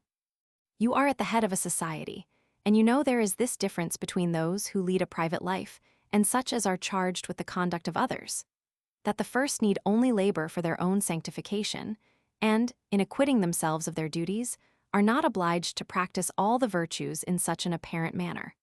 Whereas they who have the conduct of others intruded to them, ought by their example to engage them to do all the good they are capable of in their condition. I beseech you to attend to this truth, and so to follow it, as that your whole life may be a perfect model of that of a religious recluse. God, who heartily desires our salvation, hath made all the means of it easy to us. In the Old Testament, he hath written in the tables of the law what he requires of us, that we might not be bewildered in seeking after his will.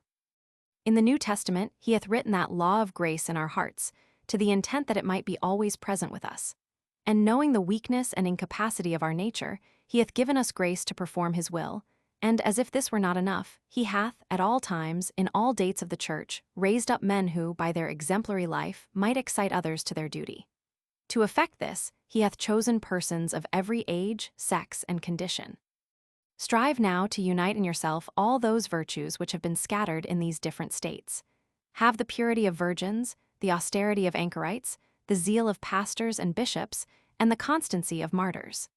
Be exact in the course of your whole life to fulfill the duties of a holy and enlightened superior, and then death, which is commonly considered as terrible, will appear agreeable to you. The death of his saints, says the prophet, is precious in the sight of the Lord, nor is it difficult to comprehend why their death should have this advantage over that of sinners.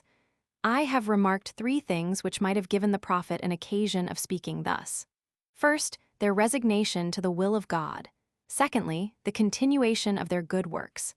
And lastly, the triumph they gain over the devil. A saint who has accustomed himself to submit to the will of God yields to death without reluctance. He waits with joy, says Saint Gregory, for the judge who is to reward him. He fears not to quit this miserable mortal life in order to begin an immortal happy one. It is not so with the sinner, says the same father. He fears, and with reason he trembles at the approach of the least sickness. Death is terrible to him, because he cannot bear the presence of an offended judge. And having so often abused the grace of God, he sees no way to avoid the punishment due to his sins.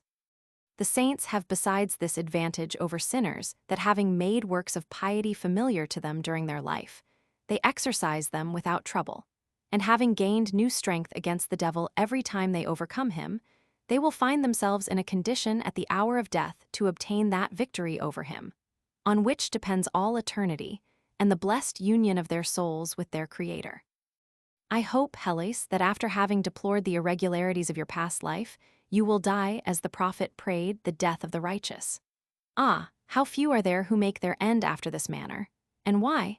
It is because there are so few who love the cross of Christ. Everyone would be saved, but few will use those means which religion prescribes.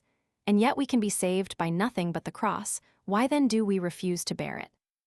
Hath not our Savior borne it before us and died for us, to the end that we might also bear it and desire to die also? All the saints have been afflicted, and our Savior himself did not pass 1 hour of his life without some sorrow. Hope not, therefore, to be exempted from sufferings. The cross, Heloise, is always at hand, but take care that you do not bear it with regret, for by so doing you will make it more heavy, and you will be oppressed by it unprofitably.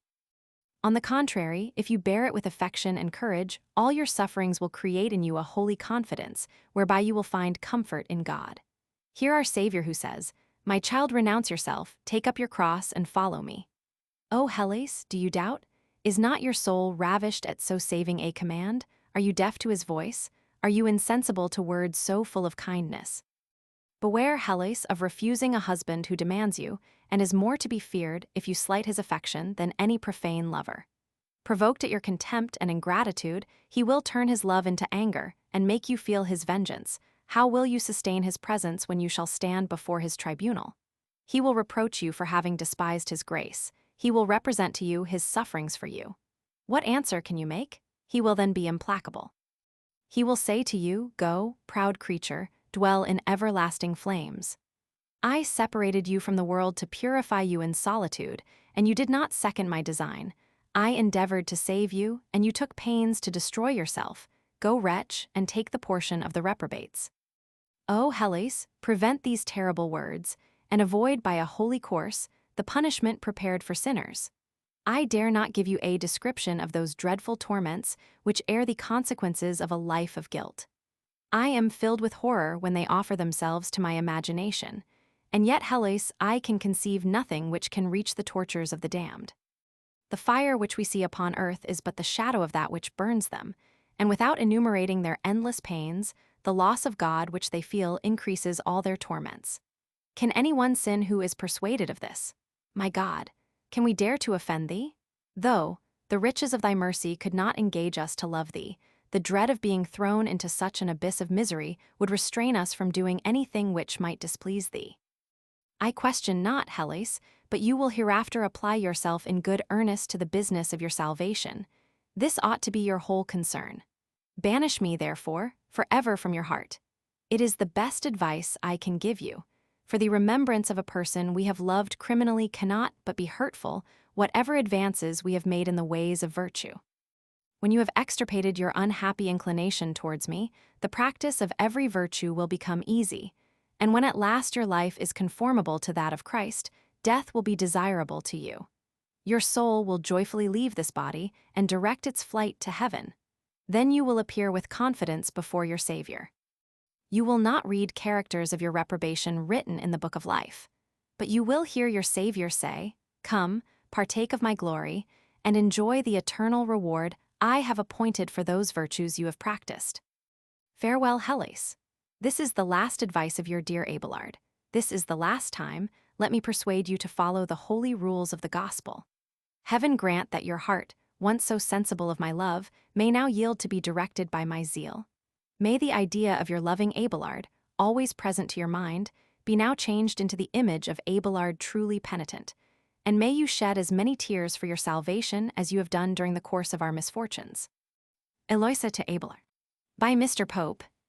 In these deep solitudes and awful cells, where heavenly pensive contemplation dwells, and ever-musing melancholy reigns, what means this tumult in a vestal's veins? Why rove my thoughts beyond this last retreat? Why feels my heart its long-forgotten beat? Yet I love, from Abelard it came, and Heloise yet must kiss the name, dear fatal name. Rest ever unrevealed, nor pass those lips in holy silence seized. Hide it, my heart, within that close disguise, where mixed with God's his loved idea lies. Oh, write it not, my hand the name appears already written, wash it out, my tears.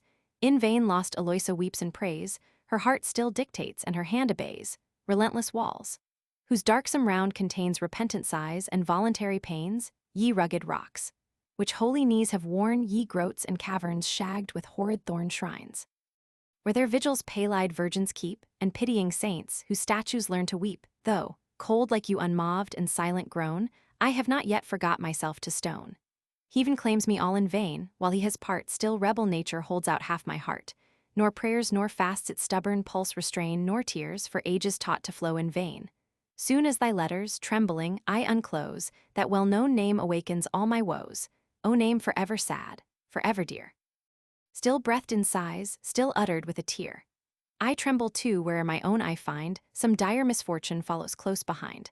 Line after line my gushing eyes o'erflow, led through a sad variety of woe, now warm in love, now withering in thy bloom, lost in a convent's solitary gloom, their stern religion quenched unwilling flame. There died the best of passions, love and same. Yet write, oh write me all, that I may join griefs to thy griefs, and echo sighs to thine.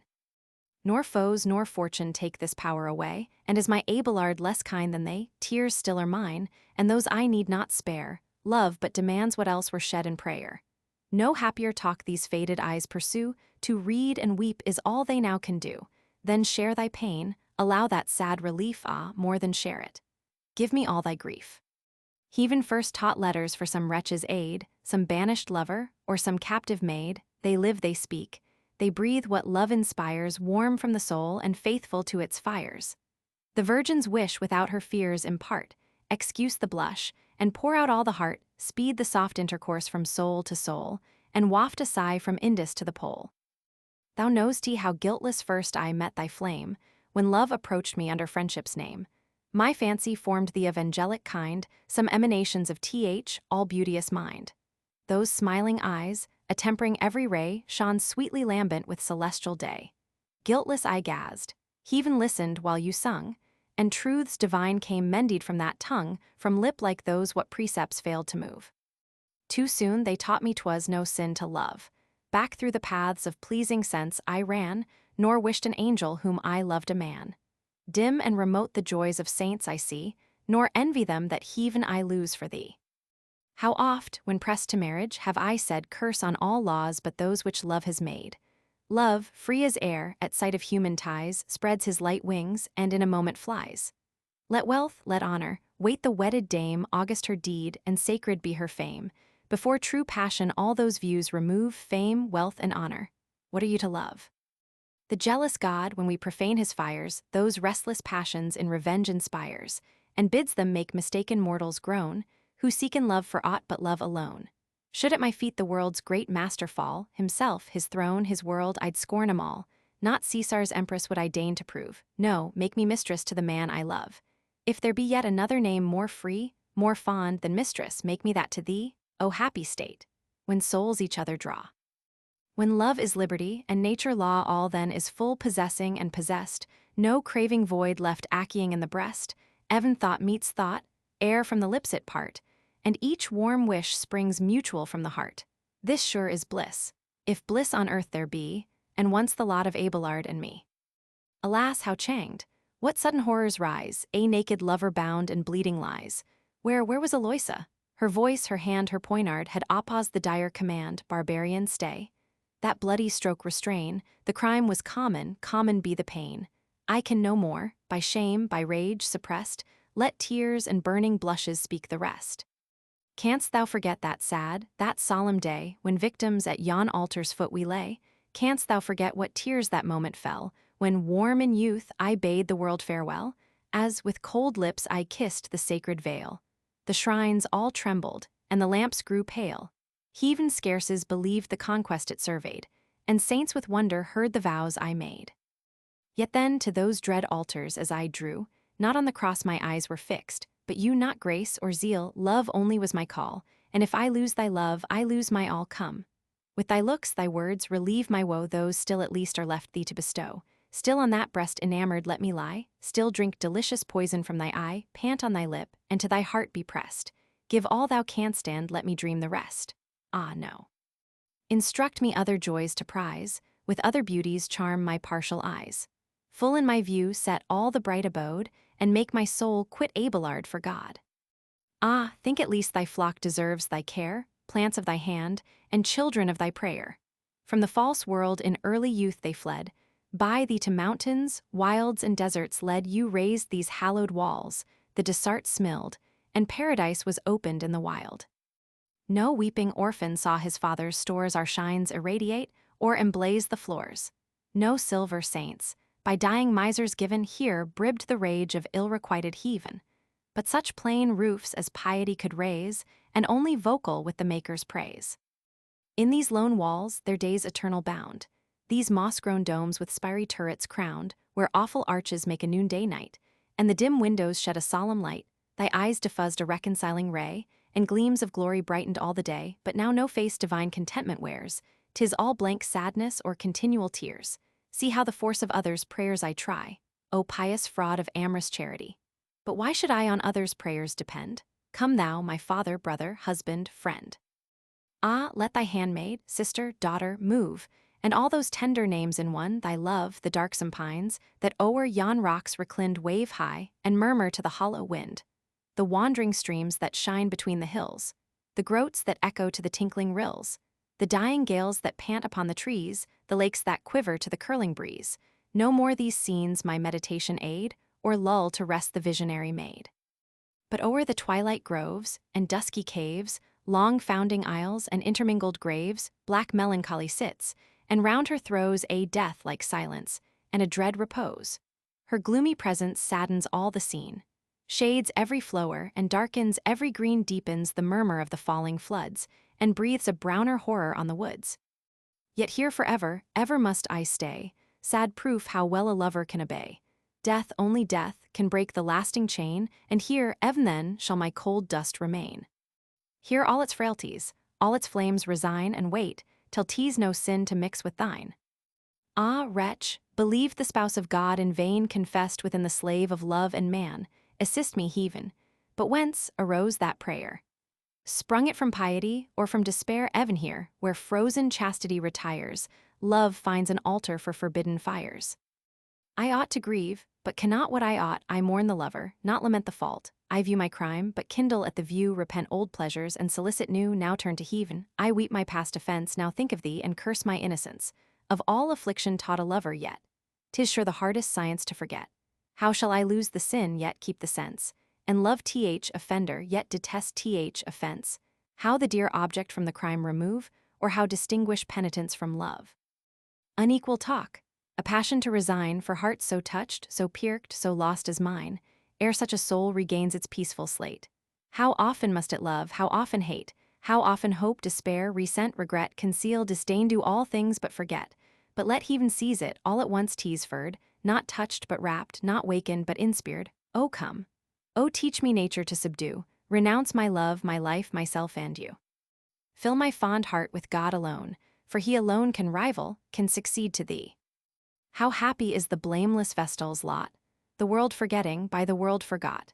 Eternal sunshine of the spotless mind, each prayer accepted, and each wish resigned, labor and rest, that equal periods keep, obedient slumbers that can wake and weep, desires composed, affections ever even, tears that delight, and sighs that waft to heaven. Grace shines around her with serenest beams, and whispering angels prompt her golden dreams. For her the house prepares the bridal ring, for her white virgins hymeneals sing, for her unfading rose of Eden blooms, and wings of seraphs shed divine perfumes. To sounds of heavenly harps she dies away, and melts in visions of eternal day. Far other dreams my erring soul employ, far other raptures of unholy joy. When at the close of each sad sorrowing day fancy restores what vengeance snatched away, then conscience sleeps, and leaving nature free, all my loose soul unbounded springs to thee. O curse dear horrors of all conscious night! How glowing guilt exalts the keen delight! Provoking demons all restraint remove, and stir within me every source of love. I hear thee, view thee, gaze o'er all thy charms, and round thy phantoms glue my clasping arms. I wake no more I hear, no more I view, the phantom flies me as unkind as you. I call aloud, it hears not what I say, I stretch my empty arms, it glides away. To dream once more I close my willing eyes, ye soft illusions, dear deceits, arise, alas no more. Methinks we wandering go, throw dreary wafts, and weep each other's woe, where round some moulding tower pale ivy creeps, and low-browed rocks hang nodding o'er the deeps. Sudden you mount, you beckon from the skies, clouds interpose, waves roar, and winds arise. I shriek, start up, the same sad prospect find, and wake to all the griefs I left behind. For thee the fates, severely kind, ordain a cool suspense from pleasure and from pain. Thy life a long dead calm of fixed repose, no pulse that riots, and no blood that glows, still as the sea, ere winds were taught to blow, or moving spirit bade the waters flow, soft as the slumbers of a saint forgiven, and mild as opening gleams of promised heaven. Come, Abelard. For what hast thou to dread? The torch of Venus burns not for the dead. Nature stands checked. Religion disapproves, even thou art cold yet Heloise loves, hopeless, lasting flames. Like those that burn to light the dead and warm unfruitful urn, what scenes appear? Where'er I turn my view, the dear ideas where I fly pursue rise in the grove, before the altar rise, stain all my soul and wanton in my eyes.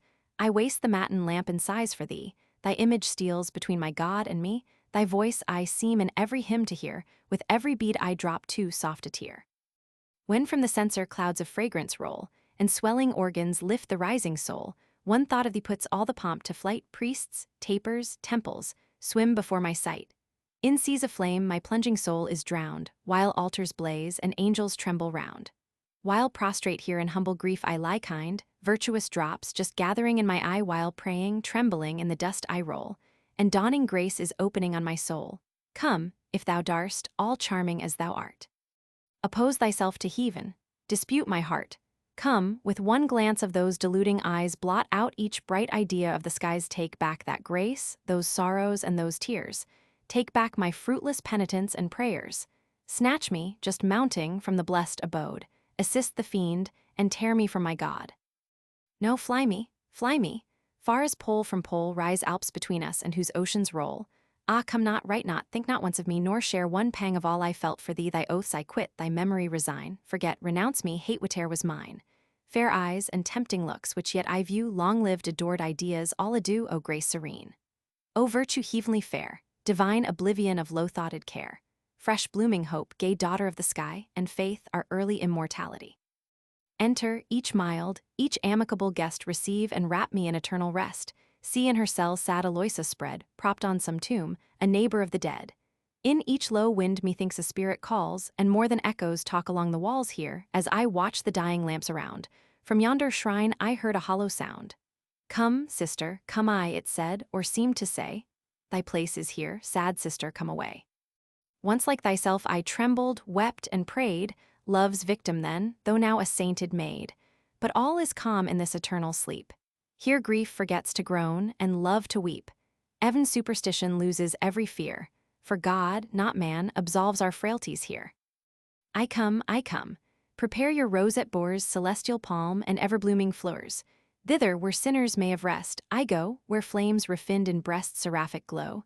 Thou, Abelard, the last sad office pay, and smooth my passage to the realms of day. See my lips tremble and my eyebalk roll, suck my last breath, and catch the flying soul. On Noan's sacred vestments majesty thou stand, the hallowed taper trembling in thy hand, present the cross before my lifted eye. Teach me at once, and learn of me to die.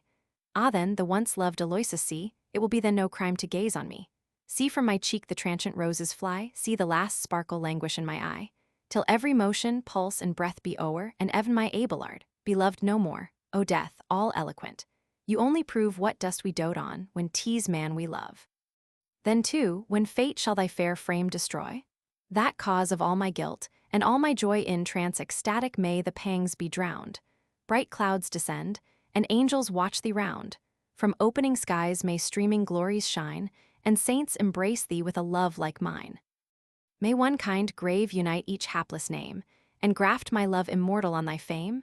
Then, ages hence, when all my woes are o'er, when this rebellious heart shall beat no more, if ever chance two wandering lovers brings to Paraclete's white walls and silver springs, o'er the pale marble shall they join their heads, and drink the falling tears each other sheds, then sadly say, with mutual pity moved, oh may we never love as these have loved. From the full choir, when loud hosannas rise and swell the pomp of dreadful sacrifice, amid that scene, if some relenting eye glance on the stone where our cold relics lie, devotion's self shall steal a thought from heaven, one human tear shall drop and be forgiven. And sure, if fate some future bard shall join in sad similitude of griefs like mine, condemned whole years in absence to deplore, and image charms he must behold no more, such if there be, who loves so long, so well, let him our sad, our tender story tell. The well-sung woes will smooth my pensive ghost, he best can paint 'em, who shall feel 'em most. Abelard to Heloise. By Mrs. Madden. In my dark cell, low prostrate on the ground, mourning my crimes, thy letter entrance found. Too soon my soul the well-known name confessed, my beating heart sprang fiercely in my breast, through my whole frame a guilty transport glowed, and streaming torrents from my eyes fast flowed.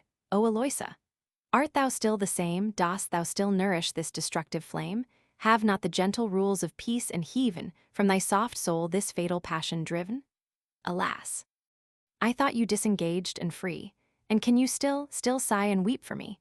What powerful deity, what hallowed shrine, can save me from a love, a faith like thine? Where shall I fly, when not this awful cave, whose rugged feet the surging billows lave, when not these gloomy cloisters' solemn walls, or whose rough sides the languid ivy crawls, when my dread views in vain their force oppose, oppas to live, alas! How vain are vows! In fruitless penitence I wear away each tedious night, and sad revolving day I fast, I pray, and with deceitful art veil thy dear image in my tortured heart. My tortured heart conflicting passions move. I hope, despair, repent, yet still I love. A thousand jarring thoughts my bosom tear, for thou, not God, O Heloise, art there. To the false world's deluding pleasures dead, nor longer by its wandering fires misled. In learned disputes harsh precepts I infuse, and give the counsel I want power to use.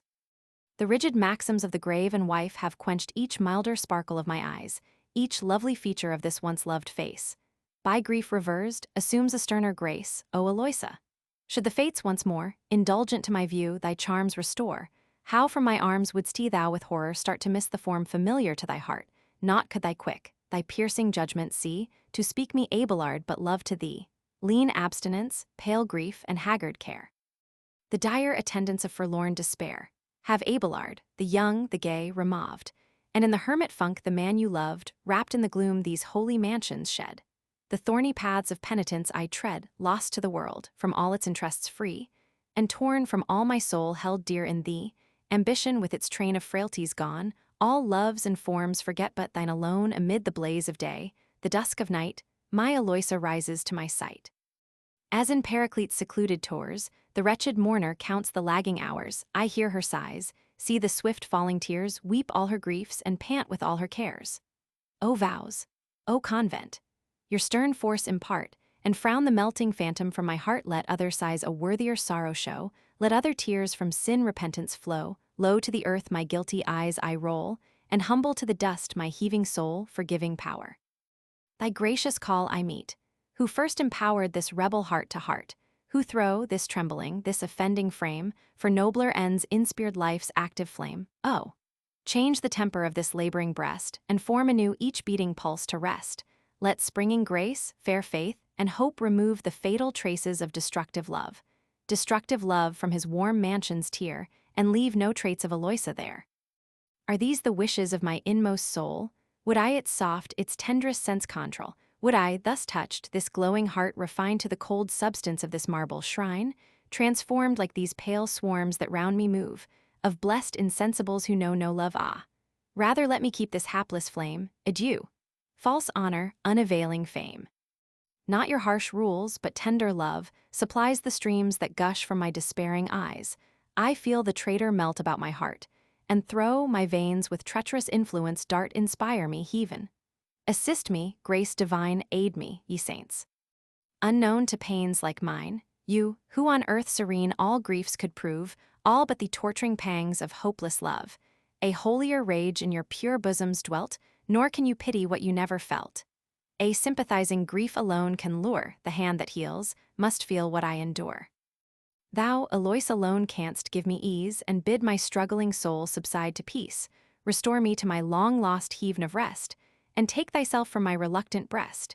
If crimes like mine could an allay receive, that blessed allay thy wondrons charms might give. Thy form, that first to love my heart inclined, still wanders in my lost, my guilty mind. I saw thee as the new-blown blossoms fair, sprightly as light, more soft than summer's air, bright as their beams thy eyes a mind disclose, whilst on thy lips gay blushed the fragrant rose, wit, youth, and love in each dear feature shone. Pressed by my fate, I Gazdon was undone. There died the generous fire, whose vigorous flame enlarged my soul, and urged me on to same, nor fame, nor wealth, my softened heart could move, dully insensible to all but love. Snatched from myself, my learning tasteless grew vain my philosophy, oppose to you a train of woes succeed, nor should we mourn. The hours that cannot, ought not to return. As once to love I swayed your yielding mind, too fond, alas, too fatally inclined, to virtue now let me your breast inspire, and fan, with zeal divine, the heavenly fire, teach you to injured heaven all chang to turn, and bid the soul with sacred rapture burn. Oh, that my own example might impart this noble warmth to your soft trembling heart, that mine, with pious undissembled care, could aid the latent virtue struggling there. Alas, I rave nor grace, nor zeal divine, burn in a heart oppressed with crimes like mine, too sure I find, while I the tortures prove of feeble piety, conflicting love, on black despair my forked devotions built, absence for me has sharper pangs than guilt. Yet, my Eloisa, thy charms I view, yet my sigh's breath, my tears pour forth for you, each weak resistance stronger knits my chain. I sigh, weep, love, despair, repent in vain. Haste, Eloisa, haste, your lover free. Amidst your warmest prayer, oh think on me, wing with your rising zeal my groveling mind, and let me mine from your repentance find. Ah, labor, strife, your love, your self-control. The change will sure affect my kindred soul. In blessed consent our purer sighs shall breath, and heaven assisting shall our crimes forgive. But if unhappy, wretched, lost in vain faintly unequal combat you sustain, if not to heaven you feel your bosom rise, nor tears refined fall contrite from your eyes, if still, your heart its wonted passions move, if still, to speak all pains in one you love deaf to the weak essays of living breath, attend the stronger eloquence of death. When that kind power this captive soul shall free, which only then can cease to dote on thee, when gently sunk to my eternal sleep, the paraclete my peaceful urn shall keep. Then, Eloisa, then your lover view, see his quenched eyes no longer gaze on you from their dead orbs that tender utterance flown, which first to thine my heart's soft fate made known, this breast no more at length to ease consigned, pant like the waving aspen in the wind, see all my wild, tumultuous passion o'er, and thou, amazing change. Beloved, no more behold the destined end of human love, but let the fight your zeal alone improve, let not your conscious soul, to sorrow moved, recall how tenderly I loved, with pious care your fruitless griefs restrain, nor let a tear your sacred veil profane, not even a sigh on my cold urn bestow. But let your breast with new-born raptures glow, let love divine, frail mortal love dethrone, and to your mind immortal joys make known. Let heaven relenting strike your ravished view, and still the bright, the blessed pursuit renew. So with your crimes shall your misfortunes cease, and your racked soul be calmly hushed to peace. The end. End of project. Gutenberg's Letters of Abelard and Heloise by Pierre Bayle.